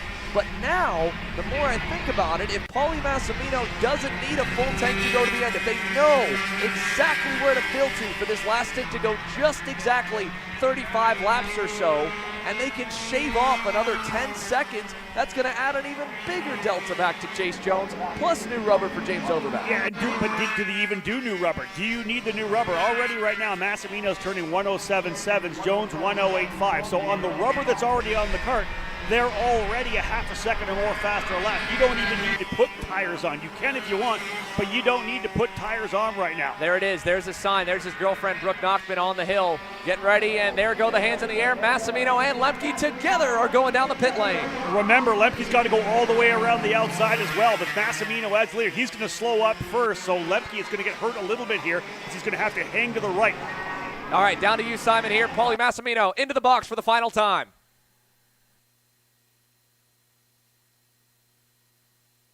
Get this stop done.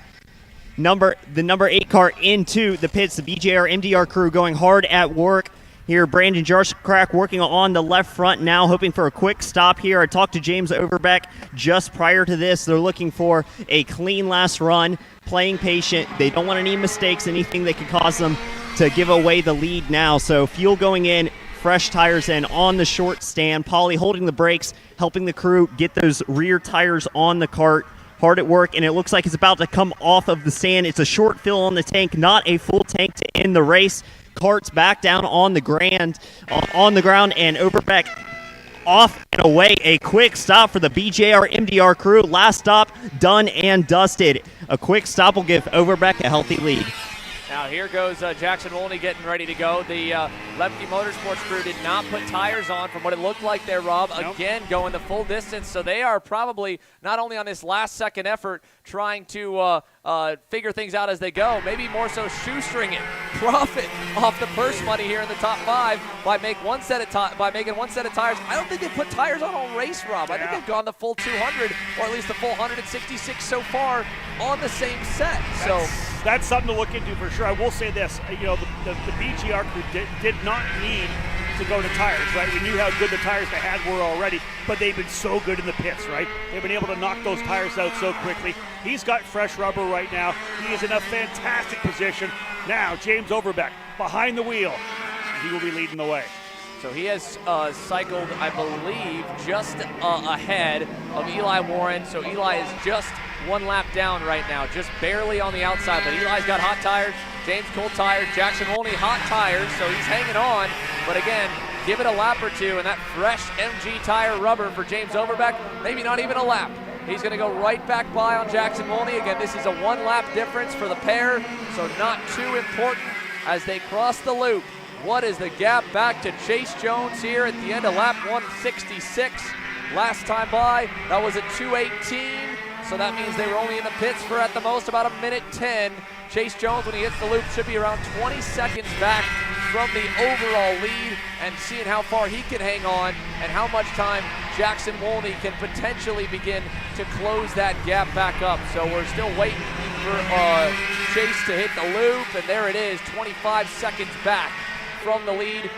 What an impressive Ironman drive regardless of the finishing result, but at this point, Rob, you're banking on a mechanical failure or some lap traffic issues for James Overbeck, because the Brandon Jarschak, Mike Doty Racing crew, 3 flawless pit stops here to put James Overbeck in the driver's seat here in the last stint. Xander, as a team, you do your best to put the kart together.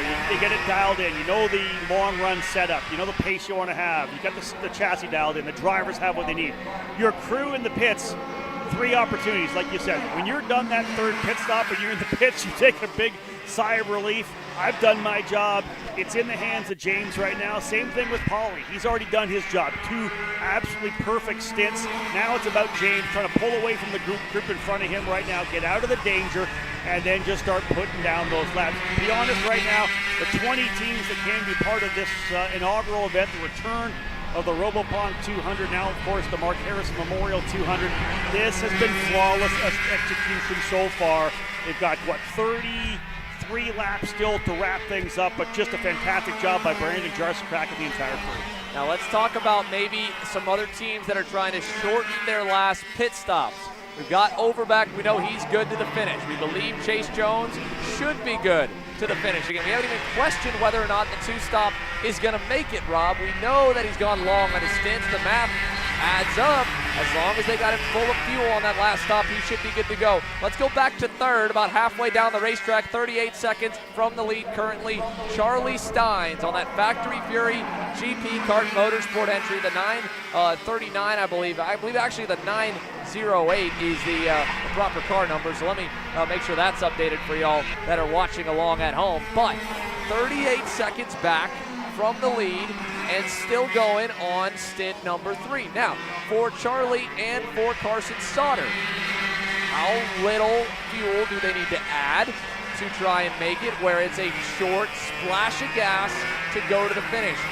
Or did we miss something, and did they get a good enough fuel number with Charlie Steins behind the wheel that they're going to be able to go to the end? Because, I mean, at this point, you're setting up for a very short run if Carson Sauter is going back in. Otherwise, Charlie Steins and the Factory Fury GP car guys might pull up one heck of an upset against some powerhouse drivers and teams. Yeah, I would agree with that. Are we going to see another stop here or not? Stein turning really good lap times, 107.8, faster than Max Weiland, faster than Beasley, faster than Lemke in the last lap, faster than Warren. So the lap times that Charlie Steins is putting down right now on the GP are incredibly quick. But again, we kind of figured that they were on a three-stop strategy. I don't know that we watched.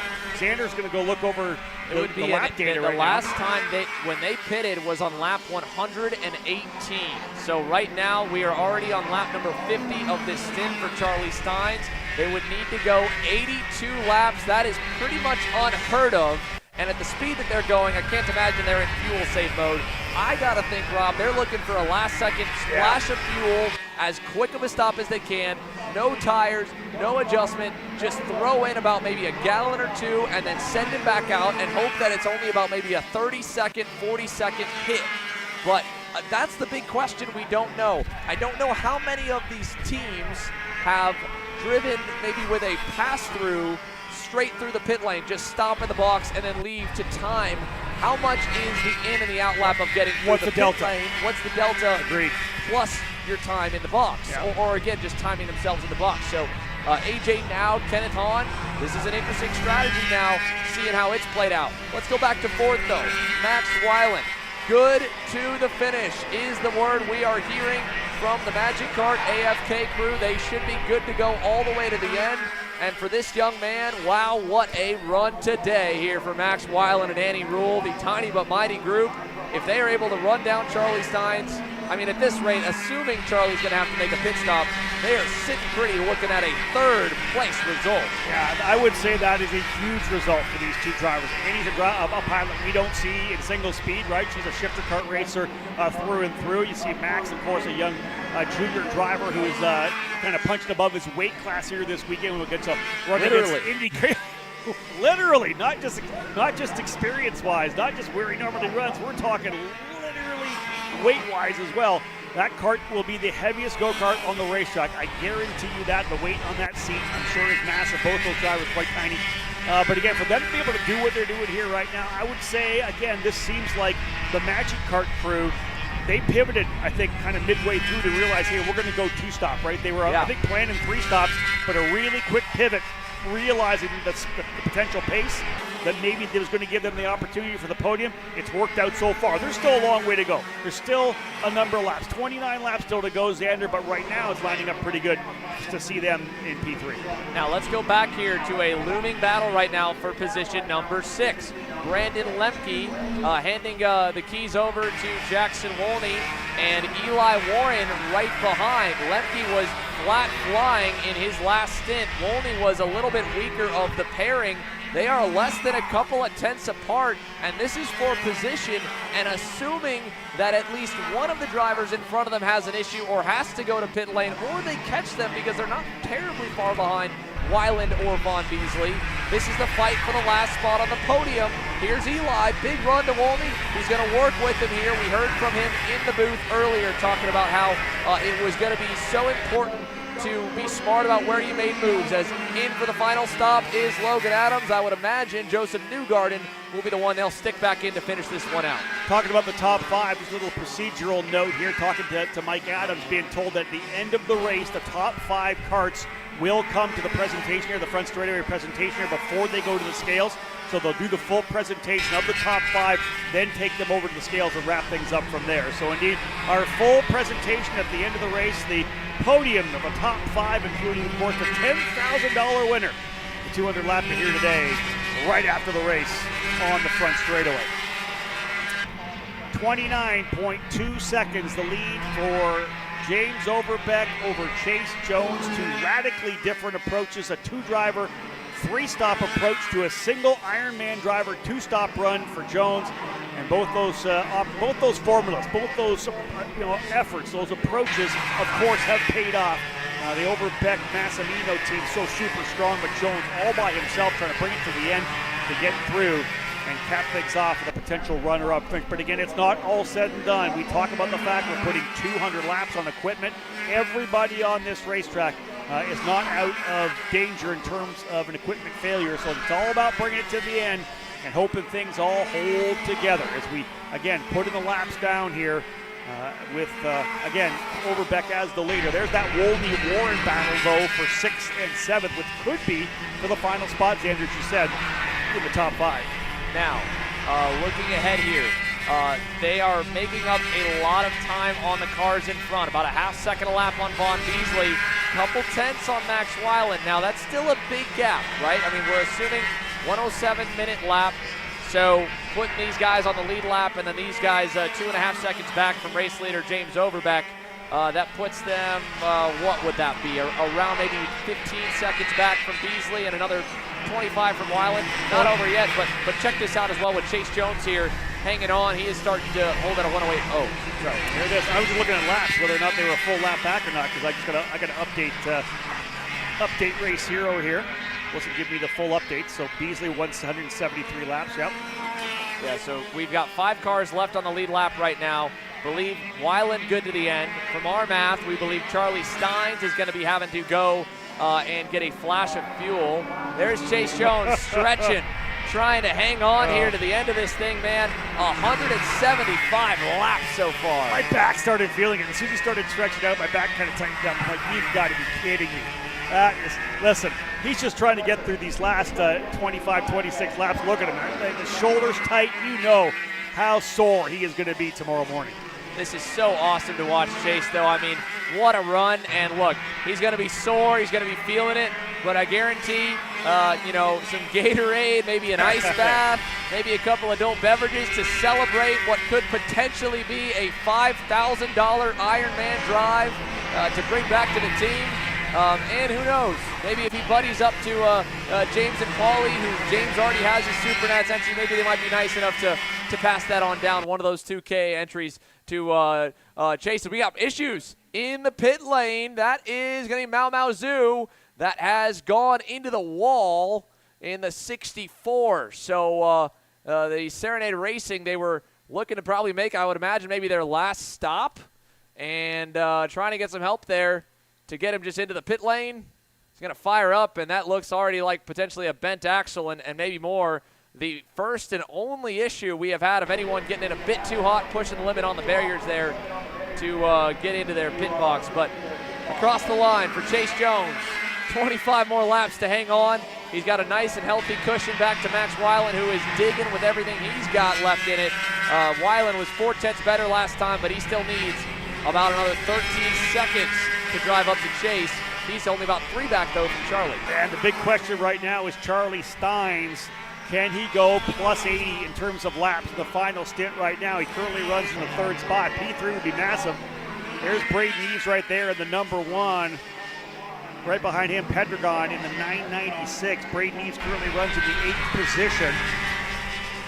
About 12 seconds behind the Warren battle, but again, shout out to Braden Eves. As we know, we talked about already kind of overwent his medical situation after that, the major incident, that wreck that he had in Indianapolis, the surgery he had to have on his neck, and the fact that he's been able to hold on here. This is just a massive run here for Braden Eves, I think.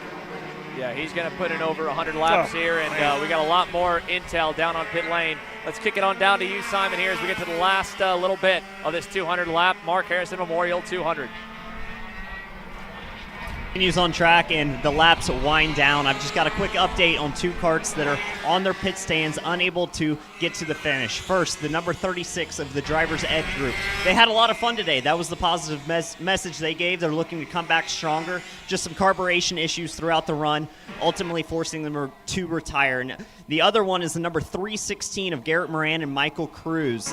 While they had some handling issues on the go-kart, it was actually a broken rib from Garrett Moran that forced their day to end early. So 2 karts unable to complete the finish, but we'll head back on track as we wind down the laps and get towards the exciting finish to this Mark Harrison Memorial 200.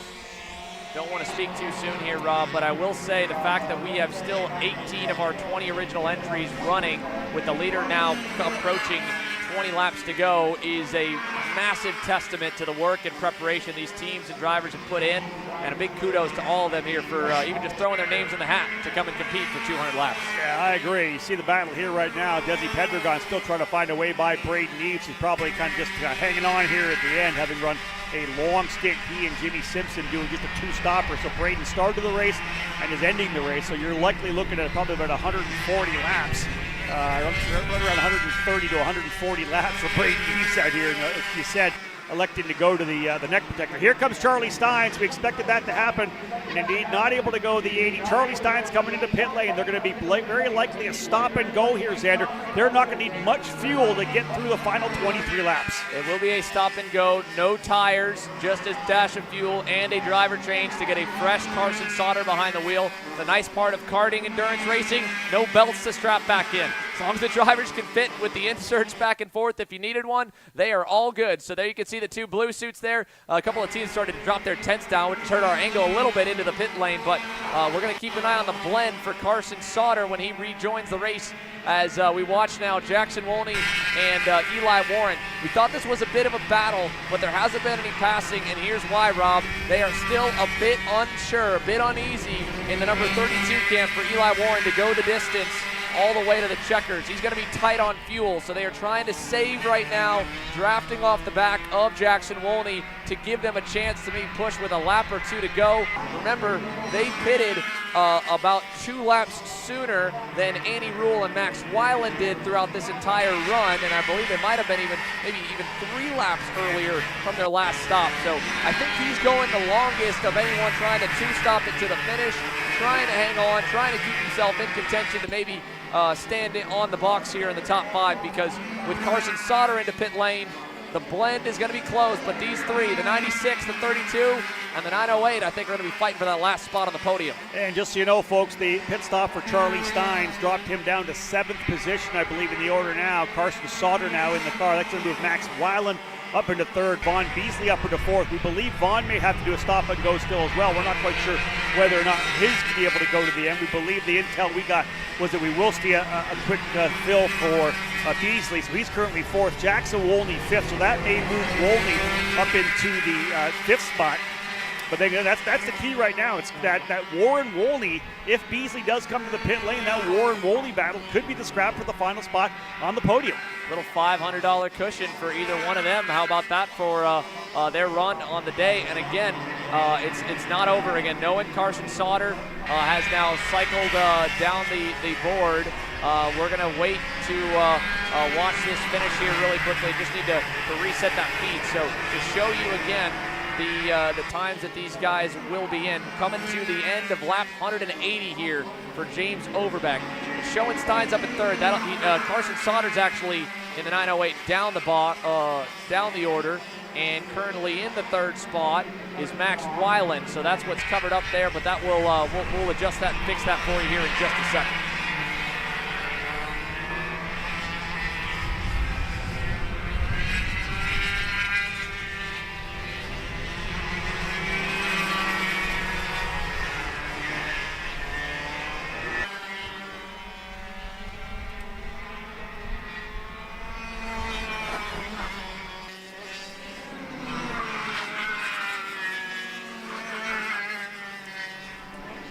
So with just a few laps to go here, again, James Overbeck and the BJR MDR crew, the only bit of nerves right now is just hoping that this kart stays together. He's been able to pick apart the pack very nicely. So has his teammate, Paulie Massimino. A textbook performance, a clinic by the Brandon Jarsacrack Racing with Mike Doty Racing crew of how to tackle this Mark Harrison Memorial 200 so far today. 38 seconds and counting right now for the gap back to Chase Jones here with now 19 laps remaining. Jackson Wolney and Eli Warren now are going to be promoted up into 5th and 6th with Carson Sauter falling all the way down to 8th with that splash of gas for fuel behind Braden Eves and just a bit ahead of Lockie Hughes and Jacob Abel. So for Carson Sauter and the Factory Fury GP kart guys, it was good. It's going to be needing a little bit more to try and get up and into the top 5.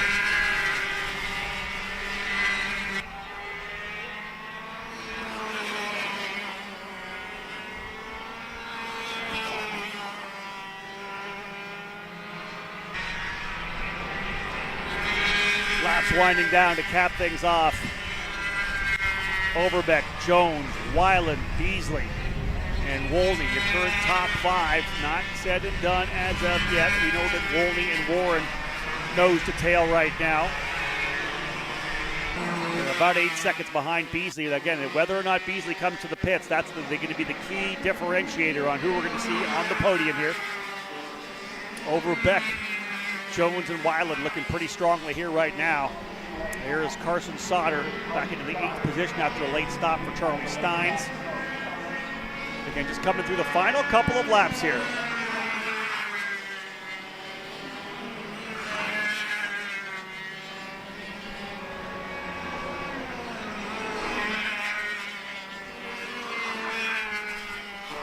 Oh, into pit lane for Vaughn Beasley. Into pit lane for the number 25, the family operation. The other Ironman entry alongside Chase Jones has been in the top 5 most of this run.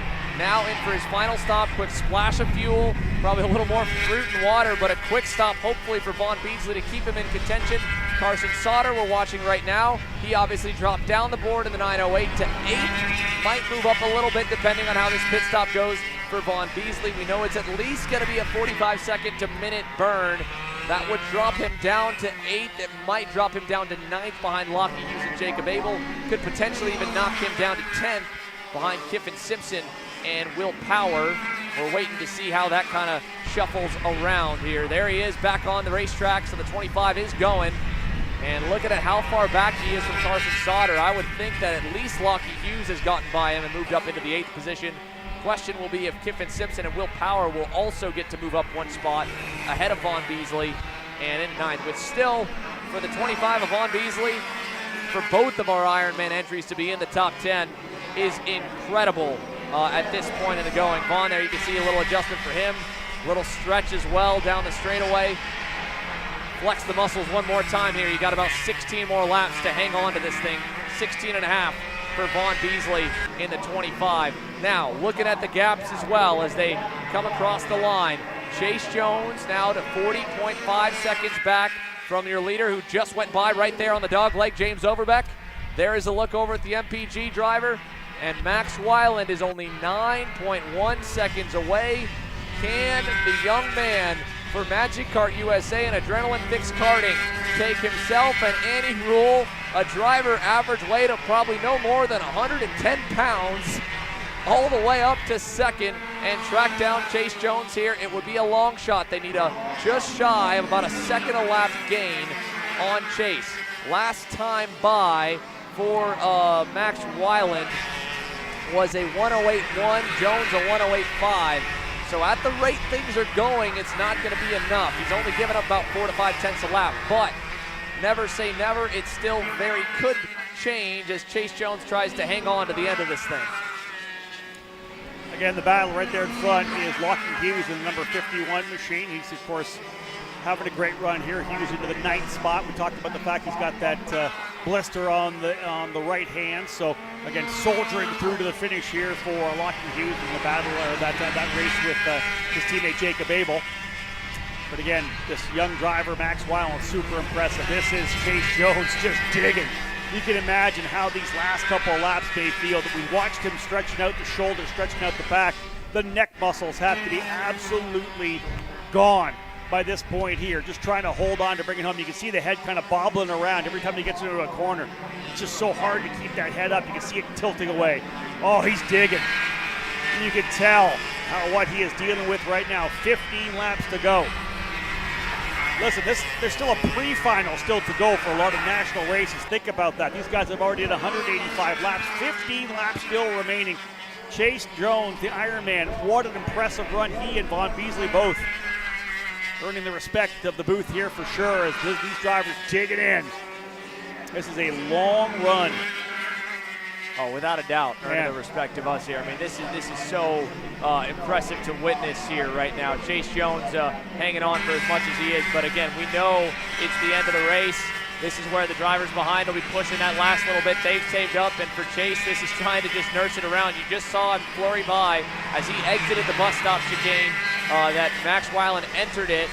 Max was able to chop off 0.6 of a second last time by. Chase still holding consistent at a 1:08.5. Weiland, I'm sure, is getting the signal from the Magic Kart Adrenaline Fixed Karting Group and Andy Rule, his co-pilot, to say, hey, keep digging. There goes Chase on by. Here's Max Weiland. This is a $2,500, 2,500 USD cash swing here for the pair of them as they continue to close on in on Chase Jones. And at the rate that he's closing, 0.6, that would put him almost there here with 12 laps and change remaining. Wow. Chase Jones trying hard, everything he can to just stretch this thing out. Yeah, again, they're thinking potentially doing the math that he may get there with about 2 laps remaining. So we find ourselves with the battle. Same thing goes for Jackson Woolney and Eli Warren. They're in the middle of a fight for P4 as well. Can Warren make it to the end? That's one of the questions that Xander brought up. Will they have enough fuel for the Eli Warren Magic Kart machine? Because they rolled the dice. Right as they run right now, Magic Kart looking to put two karts, Magic Kart and Adrenaline Fixed Race, and try to put 2 karts on the podium. This is the fight right now for 4th and 5th. After 188 laps and all the pit stops, they are on top of each other. Now, again, a 2-stopper for one team and a 3-stopper for the other. This is a really good kind of comparison, Xander. But that's the fight we have right now for 4th and 5th, Jackson Woolney and Eli Warren. And there's still fights further on down the racetrack. You saw as they were cutting back over to them that they were side by side further back. Most of these teams, again, still running at the end of this race. All 18 of our 20 are still getting after it, so huge kudos for all of them pushing to the end.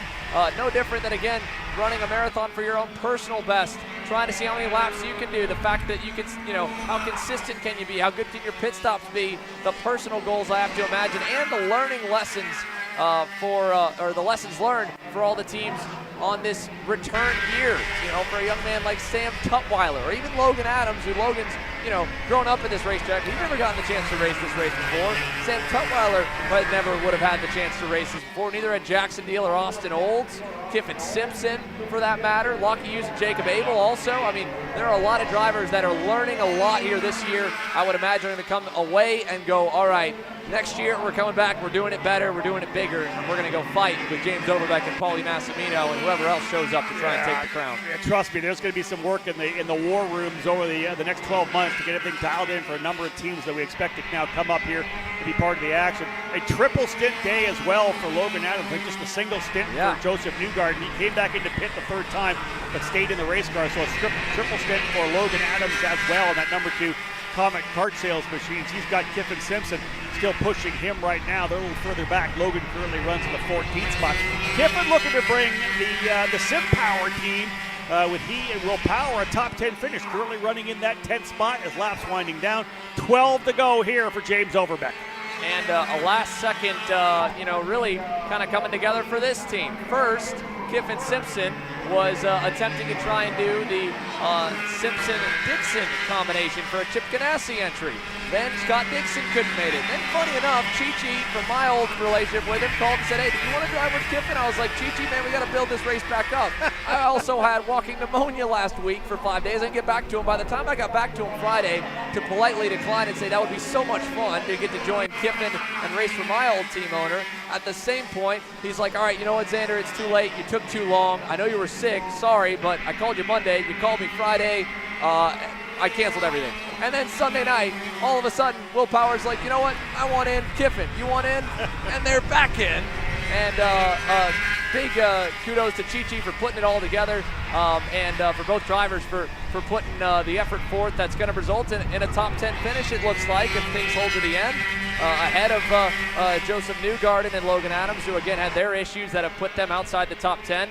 And right now, out of all of the kind of, Indy stars or active drivers in the open wheel ranks, well, Braden Eves and Jimmy Simpson would be the highest ranked, but then next would go Lockie Hughes and Jacob Abel by a slim hair over Kiffin Simpson and Will Power. Neither one of them put nearly as many laps as the drivers in front of them behind the wheel of the go-kart this year, so all the more impressive for their run right now. Yeah, and of course, Kiffin Simpson getting more and more comfortable behind the wheel. I don't know that he does, as you said, as much seat time as a lot of these drivers did, but he's certainly got his share here this weekend as the laps winding down again. 10 laps remaining for Overbeck. And again, we're going to look at Chase Jones versus Max Weiland. 4.5 seconds was the gap last time by. Weiland about a half a second quicker, 10 to go. He will get there if he has the pace right now. So Chase Jones may have his hands full with Max Weiland before this is all said and done. We might find ourselves with a battle for both second and fourth as Wolney and Warren are locked together and Weiland chasing hard to be on Jones. You think about it, after 198 laps, when we get to the end, we could have a 2-lap battle. These two drivers battling for fourth, and Jones and Weiland going at it for the runner-up position. And when is Eli Warren going to get the signal from pit lane or the radio communication from the Magic AFK crew to say, all right, you're good. We believe you're good. You've saved enough fuel. You can go and fight. Right now, I think they've still got him in wait in the wake of Jackson Wolney and continue to save and break early and coast. And that's why you're seeing him not push the 96 down the straightaways. He's shown some good speed, but Eli Warren still needs to stretch this to the end now with 9 laps to go. But like you said, Max Weiland is closing in on Chase Jones, and I think Chase might have saved a little bit of personal energy for this last little bit. He just took a look over his shoulder, and talk about the difference in body English from a couple laps ago. He was leaning back, stretching out, moving his arms, kind of twisting and turning. That was the first time I've seen Chase Jones tuck his head behind the wheel and tuck down the straightaway. That last 10 laps, I think, for Chase Jones is him trying to make sure that he can make it to the end, although he just took a look over his shoulder there, and the way that kind of body language looked to me made it seem like, Rob, he was checking that he might be hearing a problem forming. Interesting. Let's see if there is some kind of an issue here with Chase Jones. It'll get a good look coming out of 3 to 4. No, did not look down at the engine whatsoever. Did have a peek back to see what kind of a gap he has from Weiland. Last time was 3 points. Oh, he's pulled off! The chain is broken. You can see it slam against the sprocket guard. Chase Jones out of second, and this incredible Ironman effort comes up 8 laps shy. Oh my goodness, the heartbreak for the MPG Motorsports crew as the chain expires with less than 8 laps left in the Mark Harrison Memorial 200.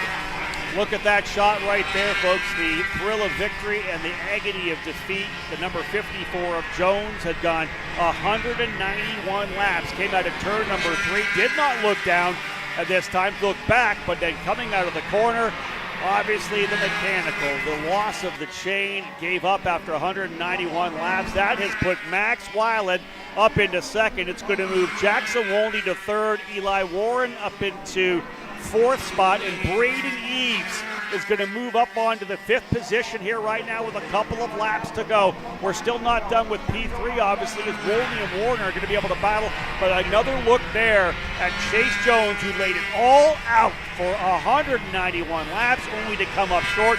That is what we've been talking about all day long, all weekend long, Xander. It ain't over until it's over. You just never know, Rob. And again, on that same token, Braden Eves trying to hang on to the finish there and continue to save enough fuel. He started to slow that pace down on the energy cart. Carson Sauter is less than 10 seconds away to try and challenge and take that last spot on the podium. But more than anything else, these two junior drivers here, Sam Tutwiler has been riding with Max Weiland the last few laps. He's shown some great single lap speed, a little bit of luck and attrition. It might have been 2 young men we'd be talking about on the podium, but instead right now, an impressive drive for Max Weiland so far might result in $5,000 for him and Andy Rule. I was just going to say that is a $5,000 chain. For Chase Jones. That chain worth $5,000. He was going to be able to potentially push and hold Weiland back at the very end. That broken chain goes from second to wherever he ends up finishing, likely down in 16th spot. But yeah, that is going to be a $5,000 broken chain. Tough one there as Tutwiler going to the inside there, I believe, of Max Weiland. So Weiland didn't let him go through. I'm sure he's getting the call saying, hey, listen, you got P2 locked up. Cruise it home. A $5,000 payday coming potentially here for Weiland and Rule. But again, like I said, it ain't over till it's over. Still 6 laps to go. And for his teammate, can Magic make it a 2-3? Don't forget about the other battle we were looking at. Eli Warren has been doing everything he can to save fuel. From what we understand, they think he should be good. When do they give him the green light to bring the fight to Jackson Wolney and the Brandon Lemke combination 96 entry? A last-second entry for the 96, and one of the top rides, I would say, with Adrenaline Fix Karting and Robbie Boyd Show, Checkered Motorsports, what's now become the Magic USA brand. they have been synonymous with putting their entry onto the podium. And for Eli Warren and Luke Powers to try and take that, well, it was just going to be a $500 swing or a $500 bonus. Now it's $2,500 up for third and $1,000 for fourth, so it's a $1,500 swing for Eli Warren if he can get around Jackson Wolney at the end. And again, for Jackson Wolney and Brandon Lemke, if we are correct based on what we've seen, they will make a set of MG tires go 200 consecutive laps around Newcastle Motorsports Park. Even though it won't be a P2 result here, for a last-second effort that they didn't even know what cart number they were going to be and tried to shoestring it from what it appears of saving a couple $100 on tire sets, they might end out still with one heck of a net gain if he can hang on for the next 4.5 laps. Yeah, 5 laps to go for James Overbeck. We have not keyed in on the race leader as we have for a majority or lots of time throughout this. I don't say majority, but we've obviously been putting them in the spotlight quite a bit, both Paulie Massimino and James Overbeck. But there's so many great battles that have been on the racetrack here. Of course, the heartbreak there for Chase Jones, running second with just 9 laps remaining, lost the chain. This is going to be an outright mano-a-mano battle here right now. The gloves are going to come off here pretty soon if they've given the green light to Eli Warren. He's been hanging out there in the draft, doing everything he can to get the fuel mileage he needs, but right now losing a little bit of ground here and there. He'll try to use the draft to get back up, and indeed Wolney going to try to dig in to try to hold up. This is a driver who's been on top many of the podiums throughout the year, Xander, and all these kart chaser coverage of the national level racing we've seen throughout the year. Wolney's been there, second place overall in points, 5th. He's been top 5 and think everything he's run all year long. This would be big for him as a junior driver, essentially, to come home on the podium here in the 200 lap of Newcastle. Can't say enough about our remaining Ironman entry, Vaughn Beasley, for hanging on strong here through all the attrition and everything that has gone down. He is staring down a 7th place result. Only about maybe 20 seconds back from the next of the 2-man teams. So an individual effort here for Vaughn Beasley. If it weren't for the heroic Superman level performance that Chase Jones put in, he would have gotten, I think, even more flowers from us over the course of this 200 lapper. But he absolutely deserves every single one for probably not having anywhere near the level of laps behind the wheel or long stints that Chase has been able to do, or the amount of laps behind the wheel of a go-kart for just an independent, family-run entry. And that's the beauty of our sport. You've got this Mark Harrison Memorial 200. Common Kart Sales, of course, has helped so many families. Talked about Mark Harrison helping so many families. Well, you've got a mix of them all. We've got an entry from across the world there in Mao Mao Zhu and Michael Zhu. You have a local superstar father-son family with a couple friends to help.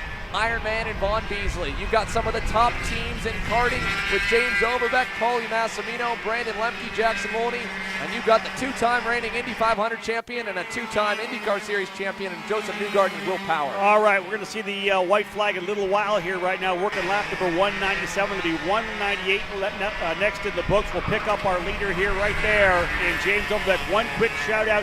Robert Feige and Tim Hollowell currently in the 10th spot in the number 31 machine. Your top running Masters drivers. That's a $1,000 prize, I believe, as well for top finishing Masters. But there's a move to the inside of Lockie Hughes. 2 laps remaining. James Overbeck looking to bring BJR to the top of the podium here at Newcastle. And again, it's about 15 to 16 seconds back from James Overbeck, so about 4 to 5 turns back from the number 8 car to find Eli Warren and Jackson Wolney. Their gap to each other has opened up. Jackson Wolney has absolutely released the throttle now and really begun to open the gap.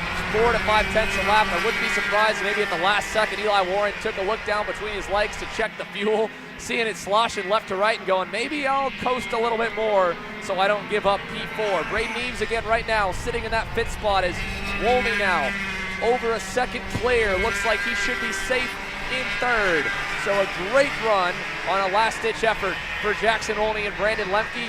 Hot off a solid performance for the pair of them that closed out their U.S. Pro Kart Series seasons. Seeing Jackson Wolney complete his final junior race last weekend here at Newcastle, and now in what is still less than 10 total major senior starts to run inside the top 5 and get in the money. White flag for James Overbeck. You saw Braden Eaves as well back there in 5th. solid performance for him and Jimmy Simpson, probably the best Facebook hire I think we've ever seen. Jimmy was posted looking for a co-driver earlier this week, and Braden applied, got in, and now they're about to get $500 out of it. But for this crew, Rob, I asked them as well what number they were going to be. I went to Brandon Jarskrek, the team owner, Friday. He's like, you know what? I'm paying for it for these guys to field them. We'll run my number, the 8. I like it. So here it is, folks, the final lap on the racetrack. Another driver's out to Sauter. Oh, that's Carter Sauter. Carson Sauter, rather. Out of 6th. Oh, Beasley will move up to 5th or 6th spot now. Sauter out in the final circuit. Again, last lap for this driver here, though. James Overbeck, Xander, works his way out of the scoreboard corner down to I-70. He's got to get through one more corner here, and then it's a big long run, and the final left-hander on the circuit. Amazing run here for James Overbeck, and I'm telling you folks, this has been a picture-perfect execution for Brandon Jarskrek Racing. They win the inaugural Mark Harrison Memorial 200 at Castle Motorsports Park. You can see the excitement of the team. Paulie Massimino, the fellow driver, alongside James Overbeck, a well-deserved victory. I don't think you could have done it any better. Xander qualified on pole, 3 flawless pit stops, and they walk away as the champions of this event. Check out the entire team effort there, all the black and white BJR shirts. Mike Doty, I'm sure, watching along at home, probably cheering them on as well as the collaboration, the full-time effort for this group. What a summer stretch it has been for the BJR MDR duo here. Brandon Jarskrek, obviously his dad Eddie, they have been on the road, it feels like, as much as we have been with Kart Chaser. They are SCUSA Pro Tour KA champions, Stars Championship Series 2-time KA champions, OKN Stars champions, and now, as you mentioned, in the inaugural Mark Harrison Memorial 200, after a near decade hiatus of Castle Motorsports Park, putting up a $10,000 to win 200-lap event, and by the numbers, even a bigger purse than before, with 2 fully funded KA senior entries to Supernats. James Overbeck giving a kudos to our camera operators. What a run, what an amazing performance, and on the opposite end, what a heartbreak, and all that hard work for Chase Jones and MPG Motorsports as he takes a moment here to catch his breath, and he has been, I'm sure, both catching his breath and feeling the heartbreak of that run for the last 10 laps since that chain began to wear and then break in the final few moments of this race. And the same, what a heartbreak for Carson Sauter and his closing out of the event there, losing the right rear tire. But check out your final top 5, folks. James Overbeck over Max Weiland and Annie Rule, Overbeck and Paulie Massimino together. And then, of course, Jackson Wolney on the last few laps doing what he needed to do to hang on and continue to keep the gap going and building back to Eli Warren, who ultimately had to drop way back to continue to save fuel on that Magic Kart as well to hang into the top 5. It'll be $1,000 to Eli Warren and to Luke Powers in the Magic Kart AFK entry. Magic going 2-4 on the podium, and Braden Eves and Jimmy Simpson able to end up on the box there in 5th with the Energy entry. And as I jokingly mentioned with Rob, the Energy team, I mean, this was about as last second as you can have it for Jimmy Simpson and for Braden Eves right there. But what a swing in the last few stages. You just can never look away. There is so much that could change all in the blink of an eye. And well, folks, this has been an amazing race to watch. And now we get to watch James Overbeck take a full mile-long victory lap there on the Brandon Jarskrek Racing with Mike Doty Racing number 8. That has been the car to beat really since everyone began to unload on Friday afternoon. They were very adamant to make sure they were not going to let anyone follow them around on the circuit whatsoever. And I got to say that in their case here, they were smart to do so. The speed was unbelievable, but even more important and more critical when you consider how close Jackson Wolney and Brandon Lemke were in speed in that first stint was the efficiency these guys and girls had on pit lane. Sub 45-second pit stops over the course of the day was the key to victory here for this pairing, and it was just fun to watch. I mean, they were so efficient down on pit lane for all 3 stops they had. The drivers were on the money. You can tell how well rehearsed it was and how much they had thought this out, and it was just straight up, once they had their good plan, the speed to execute. They did exactly that. Flawless on all 3 pit stops, flawless on pit lane, and flawless getting in and out of the pit box as well, concluding with one heck of a run over the 200 laps and 4 total stints between the 2 leading stars on the BJR MDR 10. Pole in qualifying, a fast time through final practice, and here they are, victorious. $10,000 and 2 Super Nats entries going the way for Paulie Massimino and James Overbeck. Brandon Lemke, Jackson Wolney again third, and a solid run for them. I can see Rob Howden standing by down on pit lane. Let's set it down to you, Rob. Thank you so much. Standing down here right now with Jackson Wolney, your first time to run a 200-lapper like this. First of all, give me your thoughts. How do you feel after a long race? I mean, it's pretty tiring. So I mean, I'm definitely tired, and I mean, everything just after like 60 laps, the tires are really worn out. I'm done after this. Yeah. You know, the interesting thing is you're in a lot of battles throughout the year, right, where, you know, it's the last lap you got to fight for, last 5 laps. This was like the last 5 laps after having already run essentially about 100. How did it feel when you had Eli Warren behind you putting all that pressure on? It was a help for a little bit because he was keeping me in the game with James for a little bit, but it was kind of nice to know that I had it locked in. Jackson, congratulations. Thank you. Let's move over to Eli Warren. Eli, come up here and join me right now. Of course, trying to stay with the frequency here. Listen, congratulations, man. A change, I think, early in the run to go to the 2-stopper. How many laps did you do at the end? Do you know? And how long did you have to save fuel for? I just think I did just 74 laps on that run, man. I don't know how you can go look at the tank. There's nothing in it. I was behind. Wolney got behind me about 30 laps, or in front of me about 30 laps into the run. I was just lifting so early on the straightaways in his draft. And then, like, with 5 to go, I was looking around, like, no one for position was near me. So I would just spin the entire straightaway at, like, 25% throttle. I mean, I don't know how I made it. I bet if we started up, I couldn't make another lap without it running out. It might not even start up, dude. I really don't know. I just want to give a big thanks to Adrenaline and Magic. They've been great. We struggled with the cart, but it was going really good in that last one. Andrew Weir, he was doing our fuel the whole weekend. He's been a great help. He was doing data. Yeah, my parents, my mom and my dad. My mom was couldn't be here, but she broke her ankle on Thursday night, so she couldn't be here, but I know she's watching from home right now. My dad, he does everything. He usually mechanics, but this week he got a weekend off, and, I mean, it might have worked, so who knows. Hey, well done. Congrats to you and Luke. Thank you. Luke Powers, of course, in that run as well. Let's come over. Who's next? Let's bring over Max. Max, you come up here. Max Weiland, come on, join me up here. Andy, you come up here as well. Max Weiland, I'm telling you right now, super impressive run for you in your first time running an event like this, running against all the seniors, running against some IndyCar drivers. Just give me your thoughts on how things went today over that last run, too. Yeah, it was awesome. I mean, I'm the youngest one here. I'm 13. I'm having fun. We basically ran out of fuel going here. Oh, really? Yeah, look at my fuel tank. How did you feel at the end? You ran, like, your cart ran out of fuel. Did you run out of fuel as well, body-wise? It must have been a tough run for you. Yeah, it was tough, but sometimes you got to overpower it.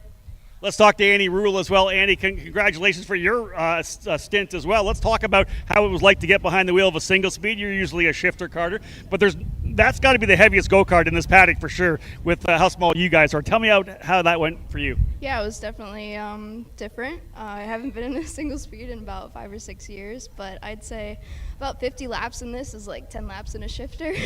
But yeah, no, the magic was good. We were fast. Max did an awesome job keeping it rolling and keeping it up there. So honestly, hats off to him, hats off to the team, Adrenaline Fix and Magic Kart. We all worked our butts off and it paid off. Congratulations, well done. Thank you. All right, where's Braden Eves? Braden's bailed out here. Braden, come on over here. Jimmy, you come over here as well. Let's have a quick chat with you before we dive into the drivers who are going to go away here with a $10,000 victory. I'll come and meet you over here. Braden, let me tell you right now, man, I know, turn around here. Our camera's over that way there. unbelievable drive for you. I know you guys kind of made a move there to go to a two-stopper. Did you plan to do two-stop at the start, or was it going to be a three-stop? Yeah, it's been a bit tough. We've been changing a lot, so we really haven't had any time for fuel calcs or anything. But we just knew that we were going to go and try and make it a two-stop if we could, and we knew we had to kind of get to around lap 68, 69-ish, and from there I ended up going to lap 70, so we knew it was possible. And I was doing some fuel saving on the first stop, but before the first stop. But yeah, just a really physical race. My neck is shot. I was going to ask you, physically, how are you right now?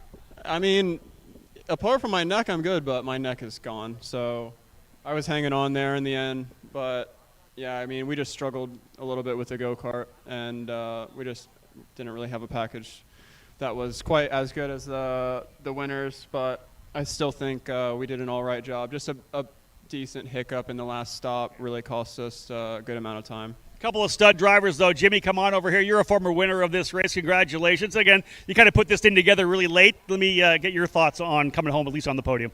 Yeah, I mean, I had about 13 laps in a go-kart this year and haven't raced one in 2 years. I was like, I need somebody young and spry, so called Braden. Good call. Yeah, and they're like, oh, he's staying out a little long. I'm like, good. That's less on my ribs, but yeah. Oh, I think Rob broke the mic. Rob, I think Sorry, you got it. mic fell apart. There you Mic go. fell apart. I got it. But yeah, we worked pretty late into the night, just kind of thrash and get this thing together, kind of sort it out. I mean, we hadn't driven the go-kart before Friday, and I just wanted to run until I was about dead and looked down at the micron and said lap 12. I was like, oh my God, this is not good. So luckily, though, there's a few kids that passed me, and I was like, all right, this is still Newcastle, so I got to pull this out somehow. So we made it, and we're happy with that, but just, it was a really tough go-kart to drive and literally just hopping for 68 laps straight. So I'm going to go to the emergency room now, and hopefully we get some money. I'm sure you've got some stuff there in the trailer in the garage that'll make you feel a little better. Yeah. All right, let's come over to the guys who won this thing here right now. Finally able to wrap it up. We got interviews done. Guys, the camera's that way, so come over here with me. Let's start with the guy who finished it off, James Overbeck. Congratulations, dude. I want to say probably a perfect weekend for you guys. Oh, for sure. I can't thank everyone at BJR enough. I mean, I feel like we won this thing in the pit stops, and having subpar 40-second pit stops every time. I mean, I can't thank Perez, Jonathan, Hatchet, and Eddie, yeah, and Brandon. Every time they were perfect on pit road, and we made up the most time there, and I feel like that's where the big difference was. I mean, obviously we were both fast on track. Me and Paulie, I feel like we were both pretty consistent, and just everything worked well together, and we were flawless. Let me move over to Paulie Massimino. Paulie, that second stint out there, you just kept going. Xander and I were wondering when you were coming in, but you were half a second faster than Chase, I think, every lap. So was the idea just to keep pushing as long as you could to allow your guys to kind of short fill maybe in the final stop? Yeah, I mean, we did the first stint, and we kind of knew 55 laps, and then we were going to come in. And then James did his, and then I got back in it, and it was kind of like we're shooting for 55 again, but we might keep you out longer, we might not. But we saw Lemke was closing, so we kind of wanted to pit before he got by me. So, yeah, we got that done. Yeah, it was good. Just good? Pretty darn good to win this race. Yeah, no, it's amazing. The pit crew did an amazing job. Brandon, Eddie, Jonathan, Perez, Hatcher, all those guys did a really good job. Without them, we wouldn't have been anywhere close. Even Brooke on the hill over there, kind of signaling us what we need to do. So, thank you to her. Obviously, thank you to James. Both of us, we were pretty quick. So, I think it was a good duo. We were never more than 2/10 slower than each other. So, it was a really good duo. I can't thank BBS enough. The horsepower is amazing. Yeah, and everybody else that helps us out. Offset, Nexet, Twin, Group A, Wiggity Wang Barbecue Sauce. Yeah, and I think that's it. There you go. Hey, congrats to both of you guys. Very impressive. Let's stop it and wrap up the interviews with the winner, team owner of the winner. I'll tell you, the kids do what they do on the track. You know that, right? You build the kart, get them out there. But, dude, those pit stops were fantastic. We had the cameras on all the stops. You guys nailed 3 stops that got you guys out probably, almost a full minute every time. You guys were just impressive. Talk about that a little bit. Yeah, a lot of planning and preparation went into it. It helped that I ran this race personally the last time we ran it back 10 years ago about. A lot of planning went in last night. We practiced it probably, I'd say, 20 times and practiced it again this morning, and we got it nailed down perfect. And we did it perfect. I can't thank the guys enough. They did an amazing job and definitely helped us win this race. Congratulations, man. Thank you very much. Xander Clemens, there you go. The primary proponents for the battle here this weekend. A great job there for these guys here, and we got a podium presentation coming up next. That's right, Rob. Thank you very much. Let's take one last look here at the results. Now the gaps will pop on your screen here, but what a run for the field in the Mark Harrison Memorial 200. Paulie Massimino and James Overbeck on top by a near full lap. You heard from Mad Max Weiland. He was trying to hang on as much as he could there in the last few laps, that he about ran out of fuel. They were close. We knew that. And so was Eli Warren and Luke Powers, but the Magic Kart drivers did an awesome job to end up in the top 5 there, and you heard from them as well. Amazed that they made it to the finish. You can see it in the drivers' expressions and faces, how spent they are. 200 laps around this place is no joke. And the K100 engine absolutely tested them all. It was great to see the 2-stop versus the 3-stop strategy kind of work out. Weiland and Rule on the 2-stop. The same with Eli Warren, Luke Powers, and Brayton Eves and Jimmy Simpson. But the 3-stop ultimately with raw speed and great pit stop execution for Paulie Massimino and James Overbeck ends up with them on top, along with Brandon Lemke and Jackson Wolney. P3, $2,500. Nothing to sniff at there. Vaughn Beasley in 6th, then Charlie Steins and Carson Sauter in 7th. Lockie Hughes and Jacob Abel rip off a top 10, and followed closely behind them there, Will Power and Kiffin Simpson for our open wheel superstars that joined the grid. Tim Hollowell and Robert Feige, as Rob mentioned, the Masters drivers there into the top 10 at the end of it all, just ahead of the young guns of Austin Olds and Jackson Deal. They had the heartbreak moment there early on in the race, and the number 50 going off to the wayside. Matt Grenzel and Matt Kretschel, Renholtz and Matt Kretschel there, the Mats. P12, Logan Adams and Joseph Newgarden had a myriad of obstacles to overcome, and Logan Adams on a 3-stint race there, putting in nearly about 140 to 150 laps around this place. He ends up driving that thing back to 13th. And then Desi Pedregon there on along with Josh Conley in 14. Chase Jones, the Ironman entry. What a heartbreak for Chaser, but sadly 15th. Well, that'll show for what could have been a P2 run had that chain held on for a few more laps. And Sam Tutwiler, Tyson Catrone, we saw them have the bumper bolt issue. They end up down in 16th. Mao Zhu and Michael Zhu 17th. Then you have, of course, Jack and Nolan Linderman there, 18th. And then finally, the driver's ed team, Garrett Moran and Michael Cruz. You heard them from Simon. Broken Rib took them out. The driver's ed team had a good amount of fun, got a lot of laps. They're looking to do the same, build on next year. And that does it for the 20 results from this one, Rob. So we'll send it back down to you. There's a lot of money, 2 Supernats entries, and a lot more to be handed away. So we'll get ready to head on down to podium ceremonies here when ready, and dishing out some big checks, some big trophies for the Mark Harrison Memorial 200. Andrew, thank you so much. We are back down here on start finish to get things underway. We've got some checks to pass out here. Let's start with the drivers coming home in the 5th place here today. Put your hands together for Braden Eves and Jimmy Simpson. Drivers, if you can come up and stand behind your carts with your check. Drivers to their back of their carts with the check, please. Braden and Jimmy.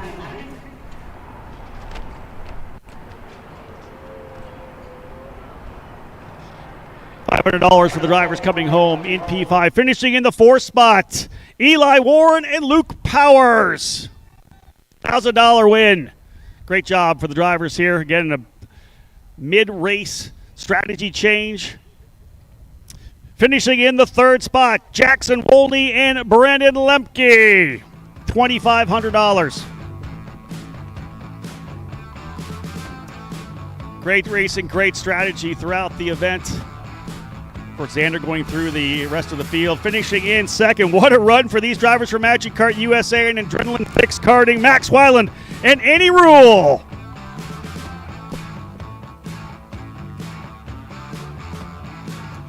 And ladies and gentlemen, the 200-lap endurance race is back here at Castle Motorsports Park. A great inaugural event here. The Mark Harrison Memorial 200 cannot wait for 2025. The drivers who will come in as your reigning winners next season from Brandon Jarsa Crack Racing, Paulie Massimino, and James Overbeck.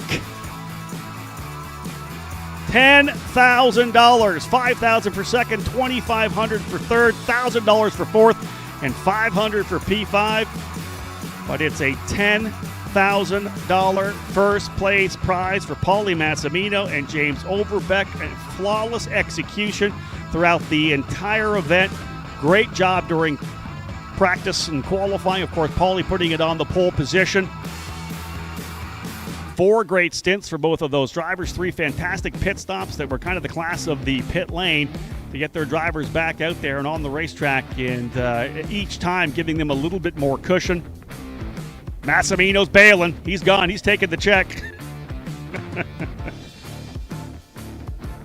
Fantastic way, ladies and gentlemen, to wrap up what has been an incredible day, an incredible weekend here at Newcastle Motorsports Park. Again, finish things off here, having a chance to chat with everybody. Xander Clemens, it's been an absolutely fantastic day, a fantastic weekend. Great way to bring endurance racing back to Newcastle Motorsports Park. We'll send it back up to you while all our drivers celebrate down here at Start Finish. Thank you, Rob. Again, the top 5 did an amazing job to be able to put themselves on this podium. What a great presentation here from the Newcastle Motorsports Park crew. All the checks and a massive payday. $10,000 in 2 Supernats entries for James Overbeck and Paulie Massimino. How that's all going to be divided? Well, I don't know. It sounds like they're just going to be going to Supernats guaranteed for the next couple of years at this rate, between all the accolades those two have racked up here in 2024. Still an impressive podium, and what a cool blend between the likes of veteran superstars Jimmy Simpson and Braden Eames getting back behind the wheel, getting into the top 5. The young duos there, Eli Warren, Luke Powers, Max Weiland, of course, joining the box there is a 13-year-old superstar, P2. Of course, Jackson Wolney and Brandon Lemke, last-second effort, made the tires last quite a bit on their 3-stop strategy. They did one heck of a job. Congratulations to them. They did an awesome job keeping Paulie honest there in stint number 1, but can't take anything away. James Overbeck said it best. Their execution on pit lane was absolutely flawless. The pit stops were unreal. How quick Brandon Jarsakrak and that entire crew were able to jump into action. And there he is, just stepping on in front of our camera. Well, fair enough. Brandon's earned himself some airtime. Congratulations to the captain of the BJR crew, the top 5, of course. We're going to chat with a few more drivers here before we sign off from the broadcast. There's a lot more takeaways from this event, of course, here. I know Simon Sykes down on pit lanes, keeping an eye on all the intel. And as well, there's a look at Mike Adams getting by and giving a big handshake to our entire top 5 podium. What a run, what a race, what an afternoon, what a weekend to bring back the Mark Harrison Memorial 200. More post-race festivities will continue on the other side. USA, a top-level performance team with unmatched hospitality, offering a full-service driver development program with year-round testing available in Miami, Florida, and the official North America racing team of Parolin Racing Chassis. Chassis and parts available at ParolinUSA.com. So you finally want to get behind the wheel, huh? Yeah, I've been shooting for 3 years and I've never got to drive. Well, you're going to need some more gear than just your helmet. Why don't you go to shopakr.com. They got their inventory online, and they'll ship it the same day if you order before 5:30 p.m. Eastern. They got shoes? Yep. Gloves? Yep. Rip protectors? Got those too. Can they make me go fast? No. Here at Acceleration Kart Racing, we've got everything you need to get on track. What happens next? Well, that's on you. Check us out online at shopakr.com.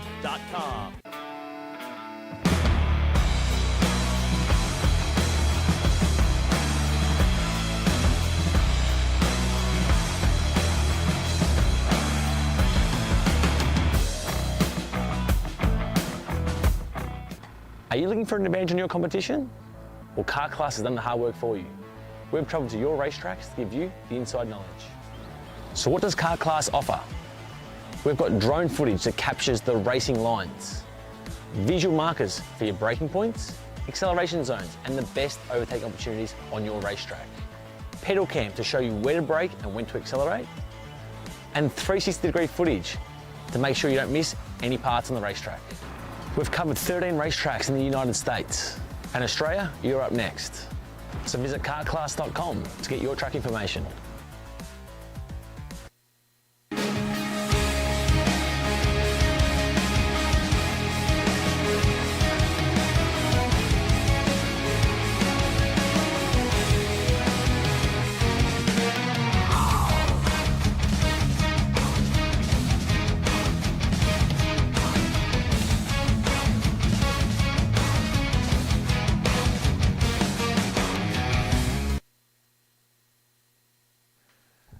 back onto the racetrack here. The photos now can begin for all of the teams to bring all of the hardworking members and probably the most well-deserved photo shoot of the 2024 year for the effort that it takes to win the Mark Harrison Memorial 200. I know Simon Sykes is still around on pit lane. He's keeping a tab on getting us some words with a few more of our superstars that help put on the show you guys were just able to witness. 200 laps here for the Mark Harrison Memorial 200. So we're going to keep our broadcast continuing to roll beyond that. Once again, what an amazing way to end this event. With the absolute end to the gas tank showing for everyone here, getting every last drop out of it, and even maybe then some coasting across the line like what you heard from Max Weiland and Danny Rule. Kudos to Brady East and Jimmy Simpson. Seem to be in pretty good shape and able to push their cart away, but a big photo shoot for the fastest pit crew, the fastest drivers, the fastest kart package, and the overall winners. Brandon Jarchikrak and Mike Doty have had one heck of an awesome year, and Brandon leading the all BJR crew here at Newcastle Motorsports Park to a $10,000 payday in an homage to his old school racing number, the number 8, from Paulie Massimino and James Overbeck, and all the family being able to come in and celebrate here. This is just an amazing, a banner year for this group. Can't say enough about him. Vaughn Beasley, though, what an impressive run for this young man in the number 25. I know we'd love to try and see if we can't get a word with Vaughn. The Ironman kid, the small family effort, P6 at the end of it all. Of course, Carson Sauter, the heartbreak there at the end. Thankfully, there were so many laps ahead for the Factory Fury GP kart guys. I think they're going to end up scored 7th or 8th at the end of it all. Lockie Hughes, Jacob Abel again in the top 10. Ahead of Kiffin Simpson, Will Power, and the likes, and of course trying to hear from the rest of the superstars here. I know that Chase Jones, man, Rob, you put it perfectly. A $5,000 chain there that just went away a couple laps shy, but it doesn't take away from the amazing performance that he was able to put in. It was so fun to watch Chase just absolutely get after it, and you know, we could see him stretching, we could see him pushing it, and then the next few laps he'd go and match the pace of some of the best guys. Yeah, listen, I think Chase showed exactly what he had. He went out for an Ironman race and almost won the thing, right? He was locked for second or third. He might have had a challenge from Max Weiland at the end, but the bottom line was he put on a great show, working his way what would have been onto the podium. And indeed, the crazy thing is, I hate to kind of pile on, but it wasn't 5,000. It was 6,000 as well, because you think about the fact that he's the Masters driver as well. He's over 30 years of age, so I believe he's over 30. Oh. I think Chase? I would look. No. Mike, my age. Are you sure? Well, how old are you now? 26. You're almost there too. Masters, no. Mike, all right, here we go again. Okay, so we'll have to figure this out, because Mike Adams is like, I'm pretty sure that Chase was a Masters driver. I thought he was like 30 years old. No. All right. No, man. There you go. Mature So it's for not his 6,000. Yeah, so there you go. We'll figure that out. He's mature for his age. I'll give him that. For his age. But I mean, and he's been again. We think of him as an established team owner, no different than Brandon Jarchikrak. But Brandon, I know, has a year and a half on me. He's not Masters yet, and I'm pretty sure I got a year on Chase. So I'll throw out an apology if I dated Chase Jones, but I'm definitely going to go on Mike Adams on that. Mike thought he was going to get it, because the $1,000 for the Masters goes to Tim Hollowell and Robert Fees. I think they ended up 10th, right? Yeah. Well, it doesn't count for average age. Both the drivers have to be of age, because otherwise, I think the Will Power Kiffin Simpson duo might be close to the average minimum. Well, I thought it was for Masters drivers. I thought it was for the So they top have to be Masters drivers. So. Yeah, so that indeed would go the way of Robert Feige and Tim Hollowell. So $1,000 bonus there. Yeah. P10 overall, solid. Within 3 laps of the KA Senior National Champ, the OKN Stars National Champ, a superstar team, a basically NASCAR-level pits crew. I mean, we have to go back, and I don't know how much record keeping was done on pit stop times, but I know they only got faster and faster as the years went on and improvements were made on the go-karts. And thinking back at last year, I'm pretty sure Brandon and his whole BJR MDR crew beat that by at least 10 seconds. For me to watch what they were able to do in the pits, I think that's going to be the new benchmark, right? That's what's going to happen. For next year, people are going to go, this is our number, this is what we have to do. And they, in our interview, Brandon said, listen, we practiced it before, and we practiced it last night, and this morning again. That's something you're going to see. Everybody coming into this program next year is going to be dialed in and ready to go. Well, I know we've got a lot of the MPG Motorsports boys over down with Simon as more and more of the teams begin to tear down and more post-race interviews can continue. So Simon, we'll send it on down to you, buddy, to catch up with the aftermath of the boys in red and white. Thank you, Xander. Got a few of the drivers here from MPG as well as team owner Billy Vincent. First of all, I want to talk to Chase. Chase, a heroic effort, Ironman the entire way. You're the only driver. You were there in P2 running 8 laps short, a chain failure at the end. Just walk me through what happened. Yeah, I mean, I could feel a vibration towards the end of that stint. I was just trying to maintain it and not hit any curbs and hopefully make it last to the end. But, I was just trying to dig deep myself mentally. Physically, my body was shot at the end of that stint, anyhow. But just trying to keep my mind clear, stay in a rhythm, and knock the rest of those 8 laps out. Thanks to all the guys that gave me a good piece, good pit stops. Intake tires the last time. I think that helped out a lot, as far as our pace went. But I'm glad I tried it. I'm proud of myself. I'm proud of the team. Definitely don't want to do that again, but I did have a lot of fun doing it, and it was cool to run P2 about the whole race. Well, certainly a strong effort. I'm not sure anyone who put on a more impressive performance than Chase Jones, doing it all by himself, coming up just short of a podium finish. Let's move on here to team owner Billy Vincent. Billy, you fielded 3 entries this weekend, the most of any team. Just tell me what it took to put this whole effort together as far as, pit crews and everything that goes into running an endurance team, especially with 3 separate entries. Man, first of all, massive thank you to Comet Kart Sales, Newcastle, the Dismores, Mike Adams, everybody that took to put this thing on, and especially all the competitors, all the rest of the teams that showed up out here. We did what we could to put as many entries into this deal. I think this thing will blow up next year, and I'm really excited about it. This is the most fun thing in motorsports for me. It combines everything I love about motorsports into one event, and it was awesome. But, truth be told, we kind of come on a little bit late here in the calendar with this deal. I did a lot of racing as a team all over the country this year, so I don't think we prepared as much as we really wanted to, but we got a lot of notes now going into next year, and we're going to come back swinging with many karts. And I couldn't be more proud of the effort that everybody did. We had, a little bit of failure on their car that was making them slow towards the end.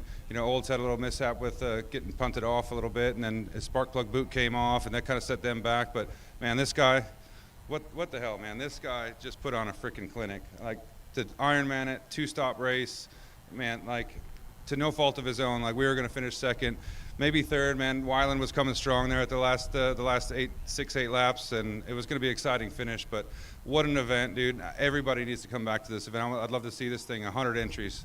Let's go. We appreciate it, Billy. You've certainly put on quite the performance here across all 3 of your entries. We'll move on to MPG Motorsports entry number 3, fielded by Lockie Hughes and Jacob Abel. Jacob, you were mentioning to me just before we came over here of a little issue near the end of that race, and we saw a little bit of chaos in pit lane on that right rear. Can you just tell me what the progression was and what the end result of that small mishap? Yeah, first of all, thanks to everybody at Newcastle Motorsports. Thanks to you guys. You've done a ton for karting, recently with all the coverage you do. And a huge thanks to Billy and everyone at MPG. We just came out here to have a good time this weekend. We were definitely not the fastest go-kart at all. And then Lockie jumps in and drives from the back all the way to the front and had one of the fastest laps of the race. Put a lot of pressure on me. We got in the pit stop. Unfortunately, we had a hub slide in a little bit, so that changed the balance a lot, and that kind of made us lack a little bit of pace. But I mean, we're pretty happy with finishing in the top 10, finishing where we finished. I'm not in go-karting shape. He apparently is in go-karting shape because he did 150 laps. But yeah, it was awesome. Massive thank you to everybody who put it on, and especially Billy and everybody at MPG. Well, we appreciate it, Jacob. Certainly one of the strongest driver pairings on the grid with the vice champion at Indy Next this year and the reigning USF Pro 2000 champion. Lockie, you put on quite the drive, especially in that first stint. The amount of pace you managed to carry while going longer on fuel than everybody else. Can you just tell me where your head was at to come out with a performance like that after, a rougher start to the weekend? I think when you qualify at the back, you just don't really care, to be honest. So I think we were just trying something. We were going to always run till we ran out in that first stint. So, no, it was pretty cool. It was pretty cool to actually lead a couple laps. Never thought I'd say that this weekend. But, no, it's been a great event. Thanks to Billy. Thanks to Jacob. Thanks to the organizers. But, yeah, I feel like I've been hit by a truck right now. Well, certainly, we all know the physical toll of karting, very different than a car, and certainly an impressive performance to jump back in after a long car season into the kart race for this endurance event, the Mark Harrison Memorial 200. And this has been about half of our drivers out of the MPG group and our team owner, Billy Vincent, and a strong performance by all. And I want to thank you all for coming out. It was a blast to watch, and we'll be wishing you the best in the future. Thank you, Simon. As we close out the last little bit from this main event here, Rob, I know you've been taking notes and also keeping everything up on Twitter, which on X, the app, they have had probably the most karting chatter I've seen in quite some time. That helps a little bit when you bring stars of the Indianapolis 500 and the NGD IndyCar Series into it, but everyone's been talking about this race. Let's break back down the last little bit of moments here from this 200 lapper that we should really talk about. Well, the beauty of having a race like this and bringing those guys out, Xander, is the fact that now they're going to be talking about it for the rest of the year, right? When they're in the IndyCar paddock, they're going to be talking to Joseph Newgarden and Kiffin, and they're going to be talking to all the guys saying, and Will Power, hey, how was that? Was it a good race? Oh, you got to do it this year. It's the kind of thing that's going to pour on top of each other. It's just going to be bigger next year.